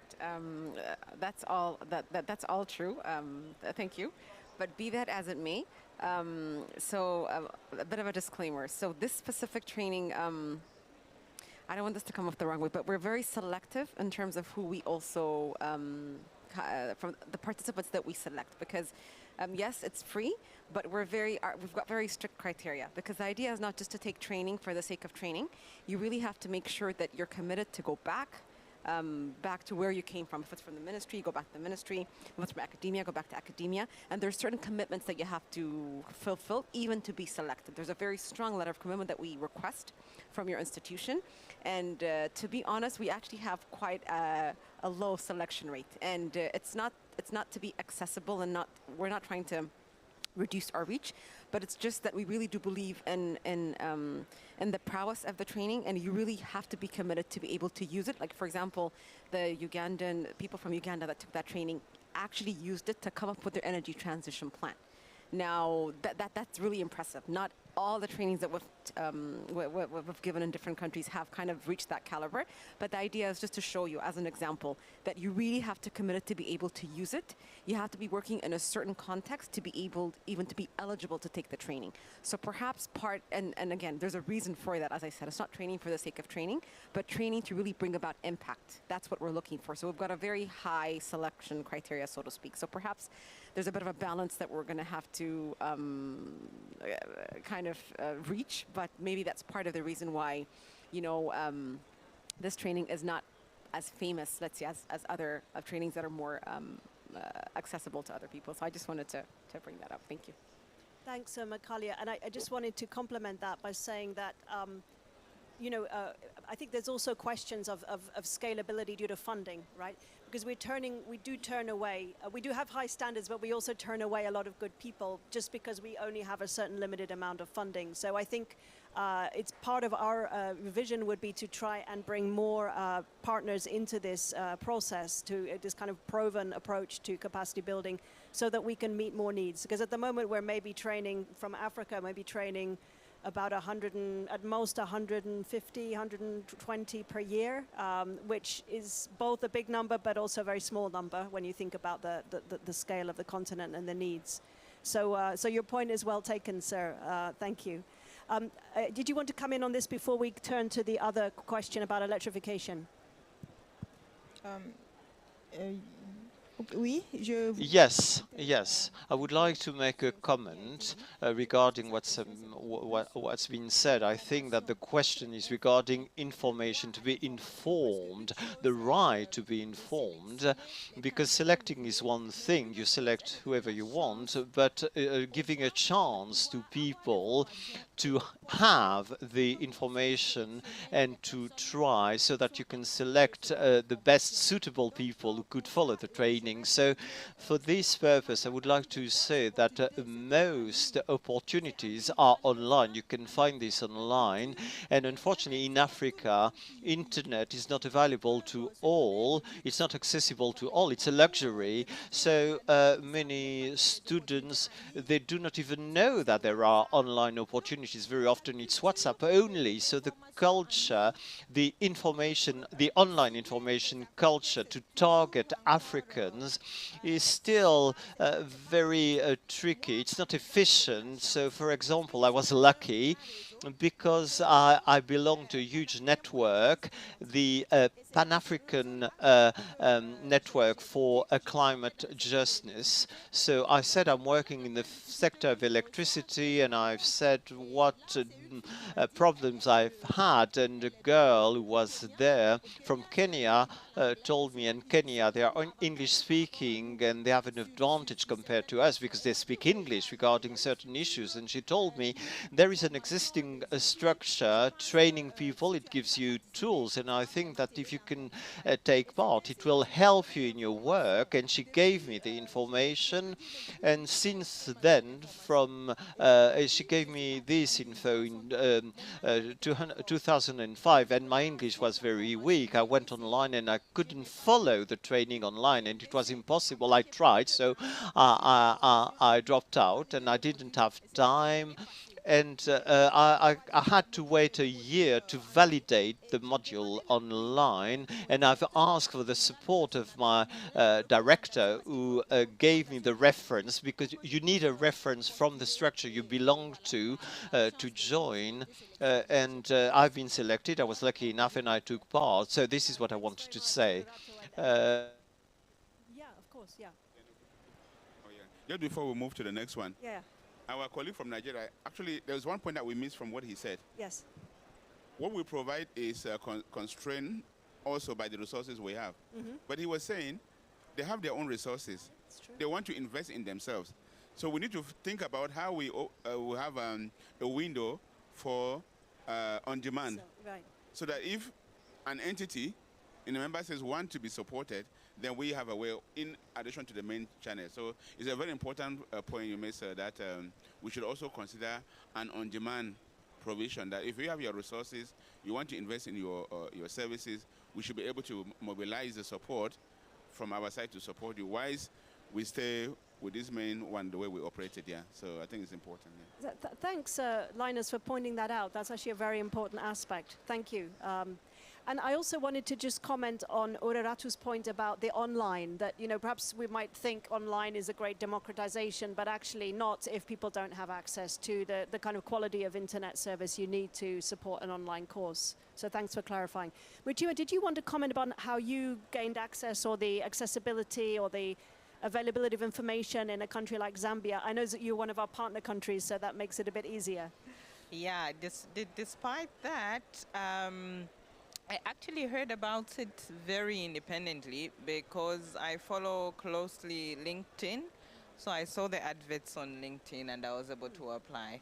So I think additionally, I would like to say that, you know, communication is also actually a two-way street.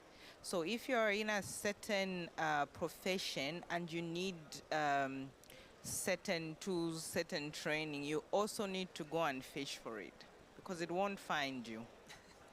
You have to actually go out there and look for it. Internet is a struggle, yes, down South Africa, but these trainings, the first week or two before you attend the physical trainings, you have to do them online. So one way or the other, we have to cross that barrier and make it work. Thank you. Great, thanks. That's excellent advice for people to use tools like LinkedIn and to start to follow organizations that may be relevant for you from a capacity building standpoint.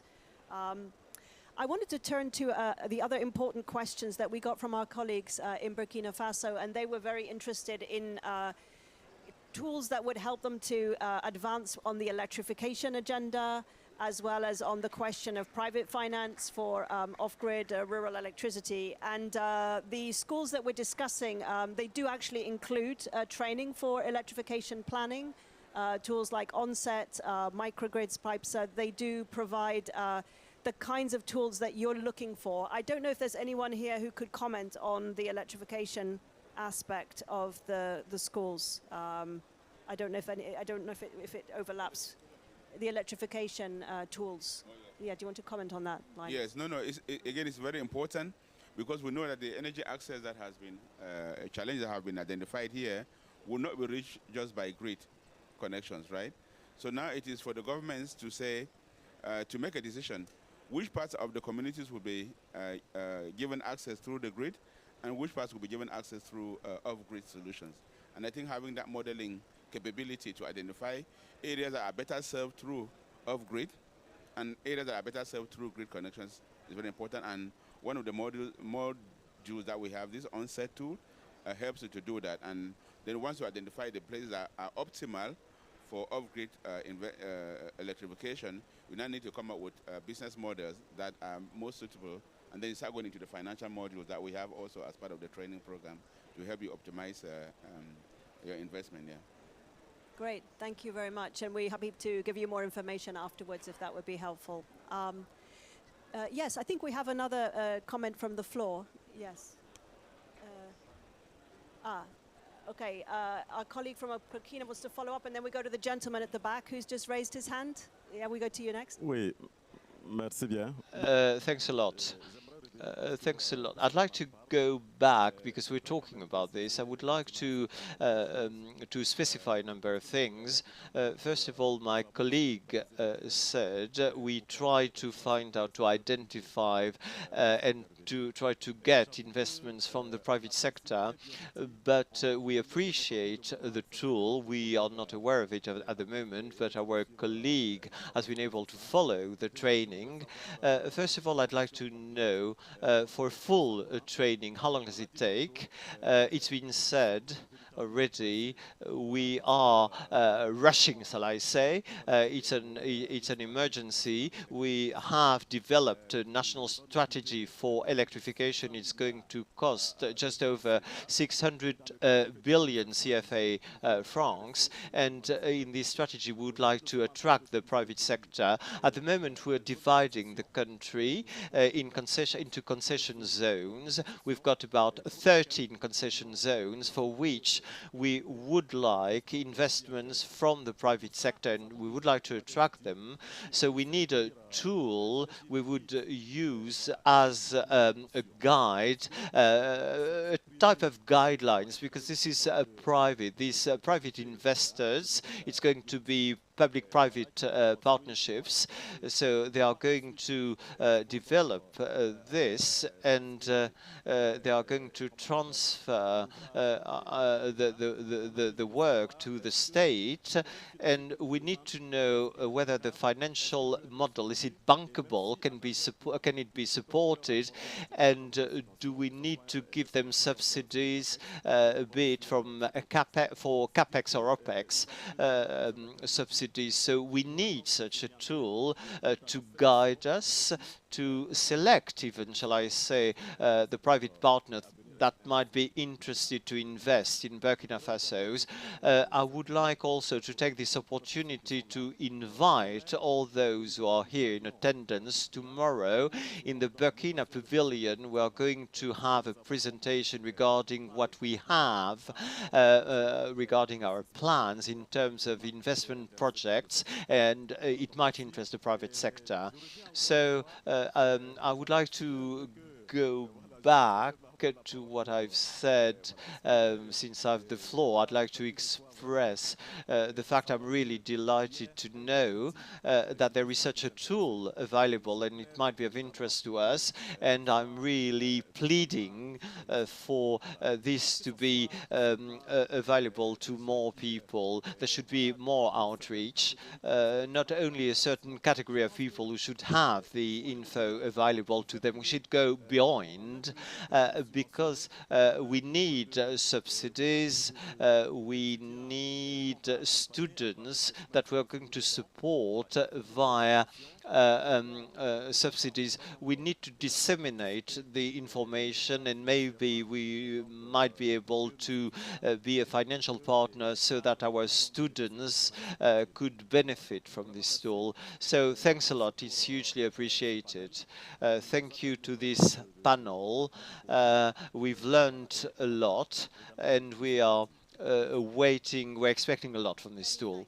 Thank you. Let's go to the gentleman at the back there.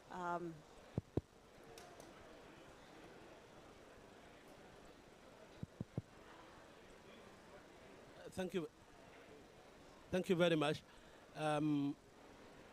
Thank you for this. I think it is a very good discussion, but I'm Muhyiddin from IGAD, Intergovernmental Authority on Development. I think from the discussion, the issue of communication and also the connection between the level, member state, regional, and Africa. And I think also the REX is an opportunity, because when I saw my colleague from Nigeria, you know, we have ECOWAS, we have East Africa, we have COMESA. I think that is the missing link, because most of this organization mandated to this disseminate of information training. And I think this is the area where we need to see this kind of link between this, because most of the RECs, regional economic communities, are working on that. But I think it's an area where it's an opportunity to link on that, because always that is the issue of having many reports, but the using of the report itself and the communication is a big challenge. And I think that is, in a way that we need to have this kind of level of connection between the AUC, African Union, regional economic community as the development partner, because the RECs are the most, linked to the member states. But and always that kind of also coming together to look to that. I think also REX, I'm not saying REX are doing well on that, but they have a convening power. They have the mandate to mobilize resource and also to disseminate. And I think that will be very good to consider that kind of discussion to bring REX on board. Thank you. Thanks very much for that interesting suggestion to work through the regional economic communities to spread the word about the capacity building opportunities. And just also on the other question, happy to discuss afterwards about the electrification tools, but you raised an important question about, well, how much time does it take? Can we do this fast enough? So this training is really quite fast. I would say in terms of actual time devotion by the student, it's probably a little bit more than a month. Yeah, it takes about a month of time. And in terms of out-of-pocket costs, it costs us under $3,000 per student. Just to give you an idea of how much we're talking about, it's helpful, I think, to have a concrete idea. So unfortunately, we're beginning to run out of time. And so I would like to invite each of our panelists to make just a final comment, just a brief comment. Maybe what stood out from you, for you from the conversation, or something you'd like to leave our audience with in terms of what you think is particularly important in this whole capacity building agenda. So who would like to go first? Thank you, Vivian, and thank you, everyone, for your engagement. This really was amazing. Again, like I said, I've been there since the genesis, so it's really impressive. I'm always amazed at the interest that the EMP galvanizes. Just in terms of the principles that you mentioned, I think my key takeaway is, of course, and I mentioned this earlier, how important it is to scale up our partnerships. And I think that really helps in terms of the reach and the different tools that are available. So we definitely have to reinforce and strengthen that. Again, the link with academia, very, very important for that sustainability. Science policy interface, yes, but really making sure that the policymakers and academia is trained together, because you want that sustainability. You want this to be embedded in the institution. There might be turnover, people might leave, but then you have that kind of flow over. And if people leave, it's embedded in the institutions. So courses come out of that, etc. I think that's really, really key and something that we really have to continue building on. And finally, linked to that as well, it's of course, the importance of open source and making sure that accessibility increases. But train the trainer also something else that I've really seen. Because when we initially started, again, I said we were 9 or 10. And then you see some of the people who were trained actually come back in following iterations of the course, training people. So the trainees become the trainers. And then that, I think, has really led to the explosion of EMPA, so to speak. And that has really helped in, again, expanding our reach. So that's definitely something that for me, that we really have to strengthen and reinforce going forward. And I think that approach is one of the things that makes EMP really unique. Yes, the idea is to decrease dependence and to really make sure that there's local ownership by the countries. And these things that I mentioned are very important in making that a reality. Thank you. Wonderful. Thank you, Makalia. Muchima. Yes, Vivian, I would like to echo Mikalia's words and re-emphasize on the training, the models being embedded in curriculum, because when we train the students, they are the same people who are going to go out there in the industries and they will use the models. So I think it's very, very imperative. Secondly, I think the tools provide evidence-based research. So instead of leaving our political leaders to make, like they do, most selfish short-term decisions, when we incorporate the models, we are looking at long terms, depending on the scenarios and assumptions that we make. So yes, for me, it's the data and the evidence base on the models. Thanks. Great points. Thank you very much, Muchima. Ureratu. Okay, merci encore pour la parole. Thanks a lot once more for giving me the floor. I think that for me and my conclusion, it's advocacy. We need to be represented regarding CCJ for Burkina Faso to deal with the issue of Francophone countries, how we can join the initiative and to take part in decision making. And also, what is interesting in my case, I would like to have a continuous support for the use of the model. It's something that I want to use, and very often when I talk to the person who trained me, she finds the time to answer my questions, but I would like to have a service for those who want to use the model, to have a permanent support so that they can use the model. And regarding this, to ask to have workshops face-to-face with alumni. For FinPlan, for example, we could have a workshop together, and we could discuss about the barriers we have, how you can strengthen and improve the model, and this would help to meet the needs that we have regarding the use of the model. And also there is a tool that is really interesting at the moment. Vivian has worked on the model with Ghana and Ethiopia. It's MinFin, the MinFin tool.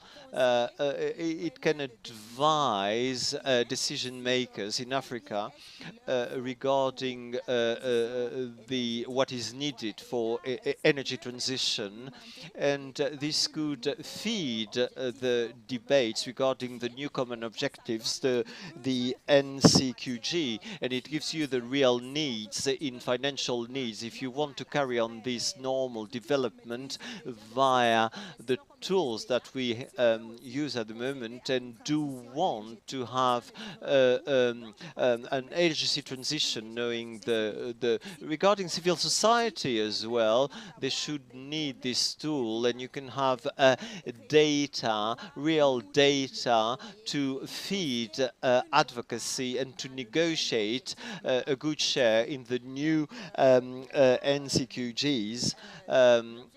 So really, we do not want to leave anyone behind.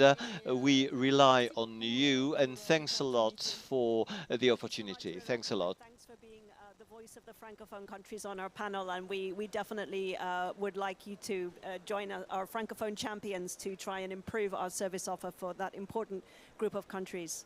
Linus.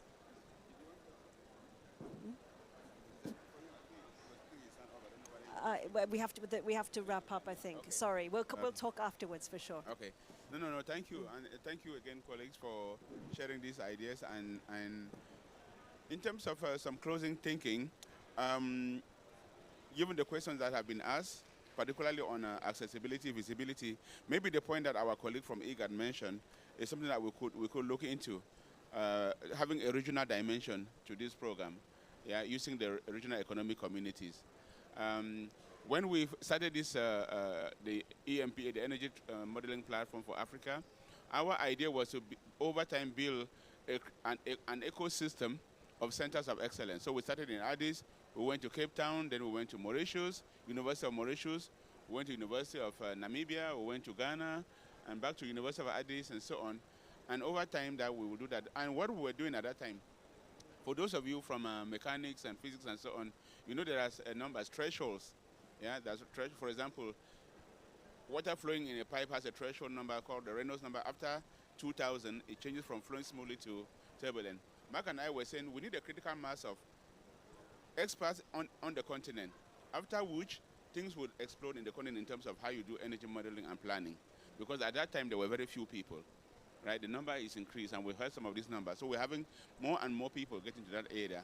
We're not quite sure what that critical mass, what that threshold will be, that when we say we have reached this number of trained people, particularly through this and other programs, then we really have a big explosion of the capacity on the continent.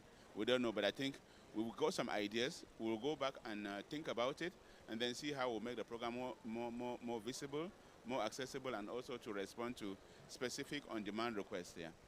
Terrific, thank you, and really, inspired by that vision of this takeoff, right? This potential takeoff once we reach a critical mass of trained experts on the continent.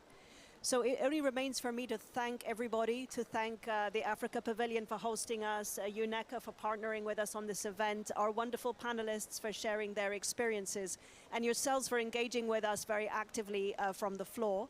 Since one of your main messages was about information and communication, I also wanted to encourage you to follow us on LinkedIn. We are Climate Compatible Growth, also known as CCG, and you will get information about training programs on a regular basis.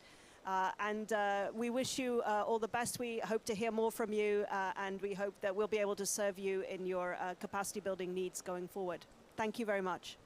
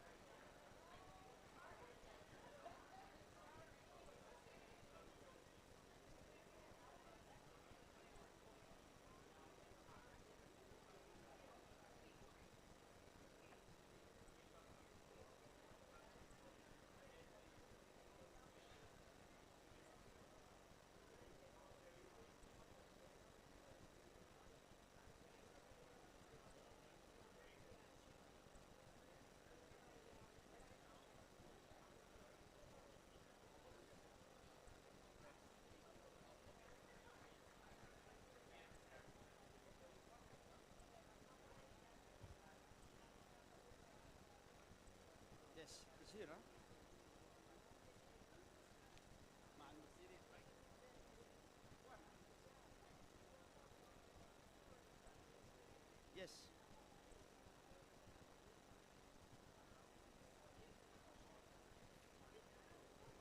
Is it good? Yes. adesso. Is it okay?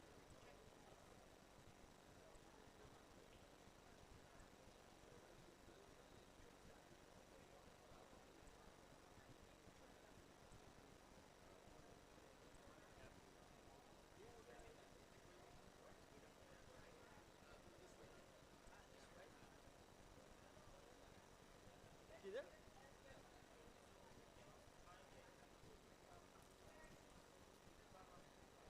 اوكي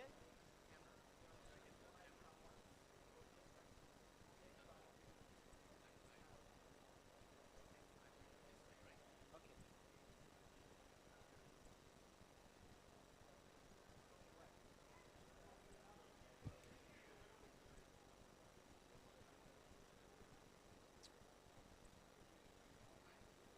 Yes, one photo is good. Is okay?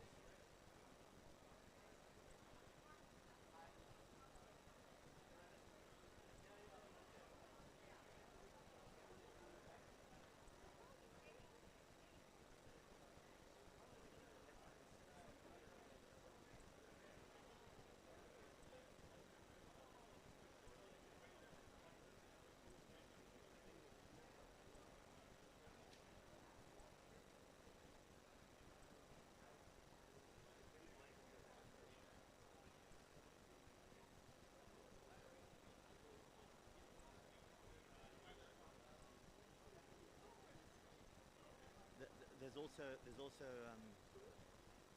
hello.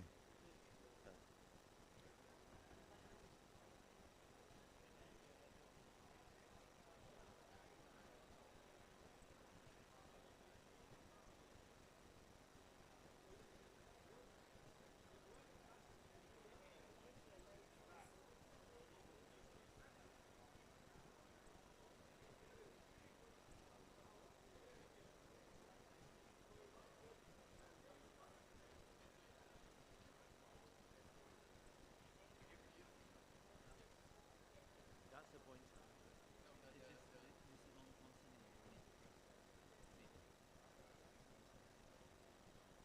No, it's off right now.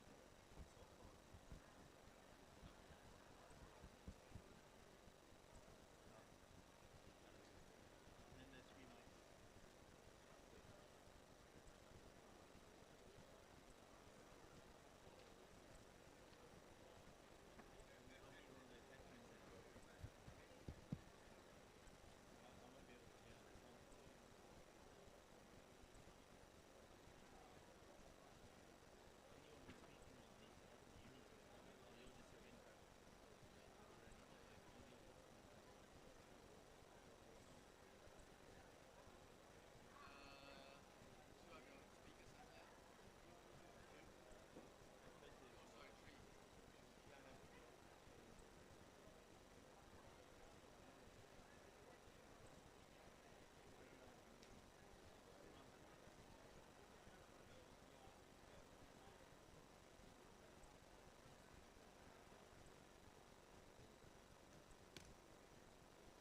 And then there's a mic here for audience questions.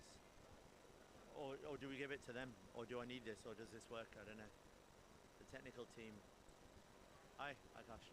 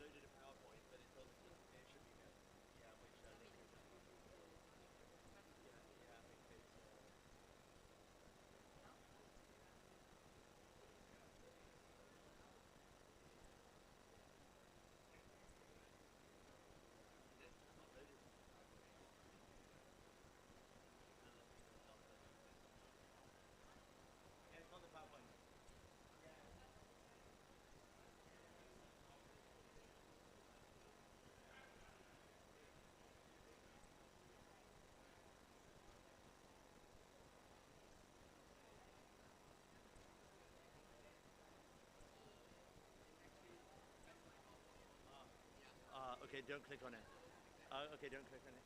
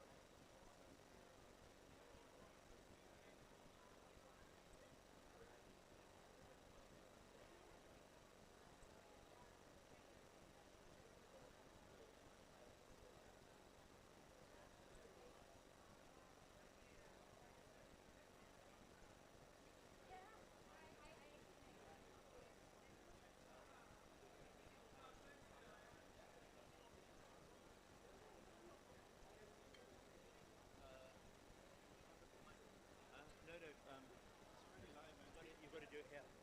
They're sharing the screen, mate. You need, do you want? I'll do it then.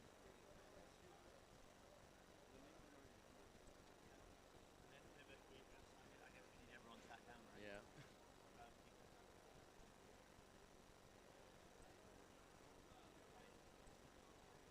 Let's rock and roll. Yeah. We should try to get those people to sit down, actually. Yeah, yeah.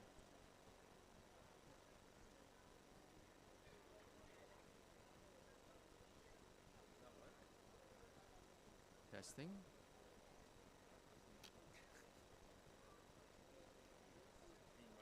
Right to the.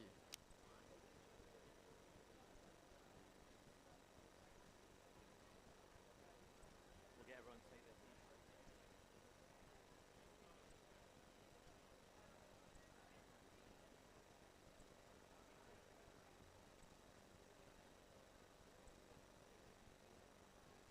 Testing.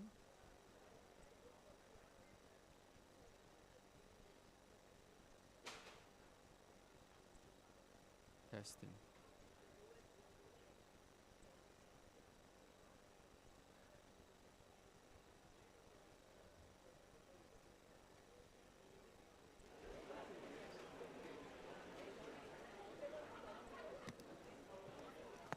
Good afternoon.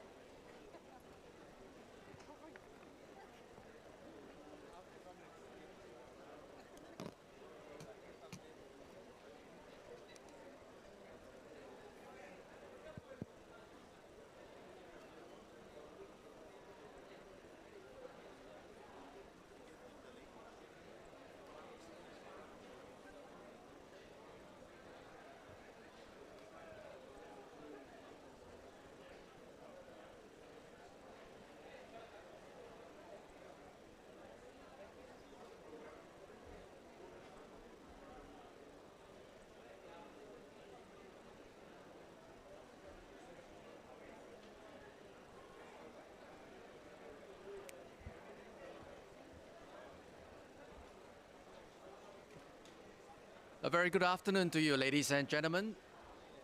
Welcome to the session. Are global carbon markets ready to take off,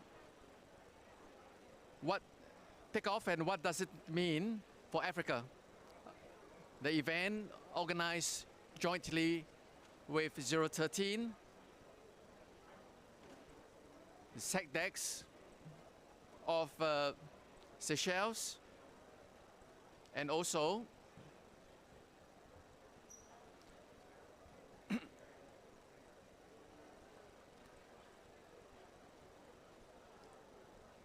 the Ministry of Agriculture, Climate Change and Environment, and also the Island Carbon Consult. Now, for this afternoon itself, we are joined by the panelists here, which I would hand over to the moderator, Mr. Yes, Hirendra Mishra, Chairman and CEO of SEDEX. While we have the session, do bear in mind that we are also going to present very shortly after the panel session itself on the introduction in terms of how we put the SEDEX installation within the Seychelles itself. And following that, there will also be a very short presentation on how the operations of SEDEX work in terms of its platform.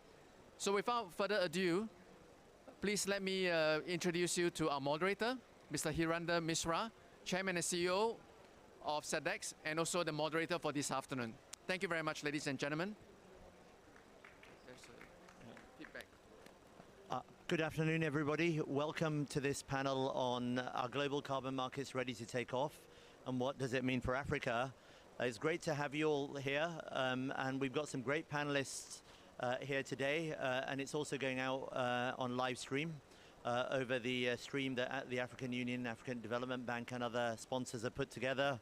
What we'll start with doing is get each of the panelists, starting with my immediate left, to introduce themselves and basically what area of carbon markets, carbon finance they're involved in. Then we'll dive into the discussion, which will be macro and then country specific with case studies as well. So over to Reina first. Thank you, Hirendra. Thank you, Hirendra. Can you hear me? Great. Good afternoon, everybody. My name is Reina Otsuka. I'm the digital lead for nature and climate at the United Nations Development Program, or UNDP.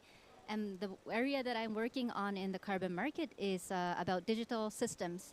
So we will go into more details, but we support countries on the digitalization of their NDCs and for their carbon markets. Great, thank you, Reina. Suresh, over to you. Thank you, Hirendra. My name is Suresh Yadav, and I'm Senior Director for Trade, Ocean and Natural Resources in the Commonwealth Secretariat. I'm also lead on artificial intelligence and digital transformation. In the Commonwealth Secretariat, we are working around the forest carbon market and also the blue carbon as a part of our ongoing initiative with the various member countries. Can you hear me? Okay. Yes, yes. Yeah, my name is Juliana Bempa. I work with the Ghana Environmental Protection Agency and with the Carbon Market Office, where I support in both implementation of policy, regulatory, technical, and administrative procedures of Article 6.2. Thank you.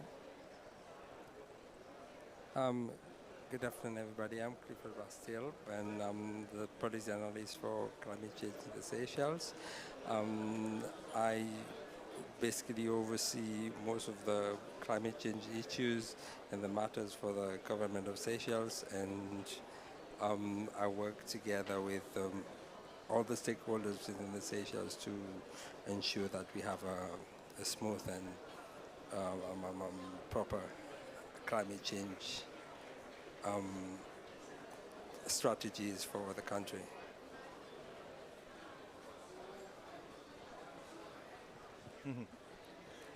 Good evening. My name is Dr. Pacifica Ogola, Director for Climate Change Kenya. My role is policy oversight and also to ensure that we don't risk overselling for the sake of the NDC. Apart from that, I used to be a project developer in the energy sector in my past life. Happy to be here today. Thank you. Yeah, welcome to all of you. We're really looking forward to this discussion. What I'll do is, at the global level, just start with Suresh, and then we'll lead on to the other panelists who are welcome to comment on this second as well. Suresh, I mean, global carbon markets, everyone speaks about the potential. Some of it is unrealized, some of it's kind of under development. I mean, what do you see as the potential for carbon markets globally, but also then how do you relate that back to what's happening on the ground in Africa as well? Thank you.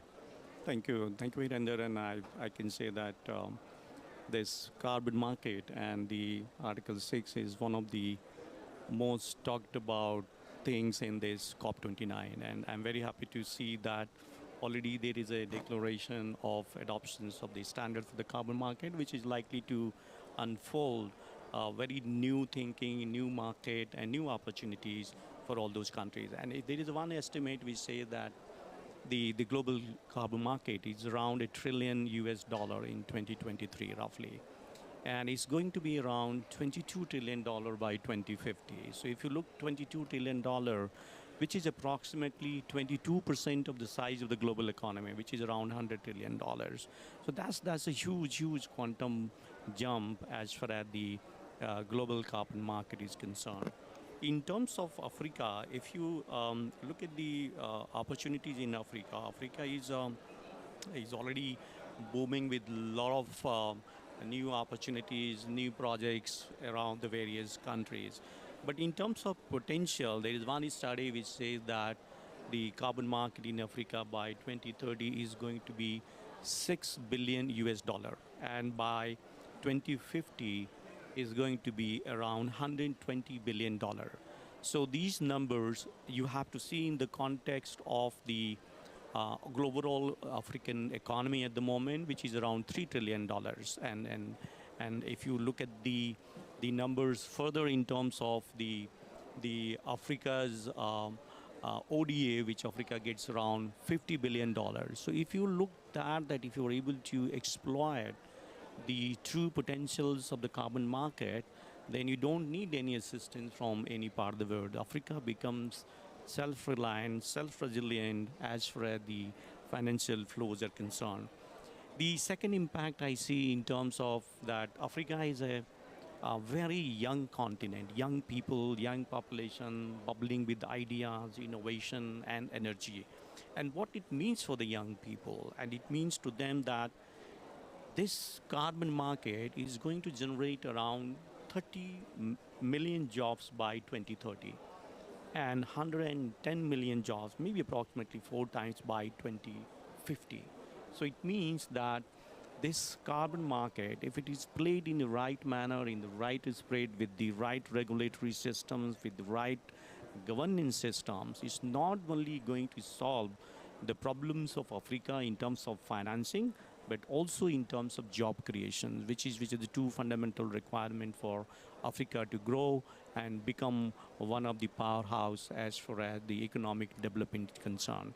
And the other number I wanted to put into the perspective that Africa lose more revenue from the continent, from the illicit financial flows, than it receives from ODA. So if you look the whole figures together, look at the debt of the Africa, look at the ODA of the Africa, look at the carbon market potential of the Africa. So if this new source of revenue is generating in Africa, Africa doesn't need any external money to solve the local problems. And that's how I'm so excited that new standards, new technologies, particularly AI and the blockchains, are going to make the market, which has not functioned so far, to be really a vibrant and dynamic market for many of the countries who are looking for these new opportunities. Thank you. Thank you, Suresh. So, I mean, again, what I take from this is carbon credits, if done in the right way, could be the largest export commodity for Africa. And, we'd like to see that. I mean, before we move on to other questions, would any of the other panelists like to comment on any of those points or have a view as well? We'll move on to the next one. I mean, related to that, I mean, Reina, carbon markets, I mean, you're at the forefront of a lot of work around infrastructure, around registries. I mean, again, in this day and age, nothing can be done without technology. And some of what Suresh mentioned, and he knows all too well, also needs enablement. So what is the infrastructure on carbon markets, the infrastructure need? And also, how can we foster collaboration and interoperability across them in Africa and beyond? Sure, thank you for the question. In terms of the digital infrastructure, UNDP has been working together with World Bank, UNFCCC, EBRD through something called the D4C working group. It's an informal working group, but the four of our organizations have been trying to create an end-to-end ecosystem of digital solutions for carbon markets. And there is a diagram if you're interested later on. But first of all, of course, you need the digital MRV. You want to have all the sensors, satellite imageries to monitor your projects better. So that's the innovation that needs to happen. However, to get there, there are some infrastructure that needs to happen. And one of it is the digitalization of your NDCs. A lot of countries are now committed to submit their BTRs by the end of this year or next year. For these, we've been traditionally using Excels and consultants to gather a lot of these data. But if you think about it, the NDCs, if you can digitalize this into a system, you can start to analyze this data to identify which parts of your sectors actually can sell carbon credits. Right now, that is really disconnected from the carbon market discussion. So that digital transparency system is actually the foundation of this whole carbon market discussion. That's how we see it. And then, of course, the carbon registries. There are a lot of commercial carbon registries out there. One way is to use these. But as you know, all parties do need to have access to the carbon registries through Article 6. You could also choose to have national carbon registries. And so the carbon registries to, first of all, track what is happening in your country. This is one of the infrastructure that we are seeing a lot of countries are in need of and in demand. And then, of course, there's the other parts, such as the World Bank has launched something called a CAT Trust. It is a metadata layer so that you can start to exchange the data between different registries in different ways. And there are different solutions out there that can enable something like that, because the carbon registries, you need to be interoperable with each other if we really want to make this into a dynamic carbon market, which was just mentioned. So we see that these are the kind of the building blocks or the elements that are necessary for a vibrant carbon market to start at the global level. Yeah, so this is interesting. I mean, again, Juliana, with Ghana Carbon Registry, I mean, would you like to comment on because we're going to switch to the country level with the three panelists. Some of the great work that EPA has been doing, the establishment of Ghana Carbon Registry as well, and some of the more recent announcements, one you had with, let's say, 013, but also you've done an immense amount of work on the IA side, the implementation agreements under 6.2. So it'd be great to hear from you and then from our other panelists as well. Okay, thank you very much for the opportunity. I think when it comes to Article 6 or carbon market engagement, Ghana has a lot of lessons to share.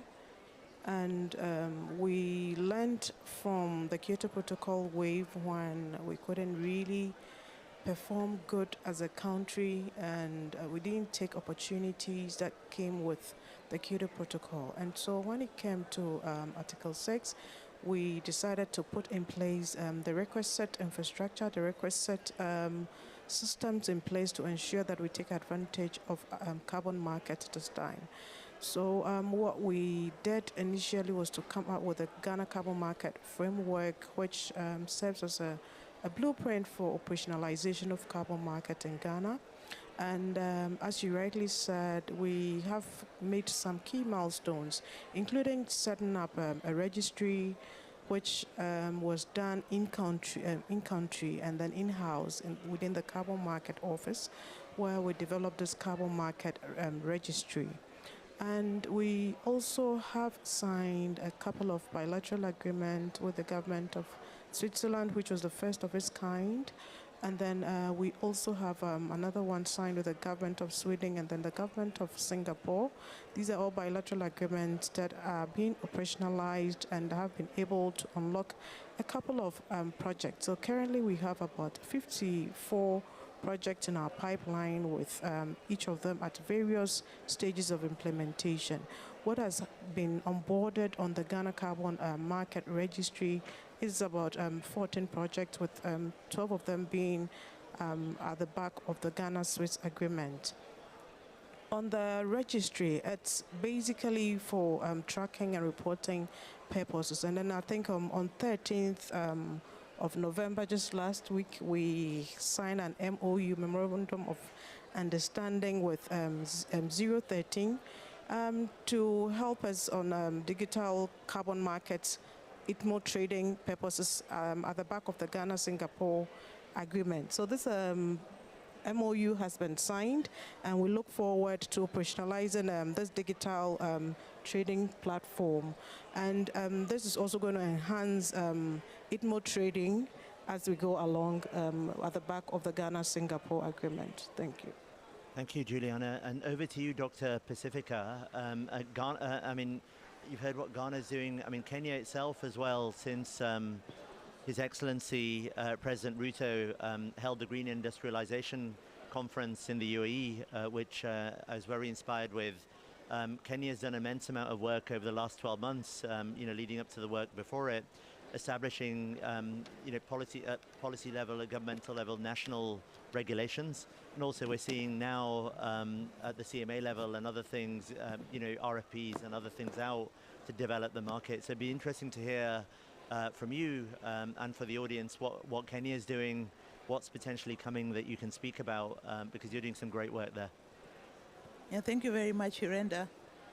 Paris Agreement, unlike the Kyoto Protocol, has put a lot of pressure on us because during the Kyoto Protocol, we did not require registry, we did not require legal frameworks, we did not require all this reporting that is required of us under the Paris Agreement. And during the CDM era, I think Kenya was number 2 on the continent in terms of trading. The carbon market projects appetite is very high in Kenya. And with efforts to implement the Paris Agreement, what we have done, we have amended the climate law, which was passed in 2016 to incorporate elements of the carbon markets. And with this law, we are able again to develop subsidiary regulations to help us operationalize the market.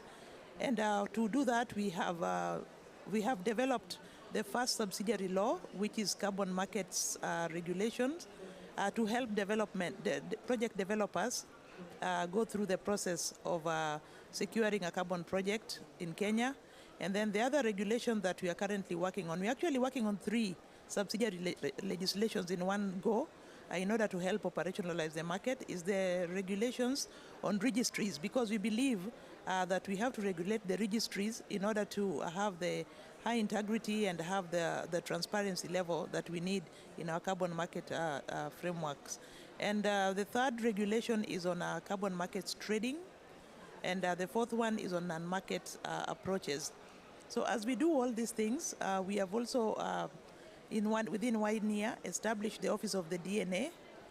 We are now working on the guidelines and trying to see how to unpack to operationalize the governance structures. Yeah, to operationalize. Yeah, we can hear you. You can hear me? Okay, Yes. to operationalize the governance structures in the law.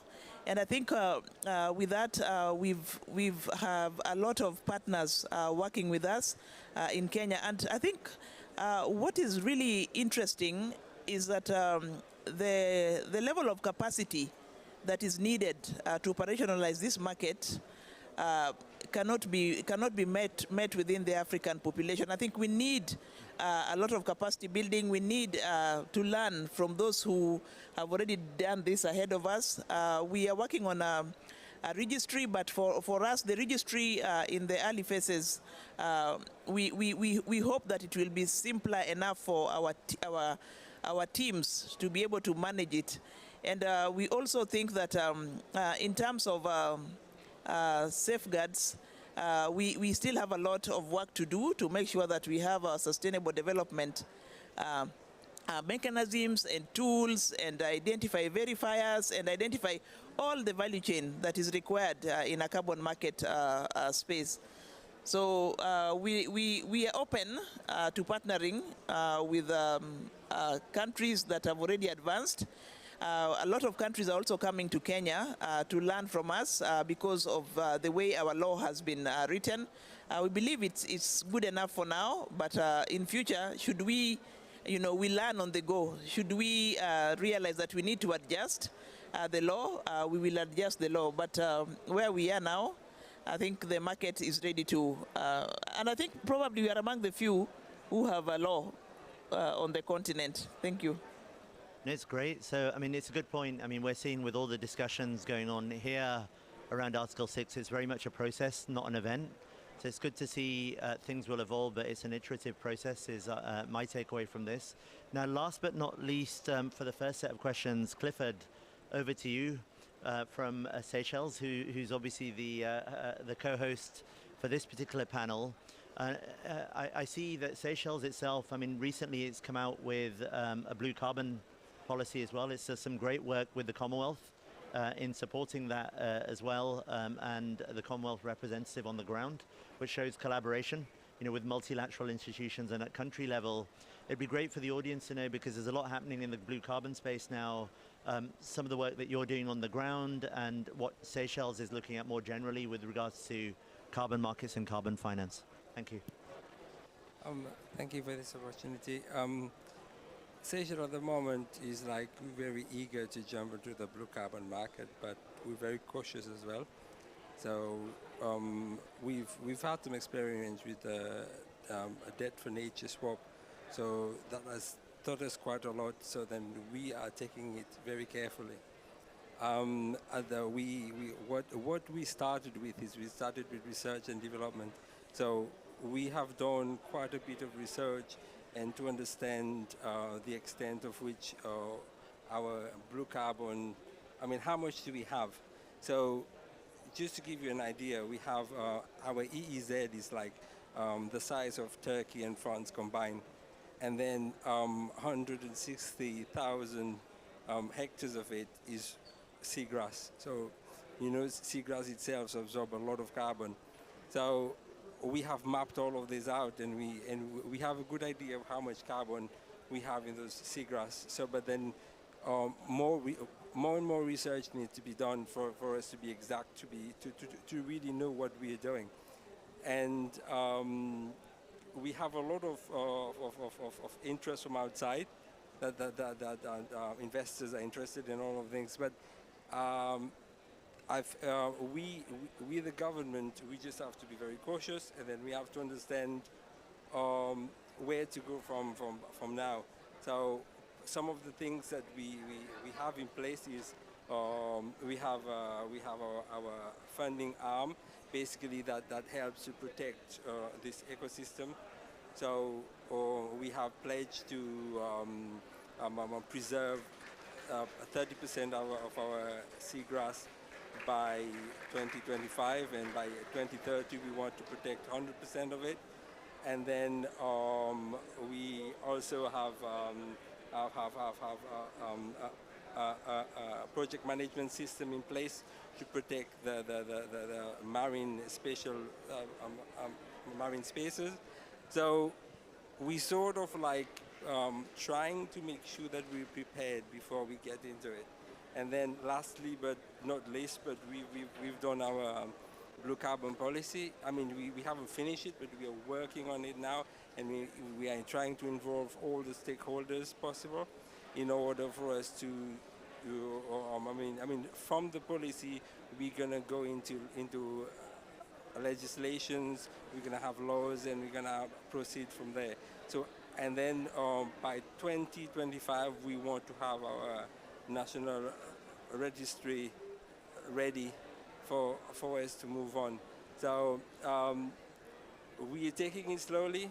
We're being very cautious, because the ocean, we are a large ocean state. So the ocean is not only a place where we go to hunt. We need it for our livelihood as well.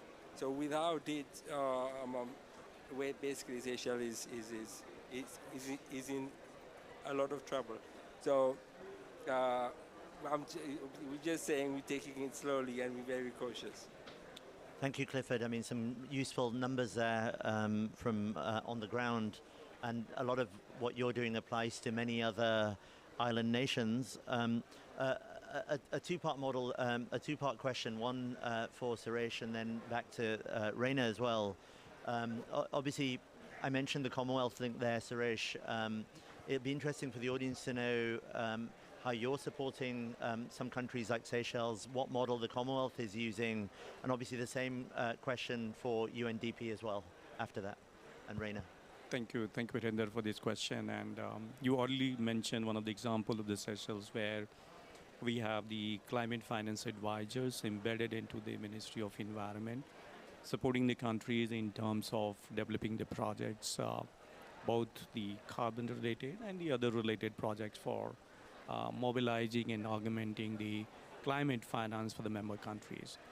You will be very happy to know that during this COP29 itself, we have already launched a model toolkit for the carbon market, which gives you the steps and methodology that as a country, as you prepare yourself, what you should keep in mind, because this is a niche area. Not many countries have that capacity, and that's why we have launched this toolkit a few days back. And this toolkit builds upon the experience of two very successful models in the Commonwealth countries. One is the case of Guyana, which many of you may be knowing that Guyana has very successful carbon-related projects, and they have been able to generate a good amount of revenue to take care of their green financing needs in Guyana. The second very important case which we have highlighted in that toolkit is of Rwanda. So these are the two Commonwealth countries who have done a phenomenal amount of work, and we have converted them into a toolkit, and we have an ambitions to further convert into a digital tool using AI and the others, so that any country which wants to adopt those tools, they can convert into and make their governance framework or regulatory framework to capitalize on the emerging new carbon economy in the globalist space. So that has been our model. First, on the ground, support the countries. Secondly, making those experiences of the country into the form of the toolkit and the model legislations, and help the countries to adopt and leapfrog as far as these areas of work of concern. And we are very much conscious that if you are able to support these countries, they do not need any financing from the external world. Like I pick up my points from my brother who said from Seychelles that though there is a misnomer and misclassification of the small island states in terms of the population side, that if you have X amount of population, you are a small state. But actually, in the real sense, they are the big ocean state. They are the boss of the global world because that's where the whole society, the whole world is thriving, because a lot of biodiversity, a lot of natural flora and fauna is in those big ocean states, because of which we have a sustainability on this planet. So this blue carbon for them, if we are able to get it, they will be the real big economy, not the small economies, because there is a huge potential in terms of biodiversity and the others, which is another $4 to $5 trillion markets. And that's where we are trying to enable those countries to capitalize on those existing natural assets. Yeah, I mean, Reina, I mean, some great points there. Over to you. Thank you for the question. So UNDP has something called a Climate Promise, which works with over 140 countries to support on the NDC development, upgrades, and also, of course, the implementation and transparency work. And as part of this NDC support, this is a new approach that we started to take on the digitalization aspect. And when I saw the panel members and saw the 3 countries, I thought I have to be on this panel because I had to thank these countries. So what we did is we noticed that there's many countries that are embarking on their carbon registry development. A lot of countries who are embarking on a digital transparency system, an MRV system we might call it. And a lot of this is 80% the same thing. And 20% has a difference between countries because of the carbon market framework that you have or the institutional setup. So we thought, can we build this as an open source code base so that a new country that wants to build a system can come and take the code base for free, work with your own national local vendor, and configure it so that it fits your own needs. And so it is called the Digital Public Good. It's also on GitHub already, so if you're interested, please do take a look. But when we went in and started this process, we worked with a few countries, which were, by the way, Ghana for the carbon registry. So the open source code is very much inspired by the Ghana registry in the beginning. And then Kenya, which had the transparency system. So you have a national MRV system, which took many years to build because it had to do everything from scratch. But the 2 countries really generously showed us the system so that we could build on that and design an open source software for others to use. Now, Seychelles is the country that benefit from this, but also we're going to be contributing because Seychelles, we're working on a national MRV system, transparency system, which I believe is almost there, based on this open source code base. And Seychelles is the first country that's using this open source code base for the transparency system. So you're a big front runner. And so when I saw these 3 countries, I was like, wow, these are the core countries that are at the genesis of this open source code. And the beauty of this is that once another country uses it, you use it for free, but you have to always give back. Whatever you build on top of it, for example, Côte d'Ivoire just used the code base to build their carbon registry. They had a few innovations that happened, such as a geospatial representation of the projects. So they added this geospatial function, and that will also contribute back to this open source code, so that the next country that comes, or the countries like Ghana who were the first contributors, can also benefit back from these new contributions. So we see that this is a new way of self-cooperation in the digital age. It's an amazing example of cross-country collaboration and then work with a multilateral organization, kind of enabling some of that knowledge transfer across countries. It's sometimes unusual when countries don't necessarily talk to each other, and it's great that the work that the Commonwealth and UNDP are doing facilitates that. I don't know if there's any comments on that from our country panelists as well, and anything they'd like to add before I switch to you on specific types of projects and investment. All right, I think I would once again want to say thank you to UNDP and to our Commonwealth partners for continuous support. UNDP back home, we call them our organic partners. Yeah, that's the name we call UNDP, our organic partners, because as part of their climate promise, they've always supported Ghana when it comes to NDC systems, putting good systems in place. They've also supported us immensely when it comes to the Ghana Carbon Market Registry. Of course, it's an open source where we ensured that we always collaborated with them and ensured the right systems are put in place. And currently, we have a very robust registry in place that we are currently using. So thanks once again to UNDP. Yeah, over to you, Dr. Pacifica. Yes, thank you very much, UNDP, for your support, your continued support. And for Kenya, the Carbon Market Registry is different from the MRV registry. And the MRV registry is where the greenhouse gas inventory will be and other projects which are non-carbon markets. But we have intentionally decided to have an independent carbon markets registry. And I think what sometimes makes me wonder, there are so many, every country is doing their registry, they are designing it, in their own style. And at some point, I think these registries need to, interoperability needs to happen. And that thing sometimes, I'm not in ICT, but I think that we need some level of standardization and an understanding of what a good registry should look like. What should it contain? What should it not contain? Because if you look at the options that we are looking for before we sent out our bid for registries, it's a sea of options.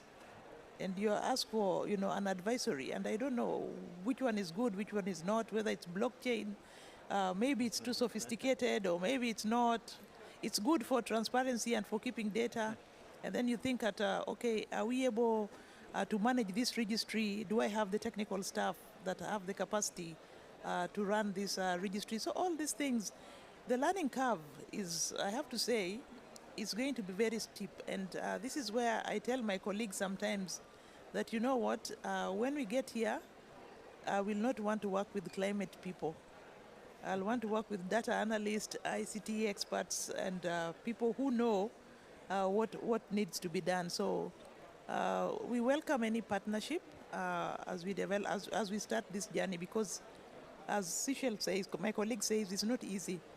And and also we need to not just link it to the international registry, but also to the MRV registry of the country to be able to transact in a seamless way. And whether or not we are going to go all the way to make it a fully transactional registry that can transfer ITMOS, that is yet to be decided. So I think from Kenyan perspective, the journey has just begun. So we are not yet there, but we are open for learning. Thank you. Yeah, interoperability is key, and I think we're seeing examples of that play out. We're seeing examples from the registry side into the carbon market side as well. 6.4's created a lot of debate. So Clifford, over to you. In terms of the experience, any comments to add on that? But also, it'd be interesting for the audience to know some of the work that's been done, good experiences with the Commonwealth and UNDP and others in terms of the work that you're doing. Let me start a little bit with the MRV. We thank UNDP for helping us with our MRV, and it is a very important thing to us because right now most of our data are scattered everywhere, so we need to bring them together somehow. And what we plan to do is we plan to get all of the data together and then bring them in one place, and then as well build capacity in different sectors in order for them to be trained to know what data to keep and how to transfer it to us for reporting later on. And in terms of what the things that we are doing already, can you repeat the question? Yeah, the other one was, leading on from the blue carbon work. Obviously the draft is there on the blue carbon policy. But obviously there's also been a lot of work with the Commonwealth there. There's a representative in the Seychelles, Aurelius, let's say. It'd be good to hear from how that process started, what the experiences were, because that again, I've read the draft. It's quite comprehensive. Yeah, together with the blue carbon policies, also we have something what we call the climate mobilization plan or policy or strategy, or what you call it. And then what we're trying to do is we're trying our best to attract climate finance into the Seychelles. So one of the big things in the Seychelles is we've got to spend over $600 million for our mitigation and adaptation by 2030. So somehow we have to attract some form of climate finance. So the Commonwealth is helping us to map out the best way for us to attract climate finance. And Aurelius, my colleague and Commonwealth, he's doing a really good job by doing that. And we work, MACE, which is the Ministry of Agriculture, Climate Change and Environment, is working together with finance, and we have some form of like a working group where we work together to find out the best way to go about to get those climate finance. But then the most important thing is we have to prioritize the project. Yeah. And then once we prioritize it, then we sort of make sure that the finance are linked to it as quick as possible. And then there's other things going on.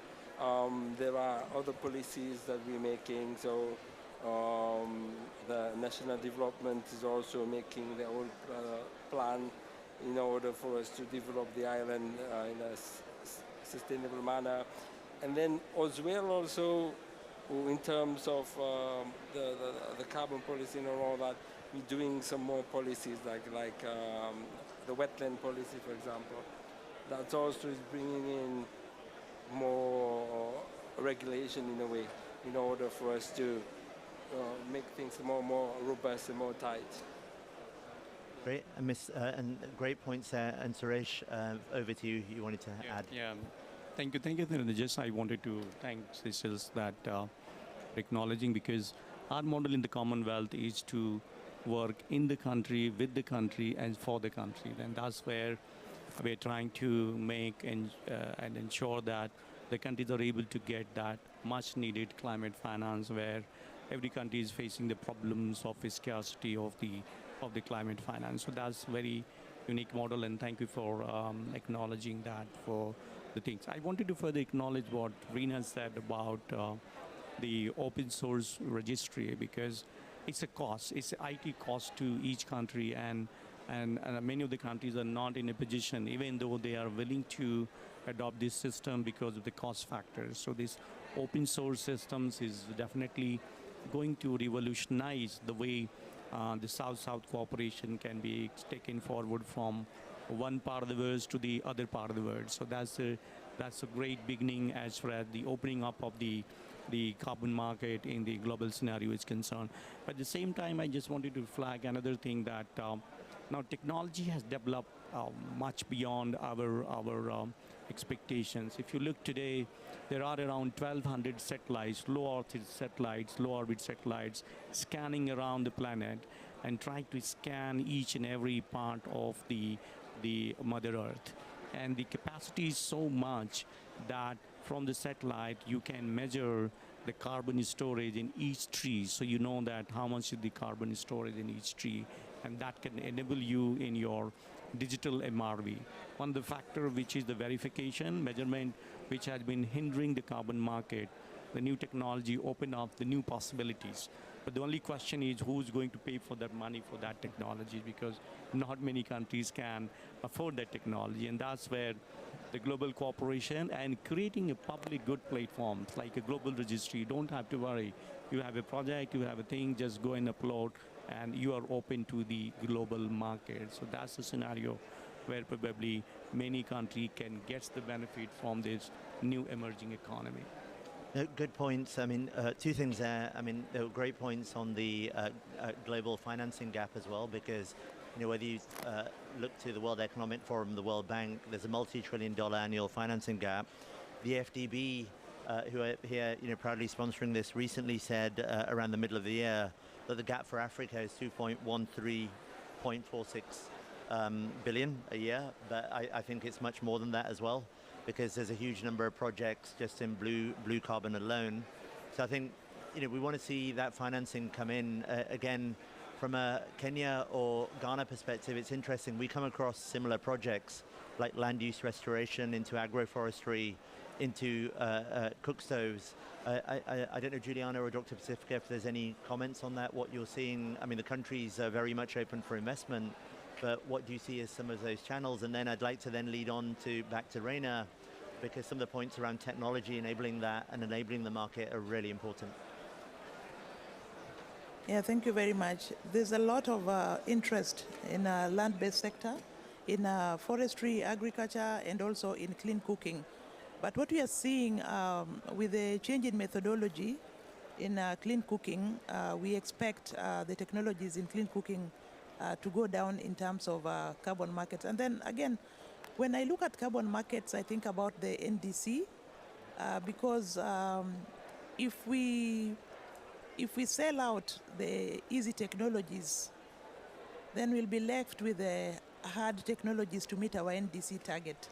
So as the focus now, and I think moving forward, I think we are going to develop what is called a negative list, which I think Ghana has already done, but we have not done. They have a white list of projects which will be safeguarded for the NDC.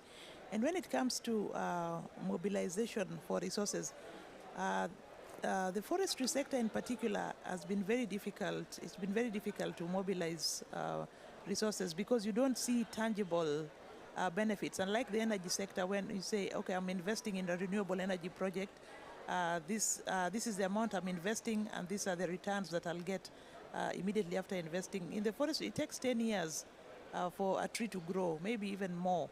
And therefore, our experience with restoration has been a challenge when it comes to mobilization of resources. And we have this 15 billion tree growing initiative, which the government of Kenya actually hopes to achieve part of it through carbon markets. And some time back, there's a project towards the coast in Kenya, a carbon credit project. I think it's Kisagau or one of those that was funded through green bonds, forest bond, the first forest bond. So those opportunities exist, but I think in terms of mobilizing resources for this sector, from the Kenyan experience, I've seen a lot of challenges. But we are hoping that with this discussion about green taxonomy, which the central banks are developing across the globe, and I know Kenya has a draft. I don't know whether it's already been published. This will help with the development of such projects. So when people want to invest in these forestry projects or agricultural projects, they'll be able to access income. And there's a lot of opportunities for investment in this sector, but on commercial basis. Like, for example, if you're growing eucalyptus for export, that is good. It makes good business sense. Or if you're growing fruit trees, or if you're, but when you're just growing trees, for carbon credit projects or it has to make economic sense. You have to add in the core benefits to make it look good. What will the society gain from it? What will the biodiversity gain from the work that you are doing? Is this project going to stop land degradation or land or deforestation? But to get money to invest, from the Kenyan experience, I think it has been a challenge, and this is where we want to mobilize resources. Yeah, and Juliana, from your perspective in Ghana, before we move to technology, are you seeing similar things or different factors? Okay, so I think it's not so different from what our Kenyan colleagues shared. Ghana has actually gotten a red list and then a white list. Red list are projects that at the time of development of our NDC's government had secured some sort of funding to be able to implement them. So those ones are the no-go zones for investment. And then we have the white list, which comes with a couple of project areas, including forestry project, we have clean cooking, we have e-bikes, we have waste to compost, amongst others. And you can visit our website, cmo.epa.gov.gh, and then or our Ghana Carbon Market Framework to see a list of this white list, or the components of the white list. And so we're looking at clean cooking being a tech-based solution, which contributes most to the projects that we currently have. It contributes about 44%, and then it's followed by e-bike, and then we have waste to compost and a couple of others. For the forestry and agro-forestry projects, they are not so much, just as our Kenyan colleagues said, the Ministry of Finance is also trying to come up with a green taxonomy to help in to unlock green investment in Ghana. And so this is where we are currently. We also realize that Ghana has a lot of untapped RE potential, and it's also a hub for clean energy projects. And so we're looking at how we can also whip in private sector interest and make sure that they also take advantage of the market, and as a result unlock a lot of green projects, create jobs, and then enhance sustainable development in Ghana. Thank you. Thank you, Juliana. And again, provenance, over to you, Reina. Provenance from source to sale is very, very important. We've heard about digital measurement, reporting, verification. Obviously, again, on the market side, investment coming in and then getting the best price for those carbon credits is key. We're seeing, let's say, middlemen take large spreads, but as Juliana and Dr. Pacifica said, we want to see a lot of that back to the communities and those project developers. What role can technology play here to allow that to happen? Sure. So technology exists, right? As Sirish was saying, there's all these technologies out there, but the problem is how do we bring that to the local communities and the hand of the people who should be at the forefront of this? And I think maybe 3 points from a government or a public perspective. First, going back to Dr. Pacifica's point, this needs to always go back to the NDC. So as a country, I think it's really important that we have this interoperability between the transparency and the carbon registry. Make sure you can do the corresponding adjustments. To do that, you need this digital transformation approach. So we need to, first of all, approach it not as digital solutions here and there, take a digital transformation for NDC approach. And I think these, the 3 countries here are already really embarking on that journey. And I think that's one call out to governments who are starting on this journey. And secondly, we actually did something called the Digital Readiness Assessment with Somalia on their mini-grid sector. And so when we have a program called the Africa Mini-Grid Program, which works with 21 countries in the Africa continent. And as a part of this project, so basically we would look at the digital readiness of the country, not again by, in a sporadic way, but by looking at it systematically, the policy and regulation, what is the people's capacity, what is the government capacity, the business capacity, do you have a digital public infrastructure, and do you have the connectivity? And by approaching it in this kind of policy way, you can start to identify what are the entry points for digitalizing this, the mini-grid sector in a more holistic way. So again, taking this kind of whole of society, whole of government approach is very important as a second point. And finally, I do think I'm a really big believer of local innovation, and that's where I think Commonwealth and Secretariat, I'd love to work more with you. I was in Rwanda for 3 years before moving to this current post headquarters, and used to do a lot of these hackathons. And we worked with a meteorology agency on climate information hackathons. And I was surprised at all of the engineers and students who were in Rwanda from these different local communities, and even farmers who came to be a part of these kind of hackathons to create their own solutions. So I think as much as there's technology out there that we can use, I really would like to advocate that we work with these local communities to create solutions that come from these communities, instead of just trying to impose new glitzy technologies from elsewhere. So think these are the 3 points. Really taking it back to the NDC, digital transformation of the NDCs, taking a whole society approach, and then really building on the power of the local innovation ecosystem.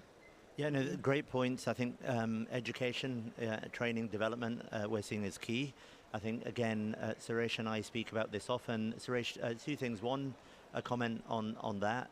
And the other one is, I mean, obviously in your area, you're overseeing AI as well through the Commonwealth. I went to a great event in New York for Climate Week, which you hosted, and there are about 15 different innovative firms and technologies there, and you're bringing them all together too. So it'll be great to hear what you're doing on the technology side as well. So thank you, Rina, and thank you, Virender, for this question. Let me say that the whole climate debate and discussion had been centered around 2 pieces of the things. One is that you have to act to the save of the planet, which is all right, which is fantastic. And the second is to act on this.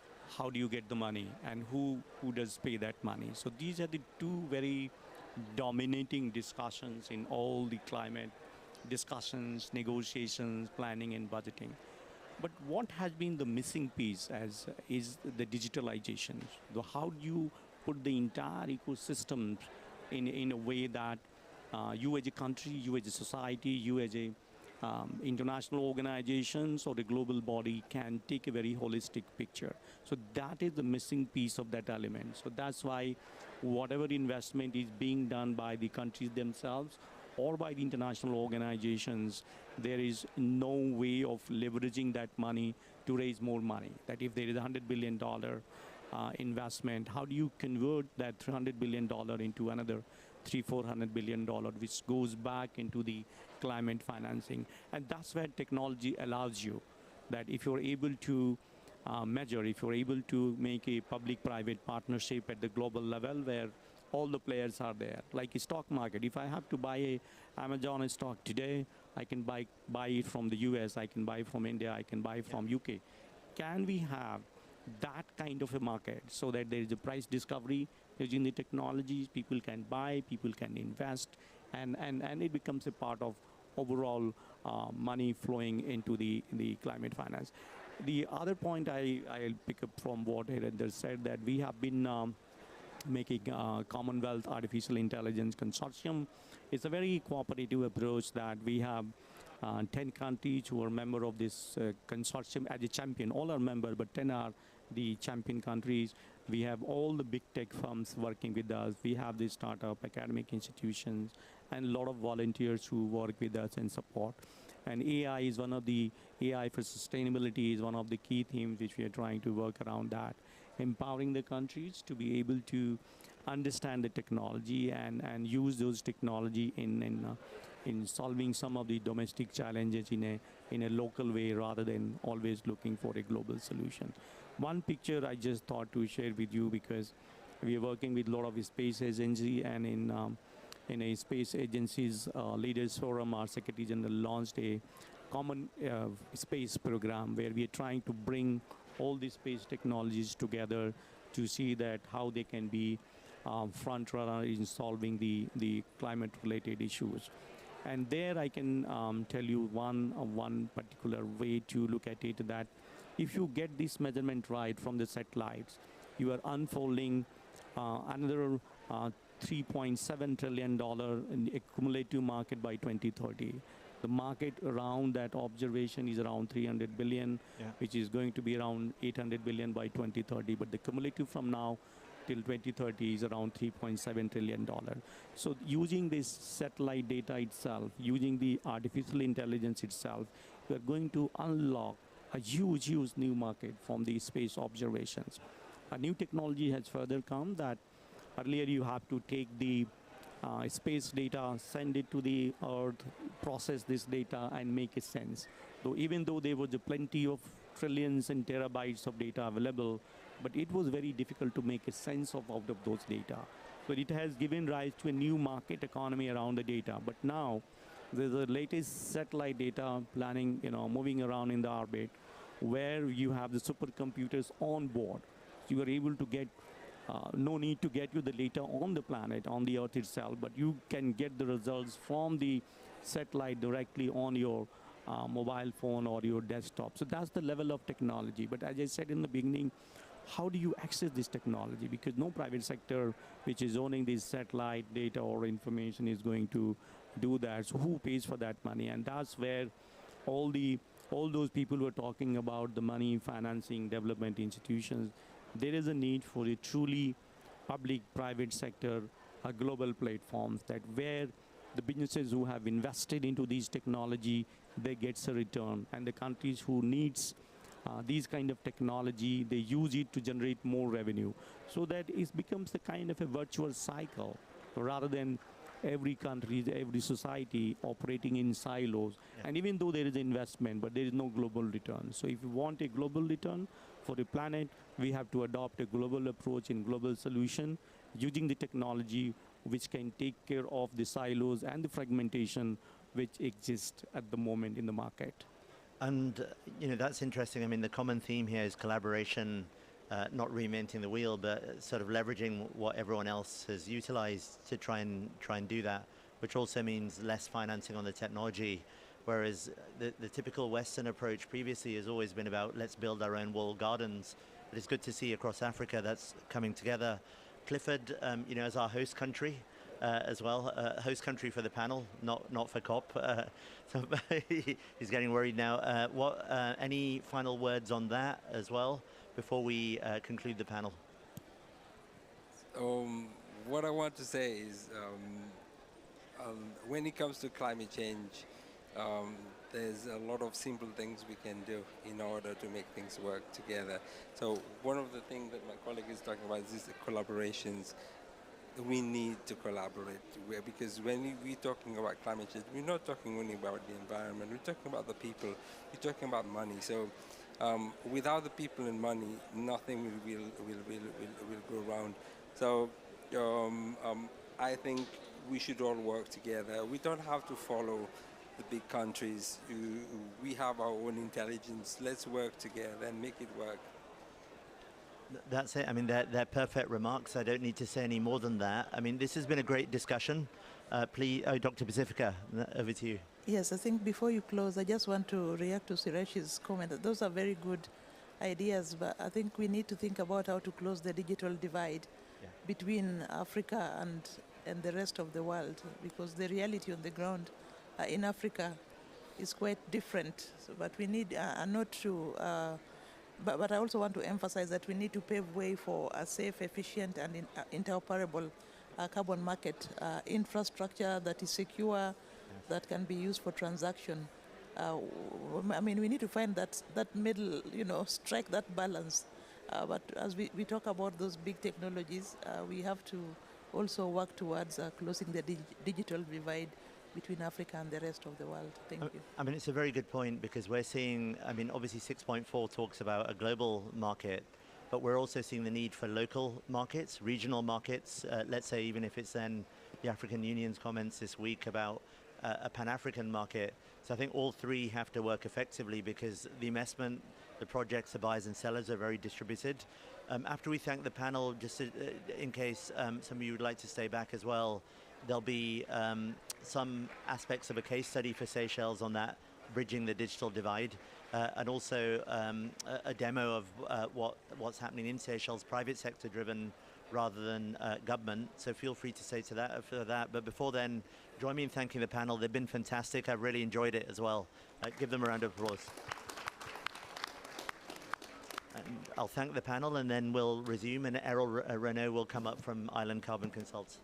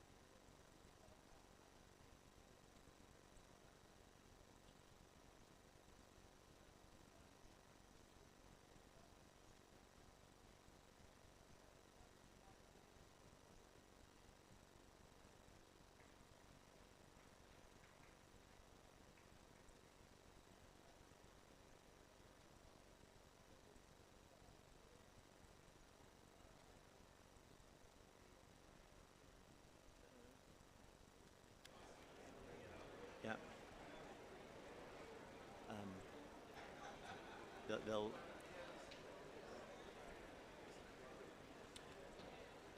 So now, I mean, we spoke about some of the digital approaches, interoperability and the like. We're just going to take you through an approach that's being deployed in Seychelles by SetDex and 013 on the infrastructure side, which was mentioned by Juliana as well from the Ghana perspective.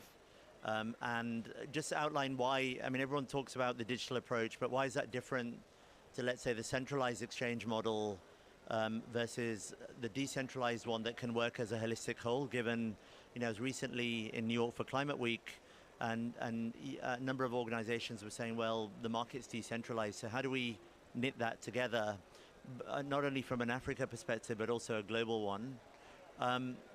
You know, if you look at the digital approach here, I mean, everyone speaks about blockchain, but there are many blockchains. And then on the traditional side, there are many application program interfaces. So the thing is, everyone speaks about blockchain as one ubiquitous technology, but actually we need to interoperate across blockchains. I mean, interoperability is a word we heard from across the panel, but also you cannot really ignore traditional systems which have a lot of data and aren't going away. So think about it as Web 2 and Web 3 coming together. And I think the same thing applies for carbon market infrastructure. I mean, some of these things, I mean, we can share these slides. Again, if you kind of email kind of info@0-13.net or 013.net, or you can come and see me after this panel. But there's a number of traditional approaches. We're seeing this on internationally transferred mitigation outcomes under 6.2 as well, where we mentioned spreadsheets here, Raina did, but a lot of the activity is paper-based legal agreements, WhatsApp, and Excel, where some of the trading activity being conducted is using those means. I think in this day and age, the way of doing that is unacceptable because, all right, you might be able to do that on one project with one implementation agreement, but what about when you have 50 implementation agreements and 50 projects for each implementation agreement? And equally, one country will have multiple implementation agreements. So it becomes like a spaghetti. So the only approach that's viable for that, as Mr. Yadav said, Raina said, other panelists said, is a digital approach, but also bringing together these ecosystems, because digital measurement and reporting upstream has to join up with the middle layer that interconnects different registries, different markets, and then has to then interconnect with whether it's an auction being run or whether it's a bilateral arrangement on the IPMO side as well. You know, some of these approaches, again, we delve into further. There's a centralized exchange model, but on the voluntary carbon market side, we're seeing that not really work. Certain exchanges have come and gone. Countries all want to establish their own voluntary markets, but if you look at, let's say, Ghana and Kenya, they're primarily on the supply side, whereas certain other countries like the UAE or Saudi will be on the demand side because of the oil companies, or other countries like Singapore because of the investor side. So the thing is, the liquidity isn't centralized. The supply and the demand is fragmented, as we mentioned, plus the financing might be in centers like Singapore or from London or New York. And the projects, again, for the financing are in these countries that we spoke about.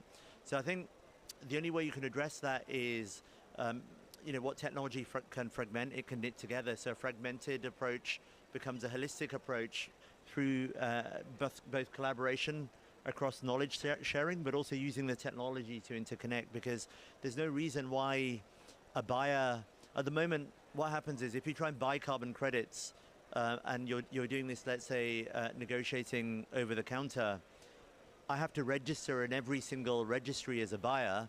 But tomorrow there should be a case, much like Suresh mentioned on the security side, where I might be a buyer registered in the Kenyan registry, but I should be able to buy credits from a seller in the Ghanaian registry and transfer those credits across registry. And the technology exists today. At the moment, it's great that there's development with registries, but we want to see these registries both at national level and cross-country in Africa, but also with the international registries talk to each other. I think that can be a reality using the technology we have today. And then if we look now, I mean, effectively, as we saw from the panel, automation can deliver massive efficiencies. It delivers source-to-sale transparency, and that immutability also ensures that the governance structure is there.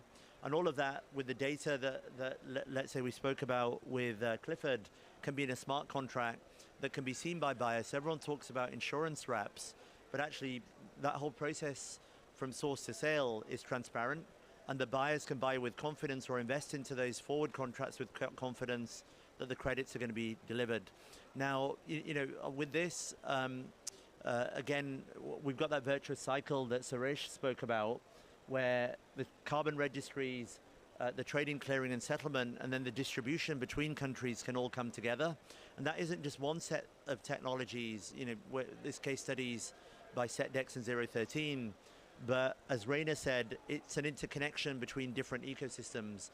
For example, what UNDP is doing at country level can be driven into what we're doing at a more commercial level, can be driven into what Suresh is doing with the various companies at the level of AI and the technologies that he's bringing together. And we're already beginning to see that collaboration. It's a lot easier to deploy that in Africa because there's no legacy issues, or there's less legacy issues. So actually, I really think from an African perspective, we can take the lead on this and really drive this, and it becomes a global case study as well. On that note, I'd just like to switch at this moment. We heard a lot about blue carbon at a high level, but again, Errol, who's running Island Carbon Consult and is a co-host for this, will talk about what's actually happening in a little bit more detail on the ground, and then we'll address some questions if there are any just in the final 5 to 10 minutes of this as well. So thank you. Over to you, Errol.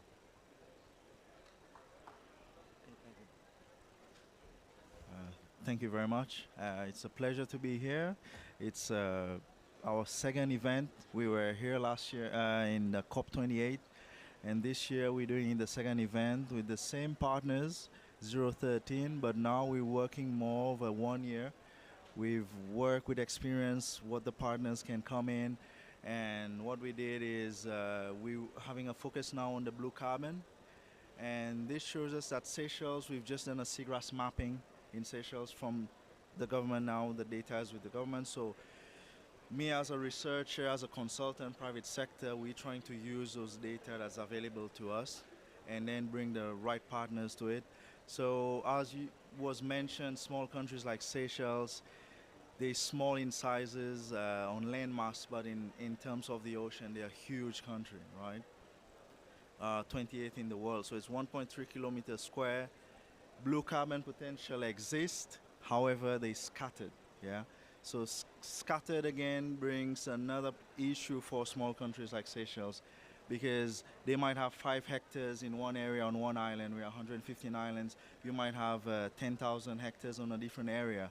So this creates an issue for smaller countries where we can have cost to put these on VM, example VM 0033, which deals with this methodology that deals with coastal tidal wetlands like seagrass and mangroves. It has a high cost. So in terms of all the methodologies, it is the highest cost. So then how do we bring all of these together? Small countries like us, it will be impossible. High quality blue carbon, but we cannot generate revenue from it, right? So for countries like Seychelles, digital MRV was mentioned, technology will be the key. So that's why we have to partners with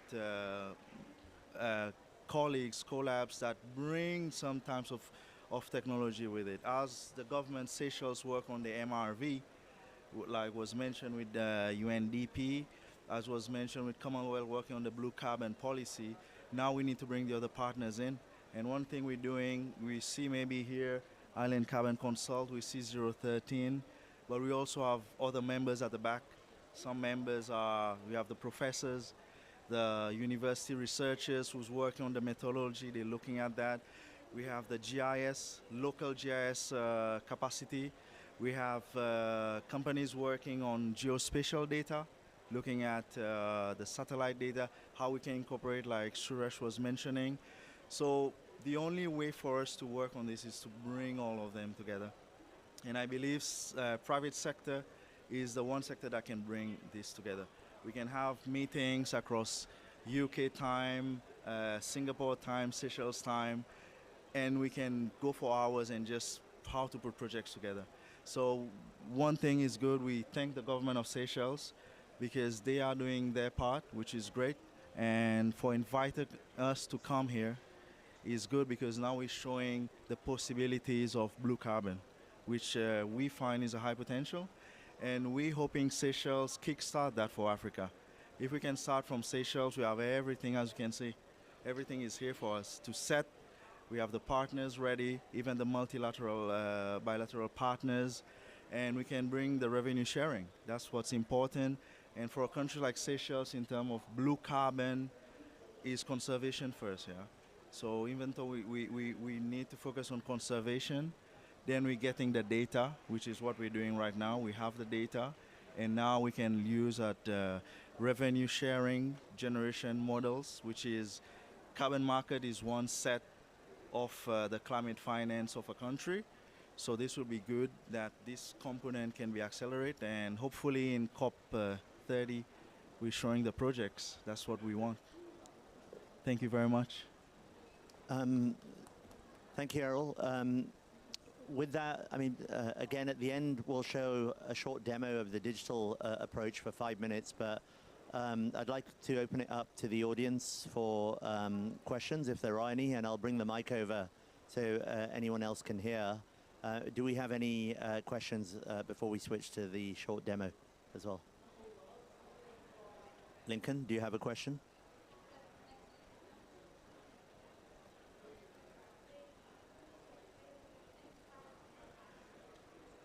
Yep, no questions. It's all clear. You see, Errol. So what we'll do, I mean, we'll leave you with an audio demo for 5 minutes. This one is a shorter version, so it doesn't show the UNDP registry running, although we have that as well, so feel free to email us. But it shows the approach from the credits being digitized all the way through end-to-end to a trade happening on certain types of credits, given the Ghana announcement earlier this week. And we'll just switch to the video as well. Thank you.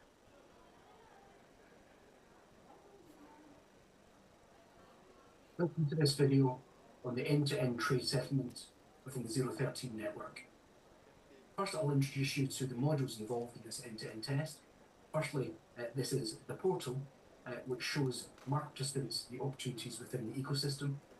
The example that I'll use in this end-to-end demo is the GNR 101 EcoBliss ITMO credit, and this tombstone here presents you with information about the particular credit, its symbol, its currency in Singapore dollars, what type of product it is, details about the surface area and the estimated reduction over the course of the project. Next, I'll move on to the exchange side of things on the 013 markets view. First of all, the participants shows details of the members on the exchange, the registries, and the issuers.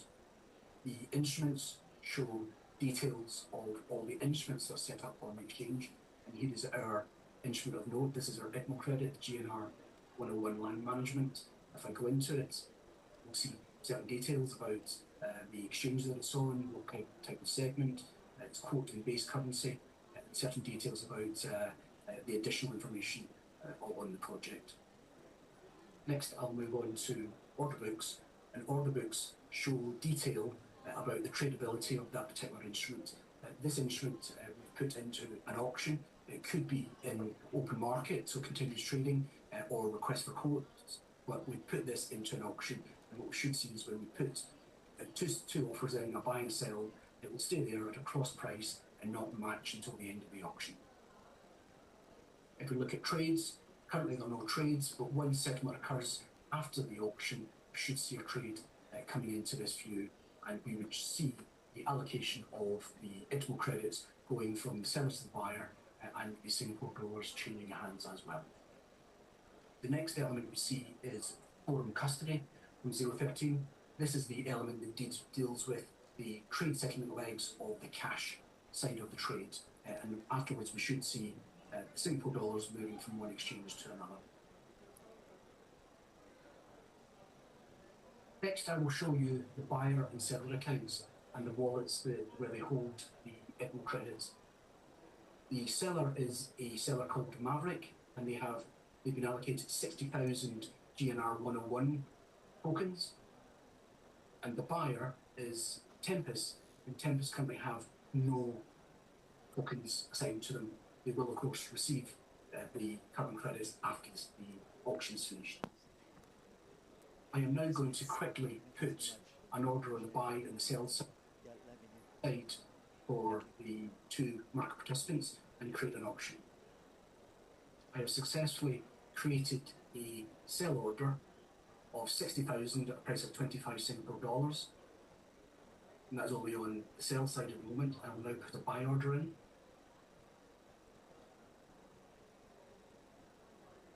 So the buy order has been put in, and we can see that we can now have post book buying and seller at the same level. This auction will remain at this level until the end of the auction, but I will quickly move this on in advance so that we can create settlement before the end of the day. The closing auction has resulted in a trade between Maverick and Tempest, together with a cleared book. And if we look in the trade blotter on the exchange, we see that that trade is now been noted on the exchange. This trade has now been sent to our middleware called Multi-Hub. And Multi-Hub receives the trade, and then when settlement occurs, will allocate the trade legs to the wallet manager for the tokens and forum custody for the fiat element. We can see that the last settlement occurred some 3 years ago, but I'll now push the exchange through early to the settlement cycle, and we will force this settlement now. If we now refresh this page, you can see that a settlement has been generated. If we look at the settlement at 11:11, we can see that 60,000 GNR 101s have been completed on the Multi-Hub. Also, the 1.5 million SGD, the 25 SGD at 60,000 quantity has been settled. Similarly, if we swap to forum custody, we can see that 11:11 there was a change of Singapore dollars between the buyer and the seller accounts. Now, if we look at the resulting balances within Pictor Wallet Manager, if we refresh this view, the seller should lose their tokens, which in fact they do, and the buyer should gain 60,000 tokens, which they have. That concludes this end-to-end video. Thank you for watching.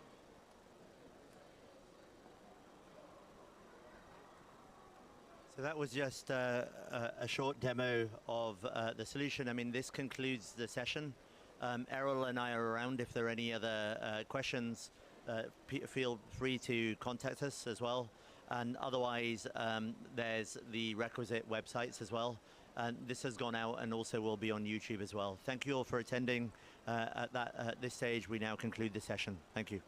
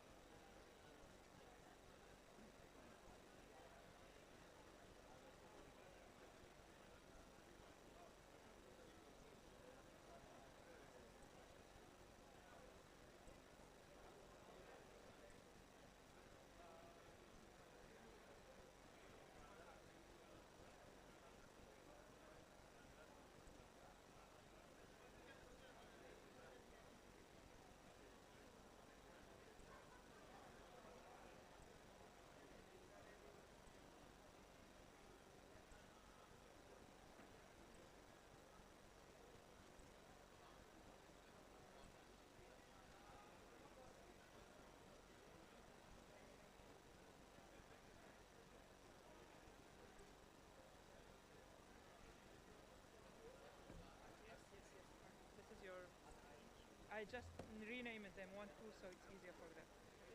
Let me. My agenda is Amgad, Mafalda, Amgad, the presentation of Billy, and then the launch. Okay, so invite one by one. Should I send this to your phone just in Yeah. In case. How was it? Sorry, I came, it was so packed, and then they didn't invite you from the beginning. Then I went, and I come back. Let me send you the pics. You check one. And I didn't.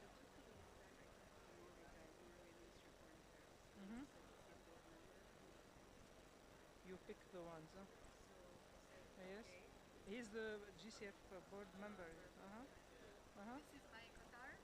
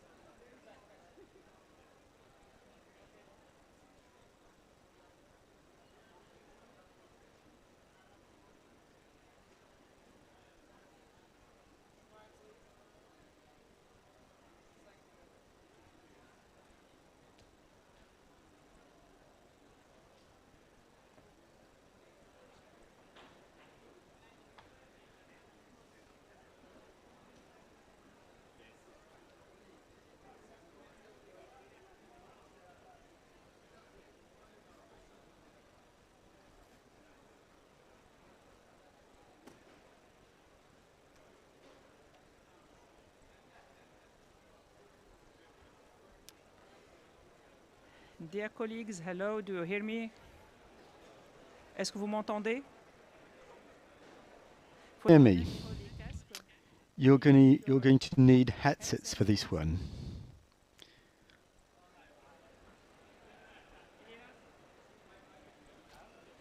Do you hear me? Is it okay? Great. Let me say first that there is English-French translation. So I think one is for French and two for English.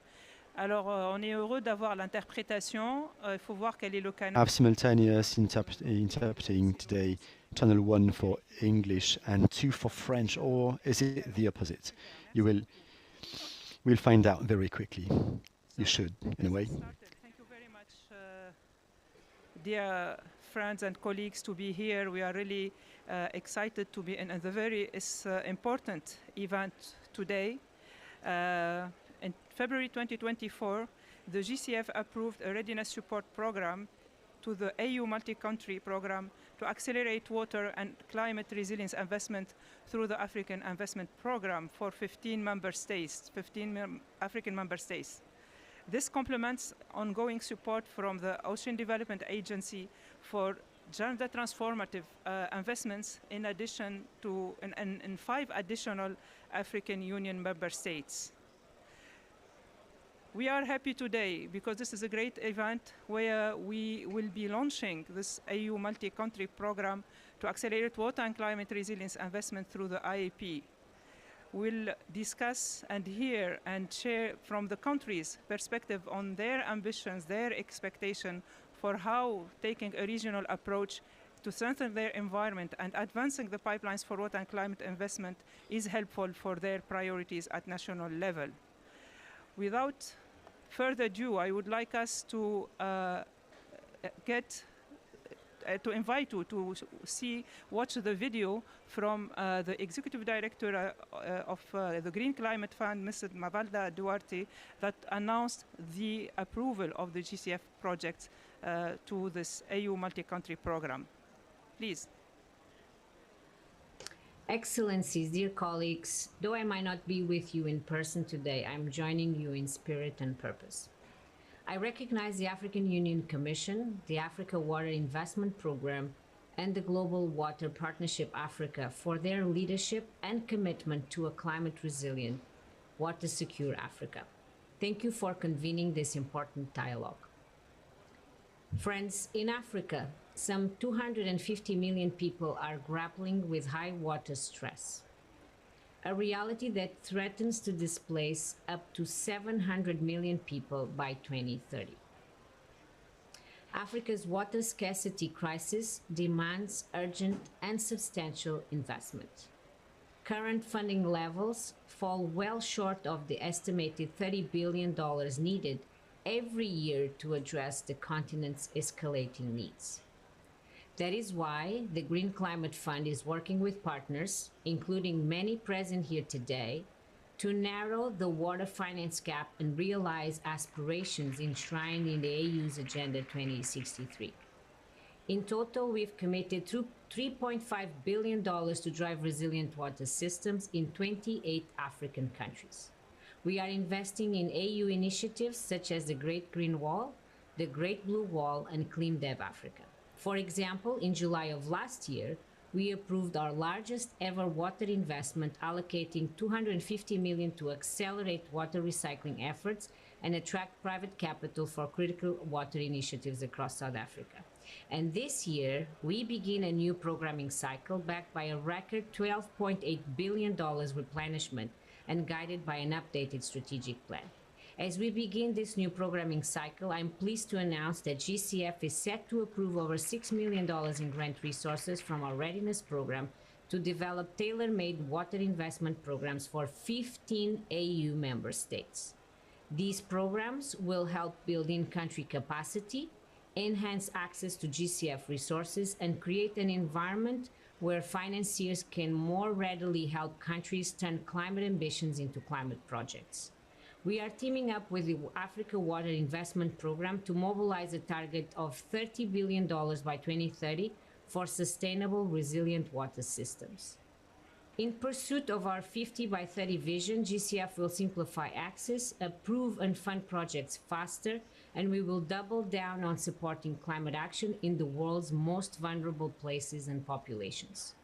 We are eager to build on what we've achieved and expand our impact. Together, we can and will secure a water-resilient future for Africa. Thank you.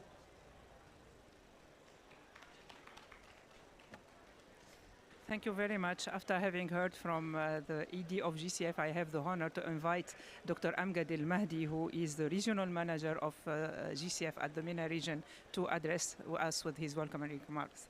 Over. Good evening, everyone. It's really an honor and my own pleasure to be with you today, for launching this multi-country readiness program. I think it's one of the programs that really showed the benefit of readiness program support, that really build the capacity for those 28 countries that actually going to benefit from that program, but also focus on one of the particular key sector, the water sector really is the connector sector for all other sectors, but it also help on terms of adaptation. If we really need to bring your NDCs and focus on adaptation, you really need to start focus on water projects. And to be able to do that, that program will really help you to understand how you can really access GCF finance in the water sector, build the institutional capacity, help you to develop the enabling environment, help you to develop your concept where you can really approach GCF for more finance, but also bring the idea of the private sector as well. I think we have succeeded to do a role model example in the water sector investment in South Africa for 1.5 billion, and we're looking really for this project to bring that concept to all those countries and be able to do that paradigm shifting in the water sector in each country in Africa. So we rely on you, and also with GWB, to work really with you along that time for that program, and we're waiting to see the concept note that you are going to develop, the capacity that you are going to develop, and asking us for more money. We'll be here and we'll be happy to work with you and support you on that journey. To do that paradigm shifting, if we are able to make water secure, we'll able to make food security and climate security, and of course better ecosystem service. So looking forward to work with you, and we'll be happy to join you in that journey as well. Thank you. Thank you very much, Dr. El Mahdi, for these encouraging and very optimistic remarks. I hope we will achieve all what is needed and for the benefits of the country. We heard about this program now, but let's understand a little bit more what is in this program. So let me invite our Mr. Billy Katontuka. This time, that's Billy. Again, I'm again so sorry, Billy. I need to really for the next session, I promise I will get it right.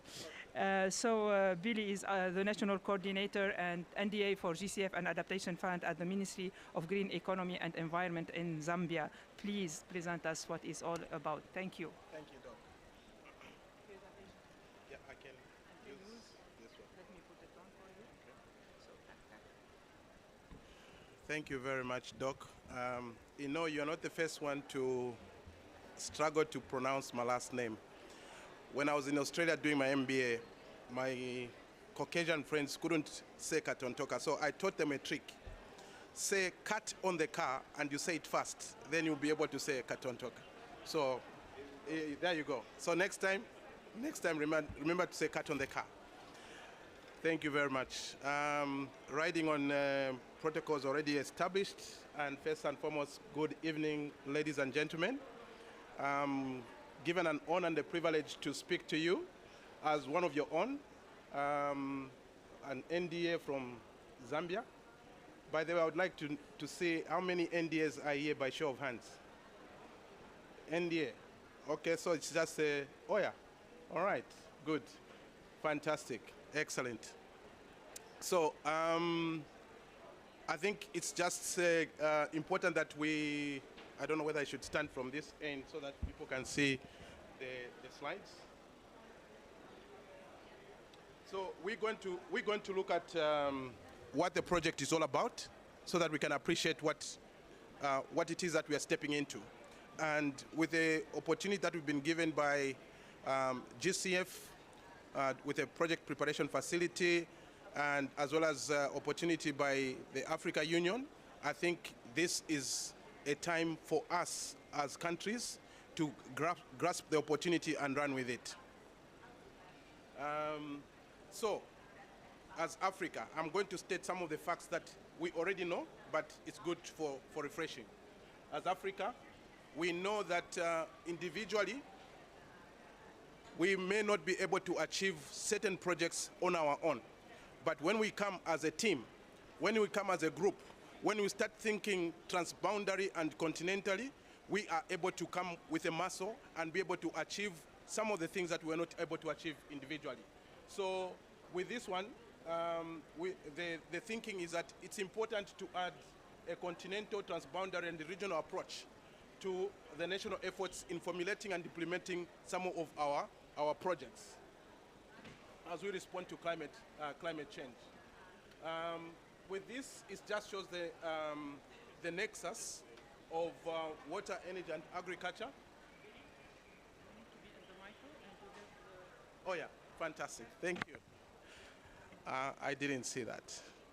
So now, since I didn't see that, all right, that's fine. So with this approach, what it means is that we need to build on the microphone.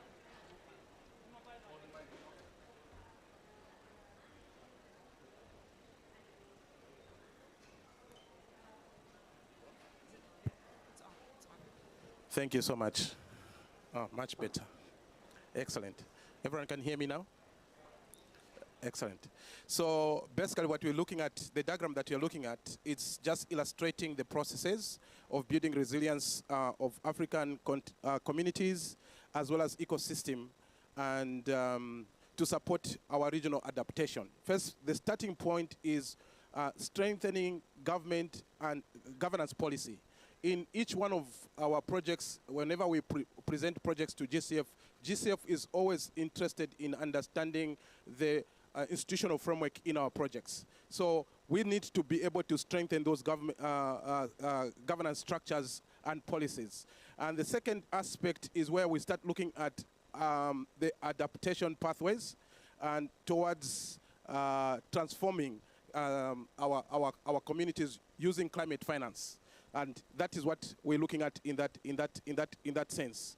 Then when we look at the aspect of enhancing means of implementation towards climate resilience and development, allow me to show you some of the steps that fit into number 2 and number 3. Yeah, okay, cool. So some of the steps that fits into number 2 when we're talking about adopting pathways towards transformative climate resilience development has to do with the key system transitions that are required to move towards this low emission future, which is the food systems under climate change, protecting land-based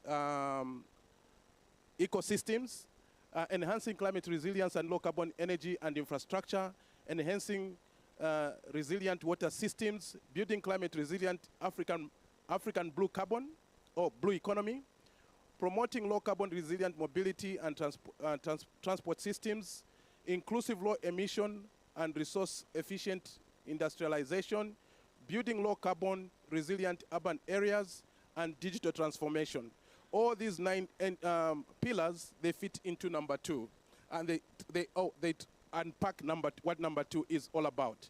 But when it comes to enhancing means of implementation towards climate resilient development, we are looking at the 5 pillars, and those pillars are already the arms that are already in place: comprehensive, the CADIP program, the Africa Continental Investment Program, the Africa Forest Landscape Restoration Initiative, Africa Resilient Landscape Initiative, and Africa Renewable Energy.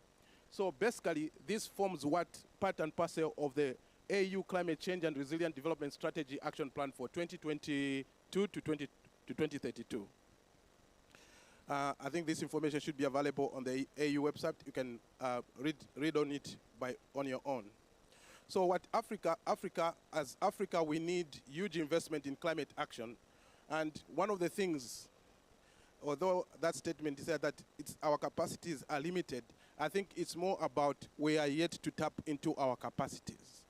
So we're putting a positive spin there. Yes, our capacities are limited, but we are not short of capacity. Africa needs about 3 trillion by 2030 to efficiently implement our NDCs, according to AFDB. So what GCF has done for us is, through their readiness window, they help us as African countries to be able to ascertain where our needs lie. And from there, we're able to create investment plans in the form of country programs. And from there, we are able to deduce and build our capacities. And this is what we are here all about. With this, we did phase 1 of the AU AIP program. Now we are going to go into phase 2. But as we are running with phase 1, we are building certain capacities in certain African countries so that we can be ready to come even as we come into phase 2. This is just to show you the landscape of GCF investment in Africa. As you can see, there are 286 projects globally that GCF has approved, and total financing from GCF has been 15.98 billion. And of that, the co-financing coming to 45. So with total financing with approved projects reaching at 61.55 billion. But when you compare that portion to what is accruing to Africa, because that's at global level, that's at the global level, the one that I just went through. Now the Africa level, only 41% of the 286 projects are in Africa, and only 6 billion has been financed in Africa. Of the 15 billion, only 6 billion is in Africa. Of the 45 billion that has been disbursed globally or co-financed globally, only 15 billion is in Africa. Of the 61 billion of the projects that have been financed and disbursed by GCF, only 21.3 billion is in Africa. So we are shy away of accessing finances for our individual countries. Out of the 28 direct access entities in Africa, only 12 have got approved GCF projects. Speaking from my own country, I have one DAE, and that DAE is yet to access or even finance a project through GCF. I had 2 DAEs, one fell off, so I'm only remaining with one. And they have been accredited for the past 3 years. And you can see, I'm just trying to highlight the challenge of them accessing the financing through GCF. So it's opportunities where we come together like this that we are able to leverage the strength in numbers and abilities. This process is a very familiar process. I alluded to it. What GCF does at country level, and I think that's what my colleagues, my NDA colleagues, are doing. You've created your own country program, a document that highlights where you have done your needs assessment for investment, where you want to do your investment. You create that document and deposit it with GCF. But it's from that program that you also do your readiness. Your readiness, each one of us, with the new modalities that GCF has introduced, starting 2024 to 2027, we all have $4 million as assigned to each country. Now, this time around, GCF approaching with a programmatic kind of approach. It should be systematic. So we need to come up with our own readiness programs that fit into our country program or our country vision. However, what this program is doing, the AU Continental Program, what it's doing is that we are taking advantage of the transition window that GCF has created for us. GCF has allowed us to say within this transition window, we can access the 1 million in one block and do a readiness program. And part of that doing of that readiness program is what we are saying to say with AU Continental Project Phase 2, can we then make decision, should we want to use that 1 million for transition window for this particular project or any other? So basically this is showing the processes for our programs that we do, the needs assessment, then the readiness, and then which then leads to developing the concept for the project. And it's at that point where it says project preparation facility, this is where we are at with the current project. We've received a 1.5 million PPF from GCF, which is now helping marshal or mobilize each one of us to come to a table and sit around and discuss how we want to see the project unfold. Allow me to speak to you on the readiness support for the Africa Union Multi-Country Program to Accelerate Water in the Phase 1. I think I've already alluded to. Phase 1 has got 15 countries, and those are the countries in green. But if you missed Phase 1 as a country, do not despair. There's an opportunity for Phase 2. You can join Phase 2 and be part and parcel of this momentous project for Africa. Okay, I think those that are in Phase 1, those are the countries that are in Phase 1: Burundi, Central Africa, Chad, Congo, Eswatini, Ghana, Guinea, Malawi, Mali, Morocco, Mozambique, Sierra Leone, Somalia, Tunisia, and Zambia. If your country is not there under Phase 1, please, like I've said, do not despair. You can join in Phase 2. Okay? Don't let your money just sit there. GCF has allocated a readiness program for you. Don't let it just sit there. Make use of it and let it benefit the continent and our countries. One of the key deliverables out of this AIP program is the creation of a continental knowledge management platform, a platform where we are going to have to share ideas. For instance, in Zambia, we have created what we call Zambia Water Investment Plan. We do have a plan. That plan came out of the NAP that was done by Zambia with the help of a delivery partner, GWP. So we have that plan. Now we are looking at how do we actualize or mobilize resources for that. So if you are looking at setting up an investment plan, it will be very easy for you to talk to me, and then we can walk you through, we can discuss. That is what knowledge management sharing platform is all about. And then we agree on what instruments we can use for mobilizing the resources using blended financing structures. So now we are talking about the phase 2, and this is where I'm saying the door is still open, and Phase 2 came out of the 5th ordinary session of the Specialized Technical Committee on Agriculture, Rural Development, Water and Environment that was passed on February 2024. So in this one, member states were urged to develop programs to access climate finance for climate resilience and inclusive water security programs. So this is where you can anchor, and that's where your authority is, and that's where we can synergize together.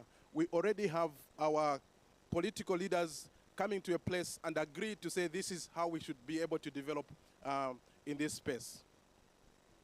And the key, I think this is just to show the strategy, the one that GCF has rolled out for 2024 to 2027, what percentage of your component, whenever you're designing a project, should be considered for capacity building, what component or percentage of your project should be considered for a paradigm shift pipeline development, what component should be considered for knowledge sharing. So those are the percentages as articulated. Remember, like I've said, we all each have $4 million. So let's latch on to this opportunity and see what we can do. I think as for Zambia, I think without a shadow of doubt, I've already engaged my principals. We are already committed. We're putting through that 1 million. We want to be able to drive the water investment in our country. As most of you may know, Zambia has gone through a punishing drought, and therefore our strategy, we've had a shift in our thinking and our approach. We've already identified the sectors where we want to invest, and the top 4 sectors, and one of them is water. And then we want to materialize the water investment plan that we already have, as opposed to it just accumulating dust on the shelves. I think we do have an opportunity for the transition period. The transition period, which is, Doc, please correct me, it ends December? Yeah, it's ending December.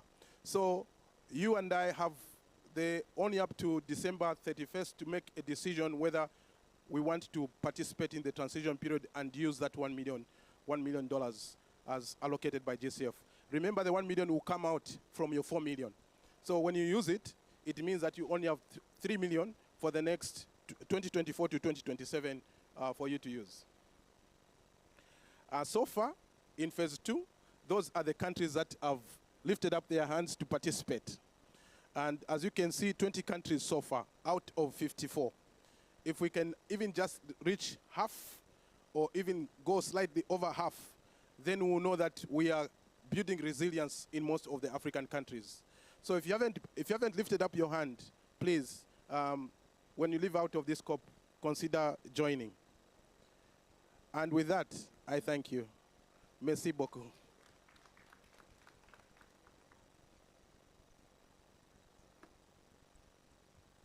Thank you very much, Monsieur Kat Ontuka. Got it? I got the challenge indeed to understand how to pronounce correctly your name. I'm happy I did it, and thank you very much for this very comprehensive presentation about the ongoing readiness, but also informing about the deadline for the 31st of December to other countries from the African Union, African continent, to join and be part of the phase 2 readiness. Now it is my honor to invite Director Harsan Nyambe for the launching of the Director of the Blue Economy and Sustainable Environment at the African Union Commission for the launching of the official launching of this program. Thank you very much.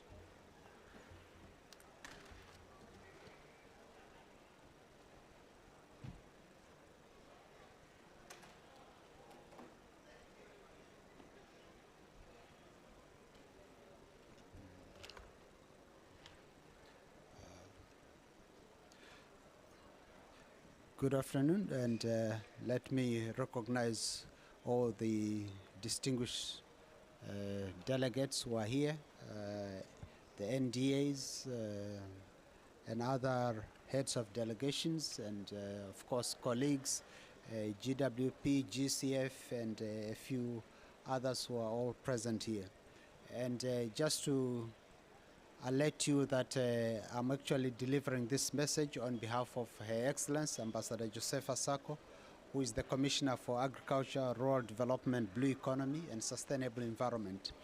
And also to stress the fact that His Excellency Musa Faki Mahamat, the Chairperson of the African Union Commission, is actually very much supportive of this program, especially issues of water. And being from Chad, he understands the challenges that the continent is facing when it comes to issues of water.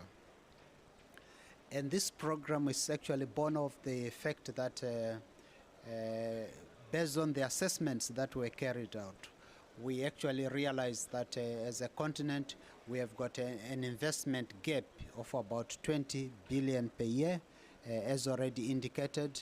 And as such, based on the action plan that was developed by the high-level panel on water investment program in Africa, it was decided that we need to mobilize sufficient resources, including from climate sources, so that we can be able to bridge the gap that has been highlighted.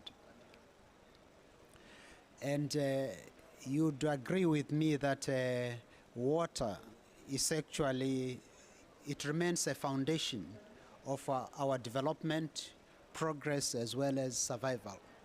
And this is more so especially in rural areas where actually children as well as women are burdened with the challenges of providing water.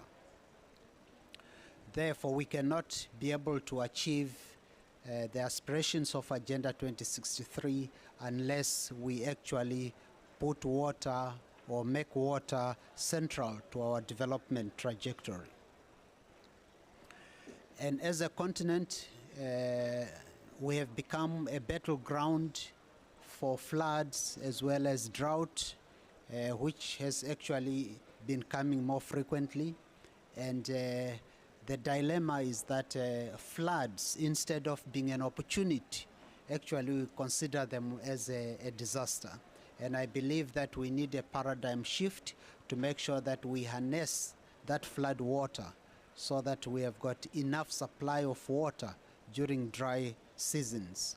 And also when it comes to issues now of drought, apart from the fact that we'll be having such water, we need to be mindful of the fact that our communities, especially small-scale farmers, do not have the means to adapt to the impact of climate change. Therefore, irrigation will be quite important, again, just to underline the importance of water.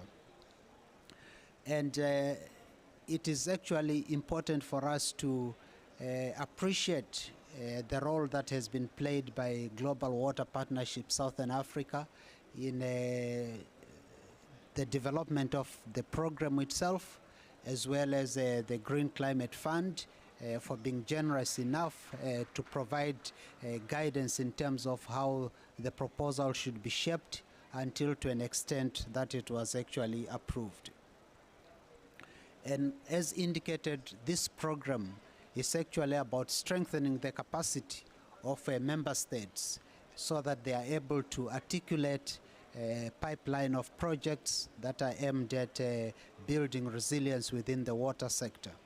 And related to that is actually the platform that has been indicated or mentioned, the knowledge platform that will be used so that member states like Zambia can plug in, they can provide lessons learned into that platform, but they can also learn from other countries. So basically that's that's the major focus or the benefit of the platform as well as the project.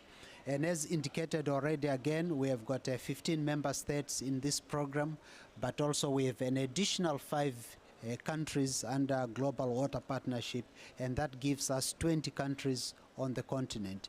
And for phase 2, again, as highlighted, we are expecting, or we have got 20 who have actually expressed interest, which is actually not a bad number out of 55.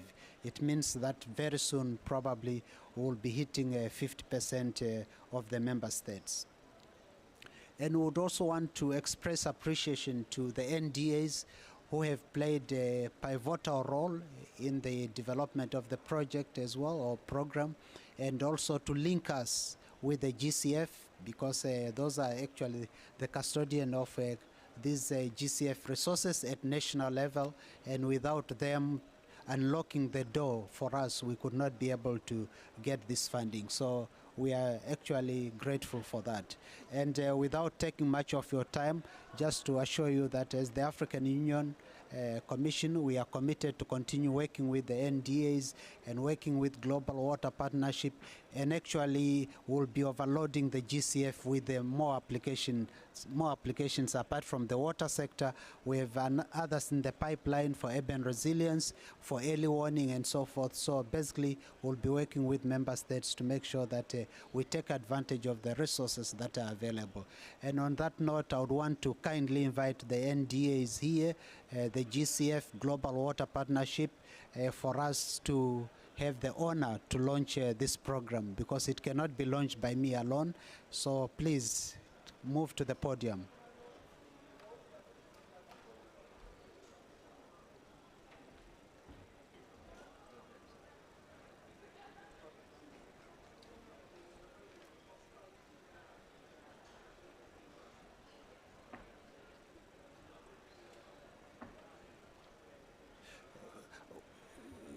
We are inviting at least one representative of each of the country that is benefiting from the program.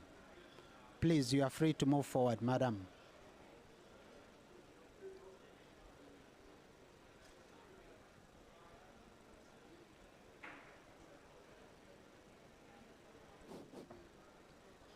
Can you hear me from this mic?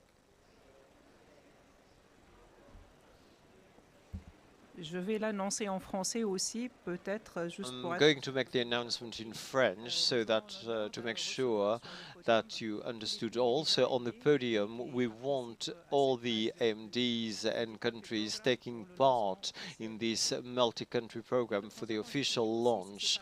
So please, country representatives as well can come to the podium. Please. It is therefore our honor, not my honor, our honor and privilege to launch the multi-country program funded by GCF on water investment program. On n'a pas suffisamment de copies, je pense.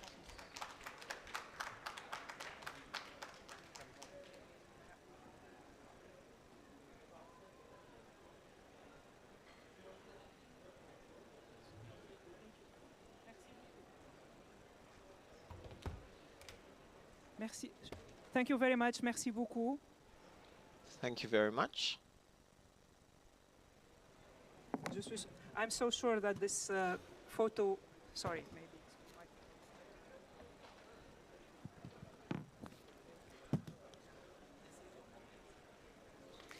Thank you very much. This is a memorable picture, and I hope we'll have in few months the second picture for the phase 2 with many more countries. So the podium will have to have a larger stage. With this, I would like to invite our colleagues from some of the countries that are part of the program, and let me invite.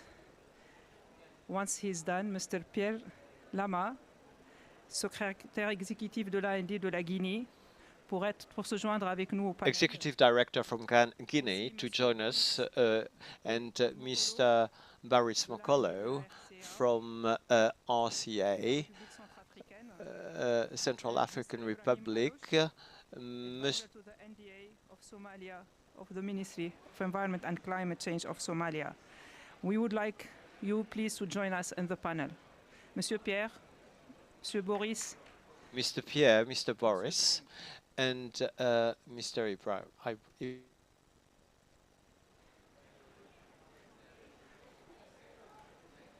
Boris, tu as pris ton... Thank you very much for joining us. We are really glad to have you here, and we would like to hear from each of you your country perspective on how this regional approach that was taken by the African Union under the leadership of the African Union, how this approach is helping you, your country, to achieve your goals, and how it will help you to build and advance your pipelines for water and climate investments at national level. Let me start with Mr. Pierre, if you can share with us some of your reflections on that. Vous avez le micro? Je ramène le micro. Have you got a microphone? Now I'm going to bring you a microphone.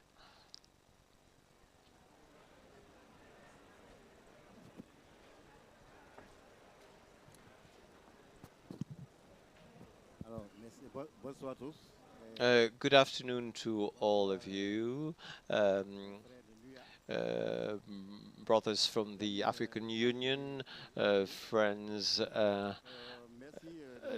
thanks a lot to give me the floor and to allow me to take the floor. My name is Pierre Lama, if you're not aware of it. I am the Executive Secretary for New Guinea. It's called NDA in English and in French. So my experience in my country, it's a huge experience, and it is objective. It is Guinea we're talking about.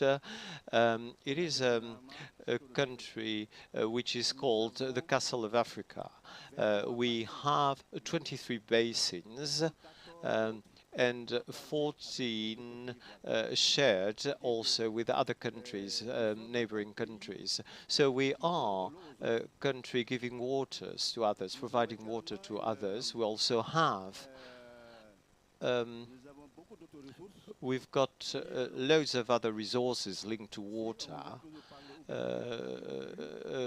What you've read, we always speak of. We've got loads of mines,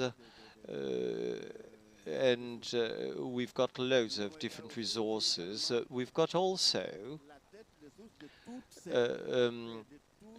we've got all these rivers. They are called the Futal Zalon. It's and we are going to it's a global heritage. It's going to be considered as a global heritage. So regarding water, we've got at least 1,600 rivers altogether. 1,600 rivers, and amongst them we are talking of 23 river basins, and we've got 14 and with other neighboring countries. If you understand, out of 20 we've got the Senegal River, Gambia, and so on and so forth. Out of 23, 14 shared with other countries. So today we are water management makes that we have to integrate groups in such projects. I've received these projects. I've had a call, and I reacted immediately because it could help us to coordinate water management within the country.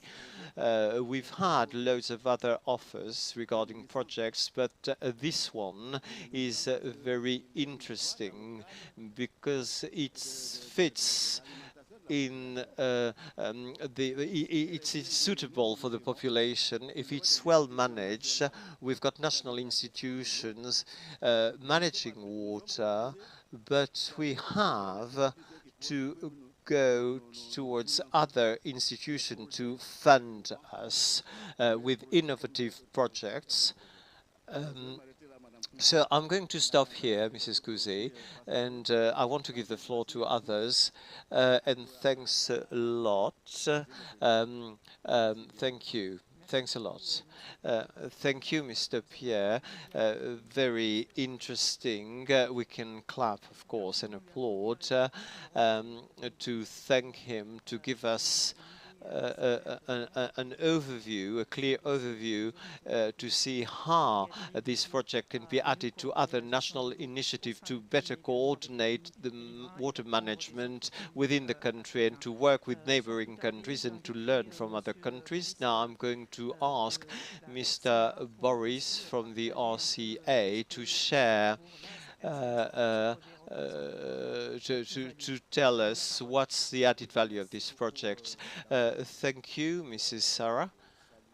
I would like to let you know that I'm delighted to take the floor this evening for this during this side event, and I'd like to remind you that in the past we've received funding through the UNDP and different agencies.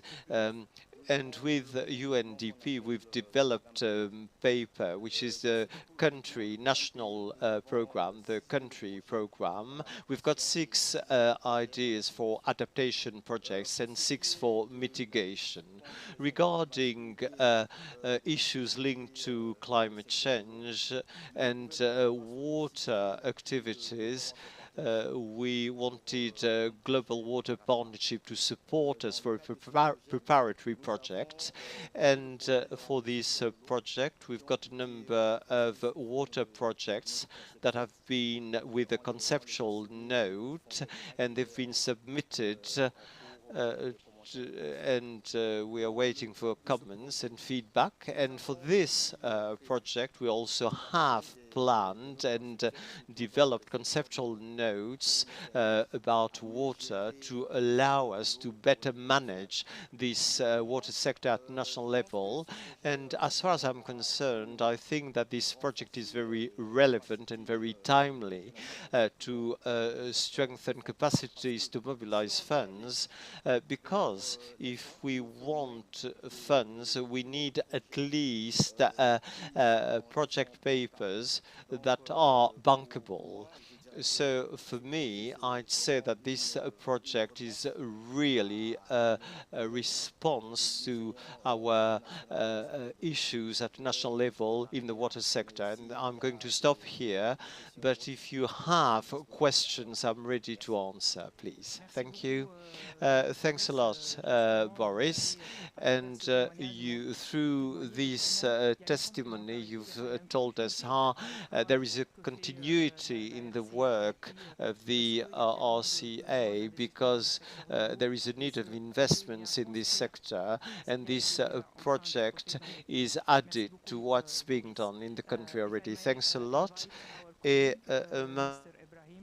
Somalia, also to share with us his perspective on how this project comes to help and assist the national efforts of Somalia in terms of climate action. The floor is yours. Thank you. Well, thank you, Sarah, colleagues and guests. It's my honor to be here with you today and speak on behalf of the Somali NDA and the Ministry of Environment and Climate Change. Over the past 2 years, in collaboration with the Global Water Partnership, the Ministry of Environment and Climate Change has made a significant milestone in terms of the success of the first GCF Readiness Project. We have developed our first country program.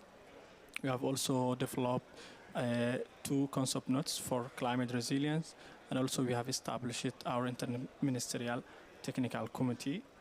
However, Somalia faces significant challenge in terms of climate change, and it's one of the most vulnerable countries of the climate.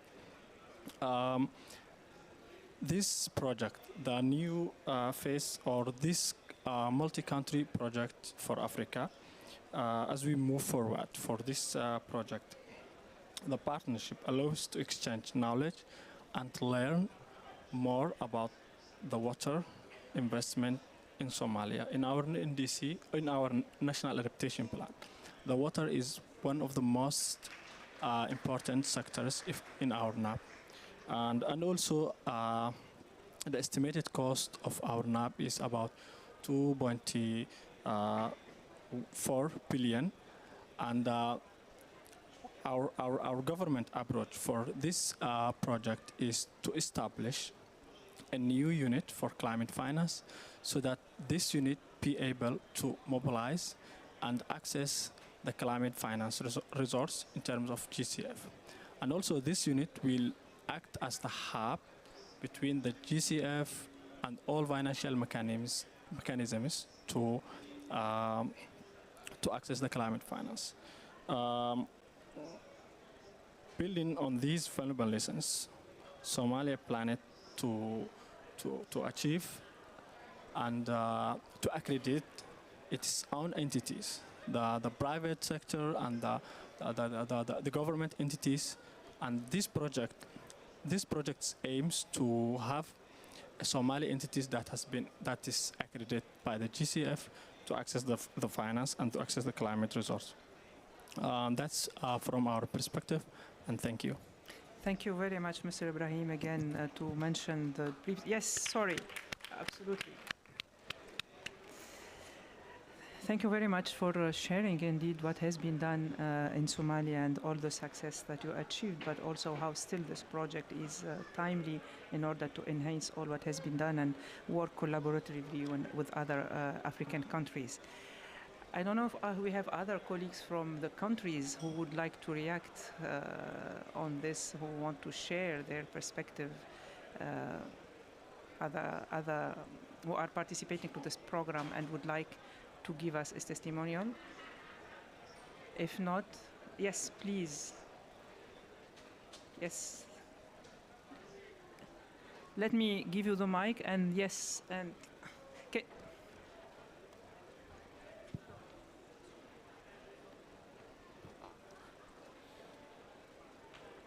Can you present yourself? Mr. Bateau-Benoit, I'm from the Ministry for Environment in Cameroon, but we've prepared a project with the CAAC. This is the economic community of Central Africa states. So the project, what is it about? This project is the creation of a mechanism or scheme, a coordination scheme for climate information in Central Africa. This means that we've noticed that there is a lot of information, and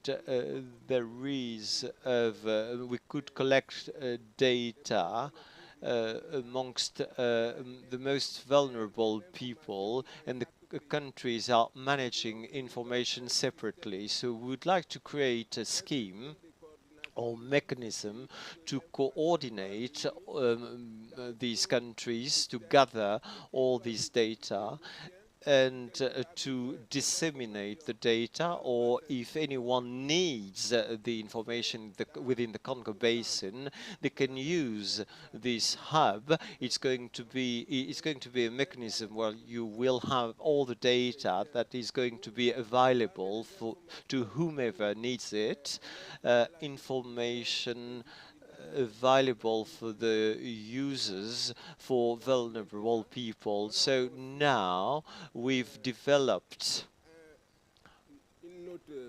a conceptual note, but we do not have an address to send it directly to any institution managing this, because sometimes we send things and we get it back, and we ask for forms to make sure that this project is being taken into account for a funding agency, and we do not know what to do. So it's a good opportunity for us. Could you tell us what is the process to get some funds?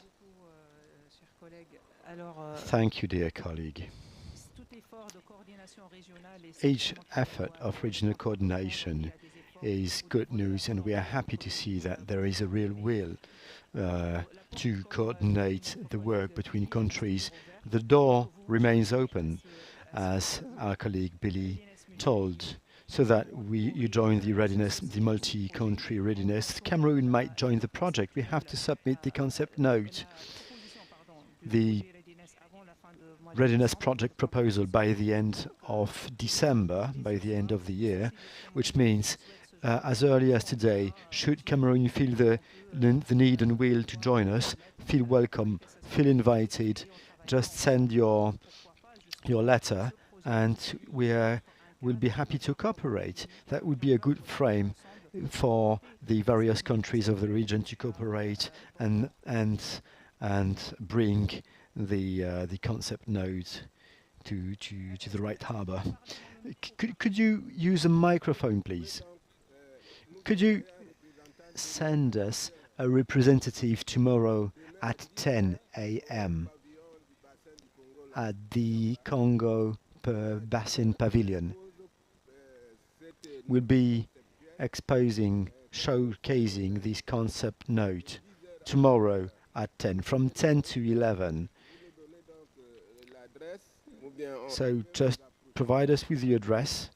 We will send the letter, and we'll keep in touch. But if you would be so kind as to send somebody, some representative, tomorrow at 10 to our pavilion, and that would be great. Unfortunately, our team will be leaving tomorrow, but we'll keep in touch, of course, and we can keep on discussing about the matter bilaterally after the end of this workshop. Thank you. Many thanks. Elash Kambasila. I'll introduce myself from Guinea.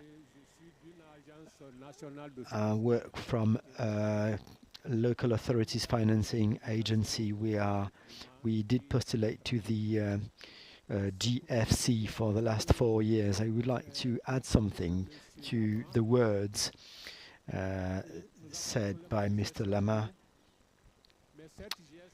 Water management. It's about water mastery mainly. We have in Lesser Guinea rainfalls. During the rain season, we register around 4 meters of water. Unfortunately, what we don't have tap water. Not each family in Conakry has tap water, especially in the inlands. One interesting thing has been told today, which is humans have to catch the opportunity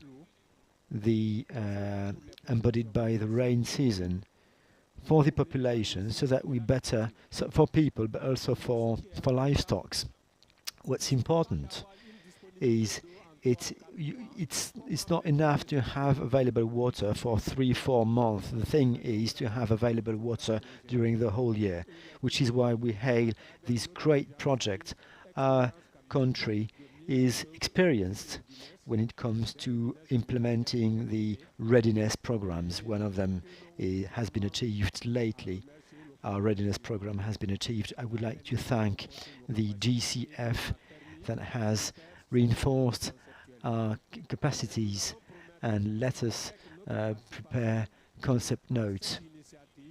We participate in this initiative, and during the next COP we are about to showcase yet another concept note about the proper water management in our country. Thank you. Many thanks. I'm not sure whether I have the info whether your country would like to join the Readiness 2. In inverted commas, the countries who took part in the Readiness 1 are still eligible to the Readiness 2. Let's put it clear. Mr. Lama's microphone seems to be available, and then you, madam. That first time I hear in your document, one of the Guinea was one of the first countries to sign. Even today, if you provide me with the documents, I'll be happy to sign. Guinea has been taking part in the Readiness 1 and will be part of the Readiness 2. Merci beaucoup. Merci beaucoup, Monsieur Pierre. C'est l'occasion juste. Thanks, Mr. Pierre. That's the opportunity today to make you know, and other countries, that the door remains open. Just send the interest confirmation letters. We're waiting for your letters. We're preparing the project. The door remains open. As I said, there is still room, and you can feel free to join us. We'll make sure Guinea is together with us on board. Right. Good note taken. Please, madam. Or sir. Directly. We do hear you. Thank you for giving me the floor. I would like to answer on behalf of my organization. I come from Burundi.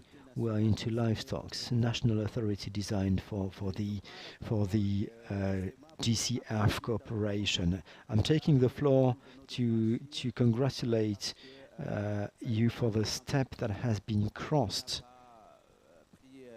The pathway it's been a long journey, but still today we are proceeding to the launch of the program, the starting of the program. For many African countries, it will free investments for water management, water resources management. I would like also to thank the group partnership for having accepted to endorse our country within its program, so that to answer our concerns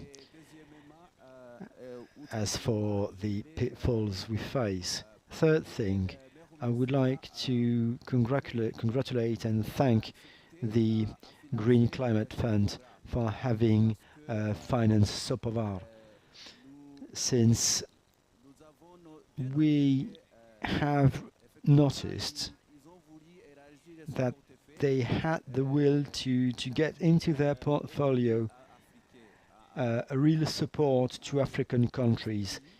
They accepted 15 countries and decided to support them and help them overcoming the obstacles. In Burundi, Burundi is a country that undergoes 8-month rainfalls and then droughts. So we are impacted by the climate change consequences. We have droughts and floods. Too much rain is bad news for the farmers, but also rainfalls can be late at times, so it's nearly all the time either we lack water or we have too much of it. It's of course it means we need support to cope with these challenges. So this project will be a huge help for us, for many farmers, many communities, lots of people, and will give us the possibility to reinforce our capacities, the available resources, our capacities, as I said, so that we can mobilize the necessary capabilities, so that we tackle climate change consequences together, which affect water resources. This project will also give us allow us to develop and create a legal framework, thanks to legal tests or legal tests update, so that we we process this sector, we go along with this sector properly. Water is also nurture. More than 80% of our population are farmers or agriculture workers, peasants, so that we have to consider water as a filler for agriculture and as a development filler. To conclude, thanks to this project, we'll perform a bit of a state of affairs to see what the needs are, what the bankable projects might be, and how to mobilize the right amounts and sources of funding so that we meet our objectives. Many thanks, dear colleagues from Burundi. In addition to all the investment mobilizing aspects, you've also reminded us how this project can help countries reinforcing their legal frameworks and institutional frameworks, and how these projects for water investments will serve other sectors like agriculture, like development in general, and economic prosperity. Dear Madame, you did want to take the floor, or am I mistaken? I don't know if our panelists would like also to still give a final comment. Je ne sais pas si nos panélistes vous souhaitez faire un... Will you feel like saying a few conclusion words after having heard Boris? Boris feels like starting, it seems. Yeah. Thank you, Sarah. You'll be representing the Global Water Partnership. I would like to know what is to be with the Global Water Partnership strategy in comparison with the new DCF strategy 24-27. Will you keep on proposing readinesses, or individually or globally, or are you going to support each and every country? I have no answer to this excellent question. It's all in the making. It's all in the pipeline. It's being made. is being created. It's a work in progress, but we'll be ready to help you. That's for one thing. We'll keep on working on per country per country basis. Your presence, your testimonies today, and the African Union's leadership show to what extent this cooperation between African countries is necessary. But for the time being, I don't have any crystal clear answer to bring you. The discussion has to last, and we'll keep in touch, of course, so that we determine together what the best approach might be. Pierre, thank you. Thank you, Sarah. Two levels. The first one being, I would like to thank all our friends who showed up and tell them that we are learning together, learning on the same boat. I've been listening to the expose from the lecture from my colleague from Zambia. That was a training, a true training.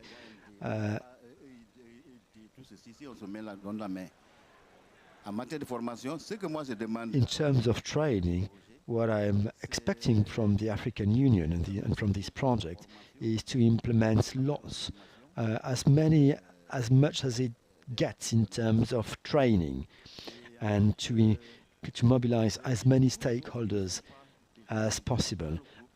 Second thing, I would like to invite those who still don't belong to the group to join us. As my colleague from Cameroon was saying, the procedure is not that time-consuming as it might look like. It's about referring to your A&D, and that's what it takes.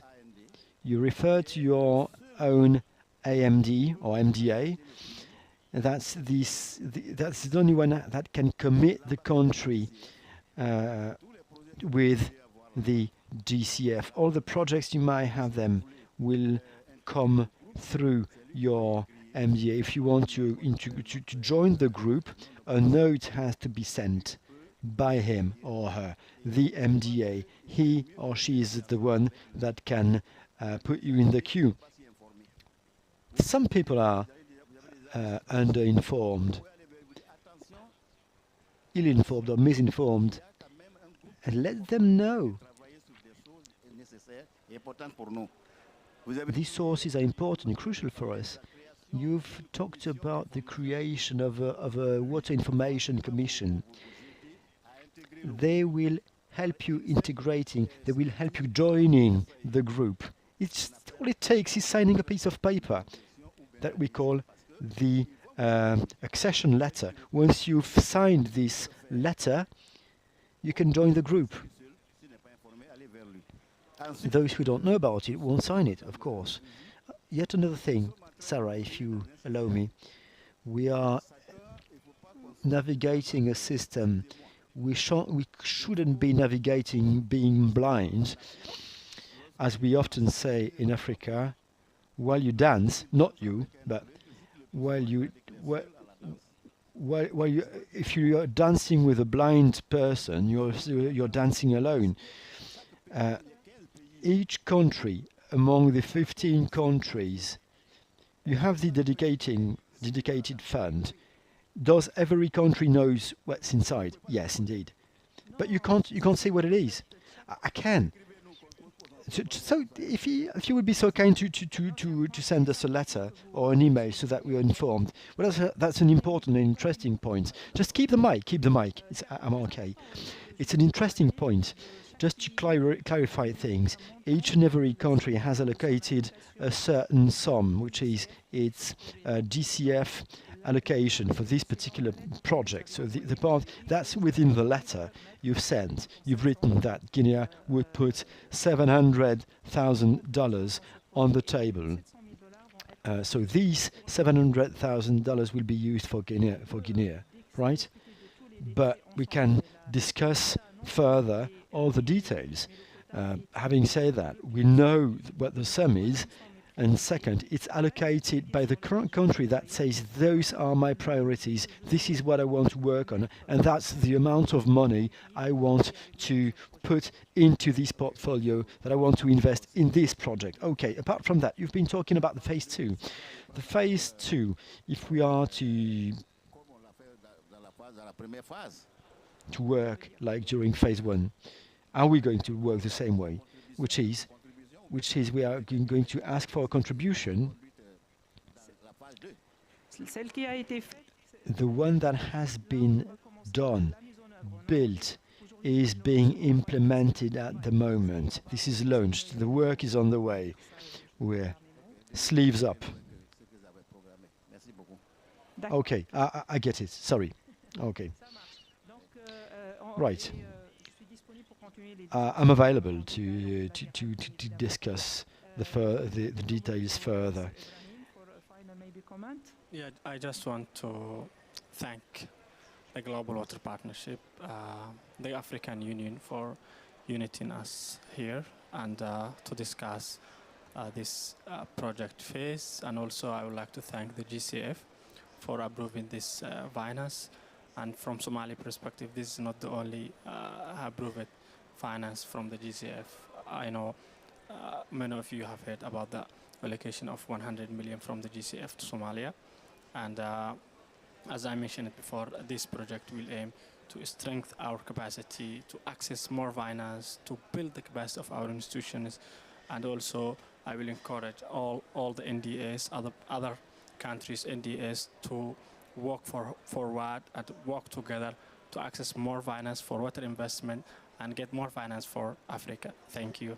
Thank you very much, Mr. Ibrahim. And with this, I think we can applaud strongly our panelists. Thank you very much for joining us. Merci beaucoup de vous avoir été avec nous avec au panel. Many thanks for being with us today at the pavilion. Because now all what we are doing is actually for our youth, for our children. So we are so happy and glad to have with us Alena Shilanga. Can you join us? She's coming from Nairobi. She's so passionate about water and she would like to address us. She's our future. So all what we are doing here is for Alena and her friends. Alena, please.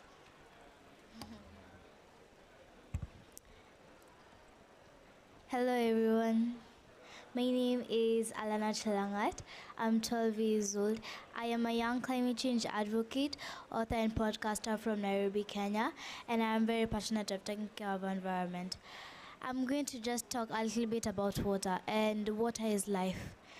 And in Africa, we are affected by two main impacts of climate change, that is droughts and also floods. When there are droughts, there's lack of water, and when there are floods, there's lack or to safe and clean water. So this is a question and something I would urge leaders to do. So my question is, what will you do to provide clean and safe water for children? Because children can get diseases from drinking dirty water. And okay, that's all I have to say for today, because I know some of you need to rush somewhere, but have a great day.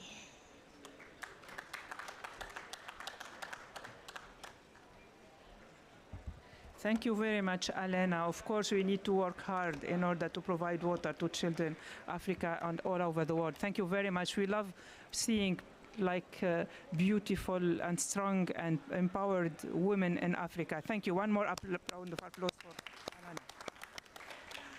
With this, it's my pleasure to invite Mr. George Mba Asiko, the head of Blue Economy at the AU, to give us the wrap-up and the synthesis of this launching event. Thank you very much.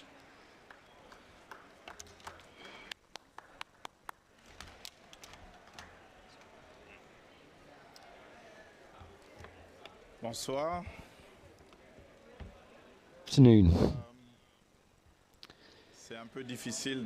Well, it's a bit difficult to wrap things up after such a long and dense session, but we've taken lots of information in during this multilateral, multi-country program launch session. Just a couple of points around which we can remain connected. Some takeaways. As a public officer working inside the African Union, I would like to follow the path led by the Water Partnership and the GCF. I would like to thank them for their support. I would like to quote the words taught by our young representative. She was saying that water is life. Even if we talk about forests, for those of you who are from Central Africa, they'll talk about the Congo Basin. There are other people from Western Africa. They have other lakes, other rivers, but for each and every place in Africa, water is at the basis of everything. Water is the source, no pun intended. The GCF is available for our countries. 15 countries are embarked, but the door remains open, and the GCF is inviting people to join. Of course, the countries who've been there for the first phase are to embark for the second phase. The other countries are welcome to join us and to make it for the first phase. 15 countries by now. The strength of this project is within its 5 pillars, working documents of the African Union: PIDA, AIP, Forest Landscape, Energy Programme. We do have, as it is, as we speak, all the bases, the fundamentals we need to go further going forward. So each country can align with the others in order to make the further steps. I won't be reminding figures here, but you know what Africa's needs are. Or let's go, 41% of all the projects are in Africa. And if we compare to globally, 41% of the projects. So let's work together. Let's do our very best to get more of it. There is also the topic linked with the need to be playing together as a team so that the synergy dynamic remains at work. We can keep on working alone, but the fact is, together we stand, apart we fall. We can enhance, we can grow, we can look at the map, by the way, the map that has been showcased by our brothers from Zambia. You can see that Africa is interconnected. It's a network, a whole network of water resources. Let me remind you, some people say they have discovered Africa. Those who discovered Africa would be traveling back in the days using water, using rivers.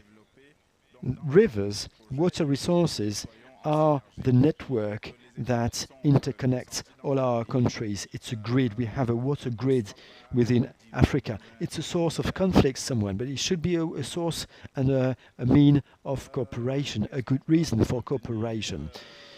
Another takeaway, perhaps $1 million available. We have to the very end of the year, to New Year's Eve, so no time to lose here. Paradigm shift, yes, that's an important point that has been mentioned, of course. And what else?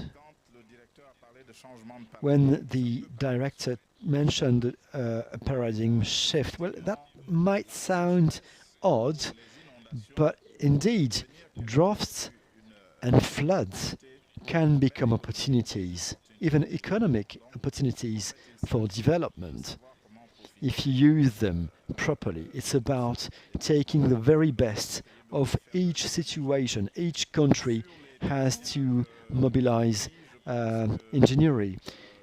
as for the countries, I think I won't be too long from that point of view, but the first phase countries have done a lot of testimony.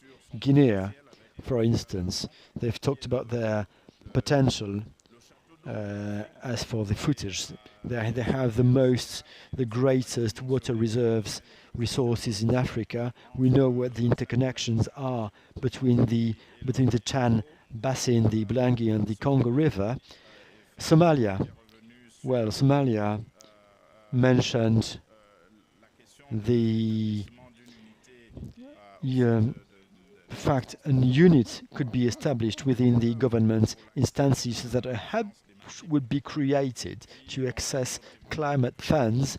We also have testimonies from Cameroon and a question concerning the coordination needs in this country. I also remember Mr. Silla from Guinea, who mentioned the water resources management topic. And then the Burundi representative mentioned the links with the Global Water Partnership. And then I remember, or by the beginning of the meeting, Zambia showcased, there was a full presentation about how and to what extent this program is useful. And this is my conclusion. That's a program for the African Union that gives tangible results on the field and gives us the opportunity, the possibility to grasp funds, to catch opportunities, to get some investments, and we have, we'll be happy. We should present and showcase our needs, not only project-wise, but in terms of capacities reinforcement, so that we can present projects that will attract fundings and resolve problems we face together when it comes to water resources management on our continent in Africa. Thank you. Many thanks for this exhaustive synthesis of this event. Memorable one. I guess and hope we will be another side event next year. Have a wonderful evening. And now look at this video which showcases our project. Have a wonderful evening. Many thanks and congratulations for your work.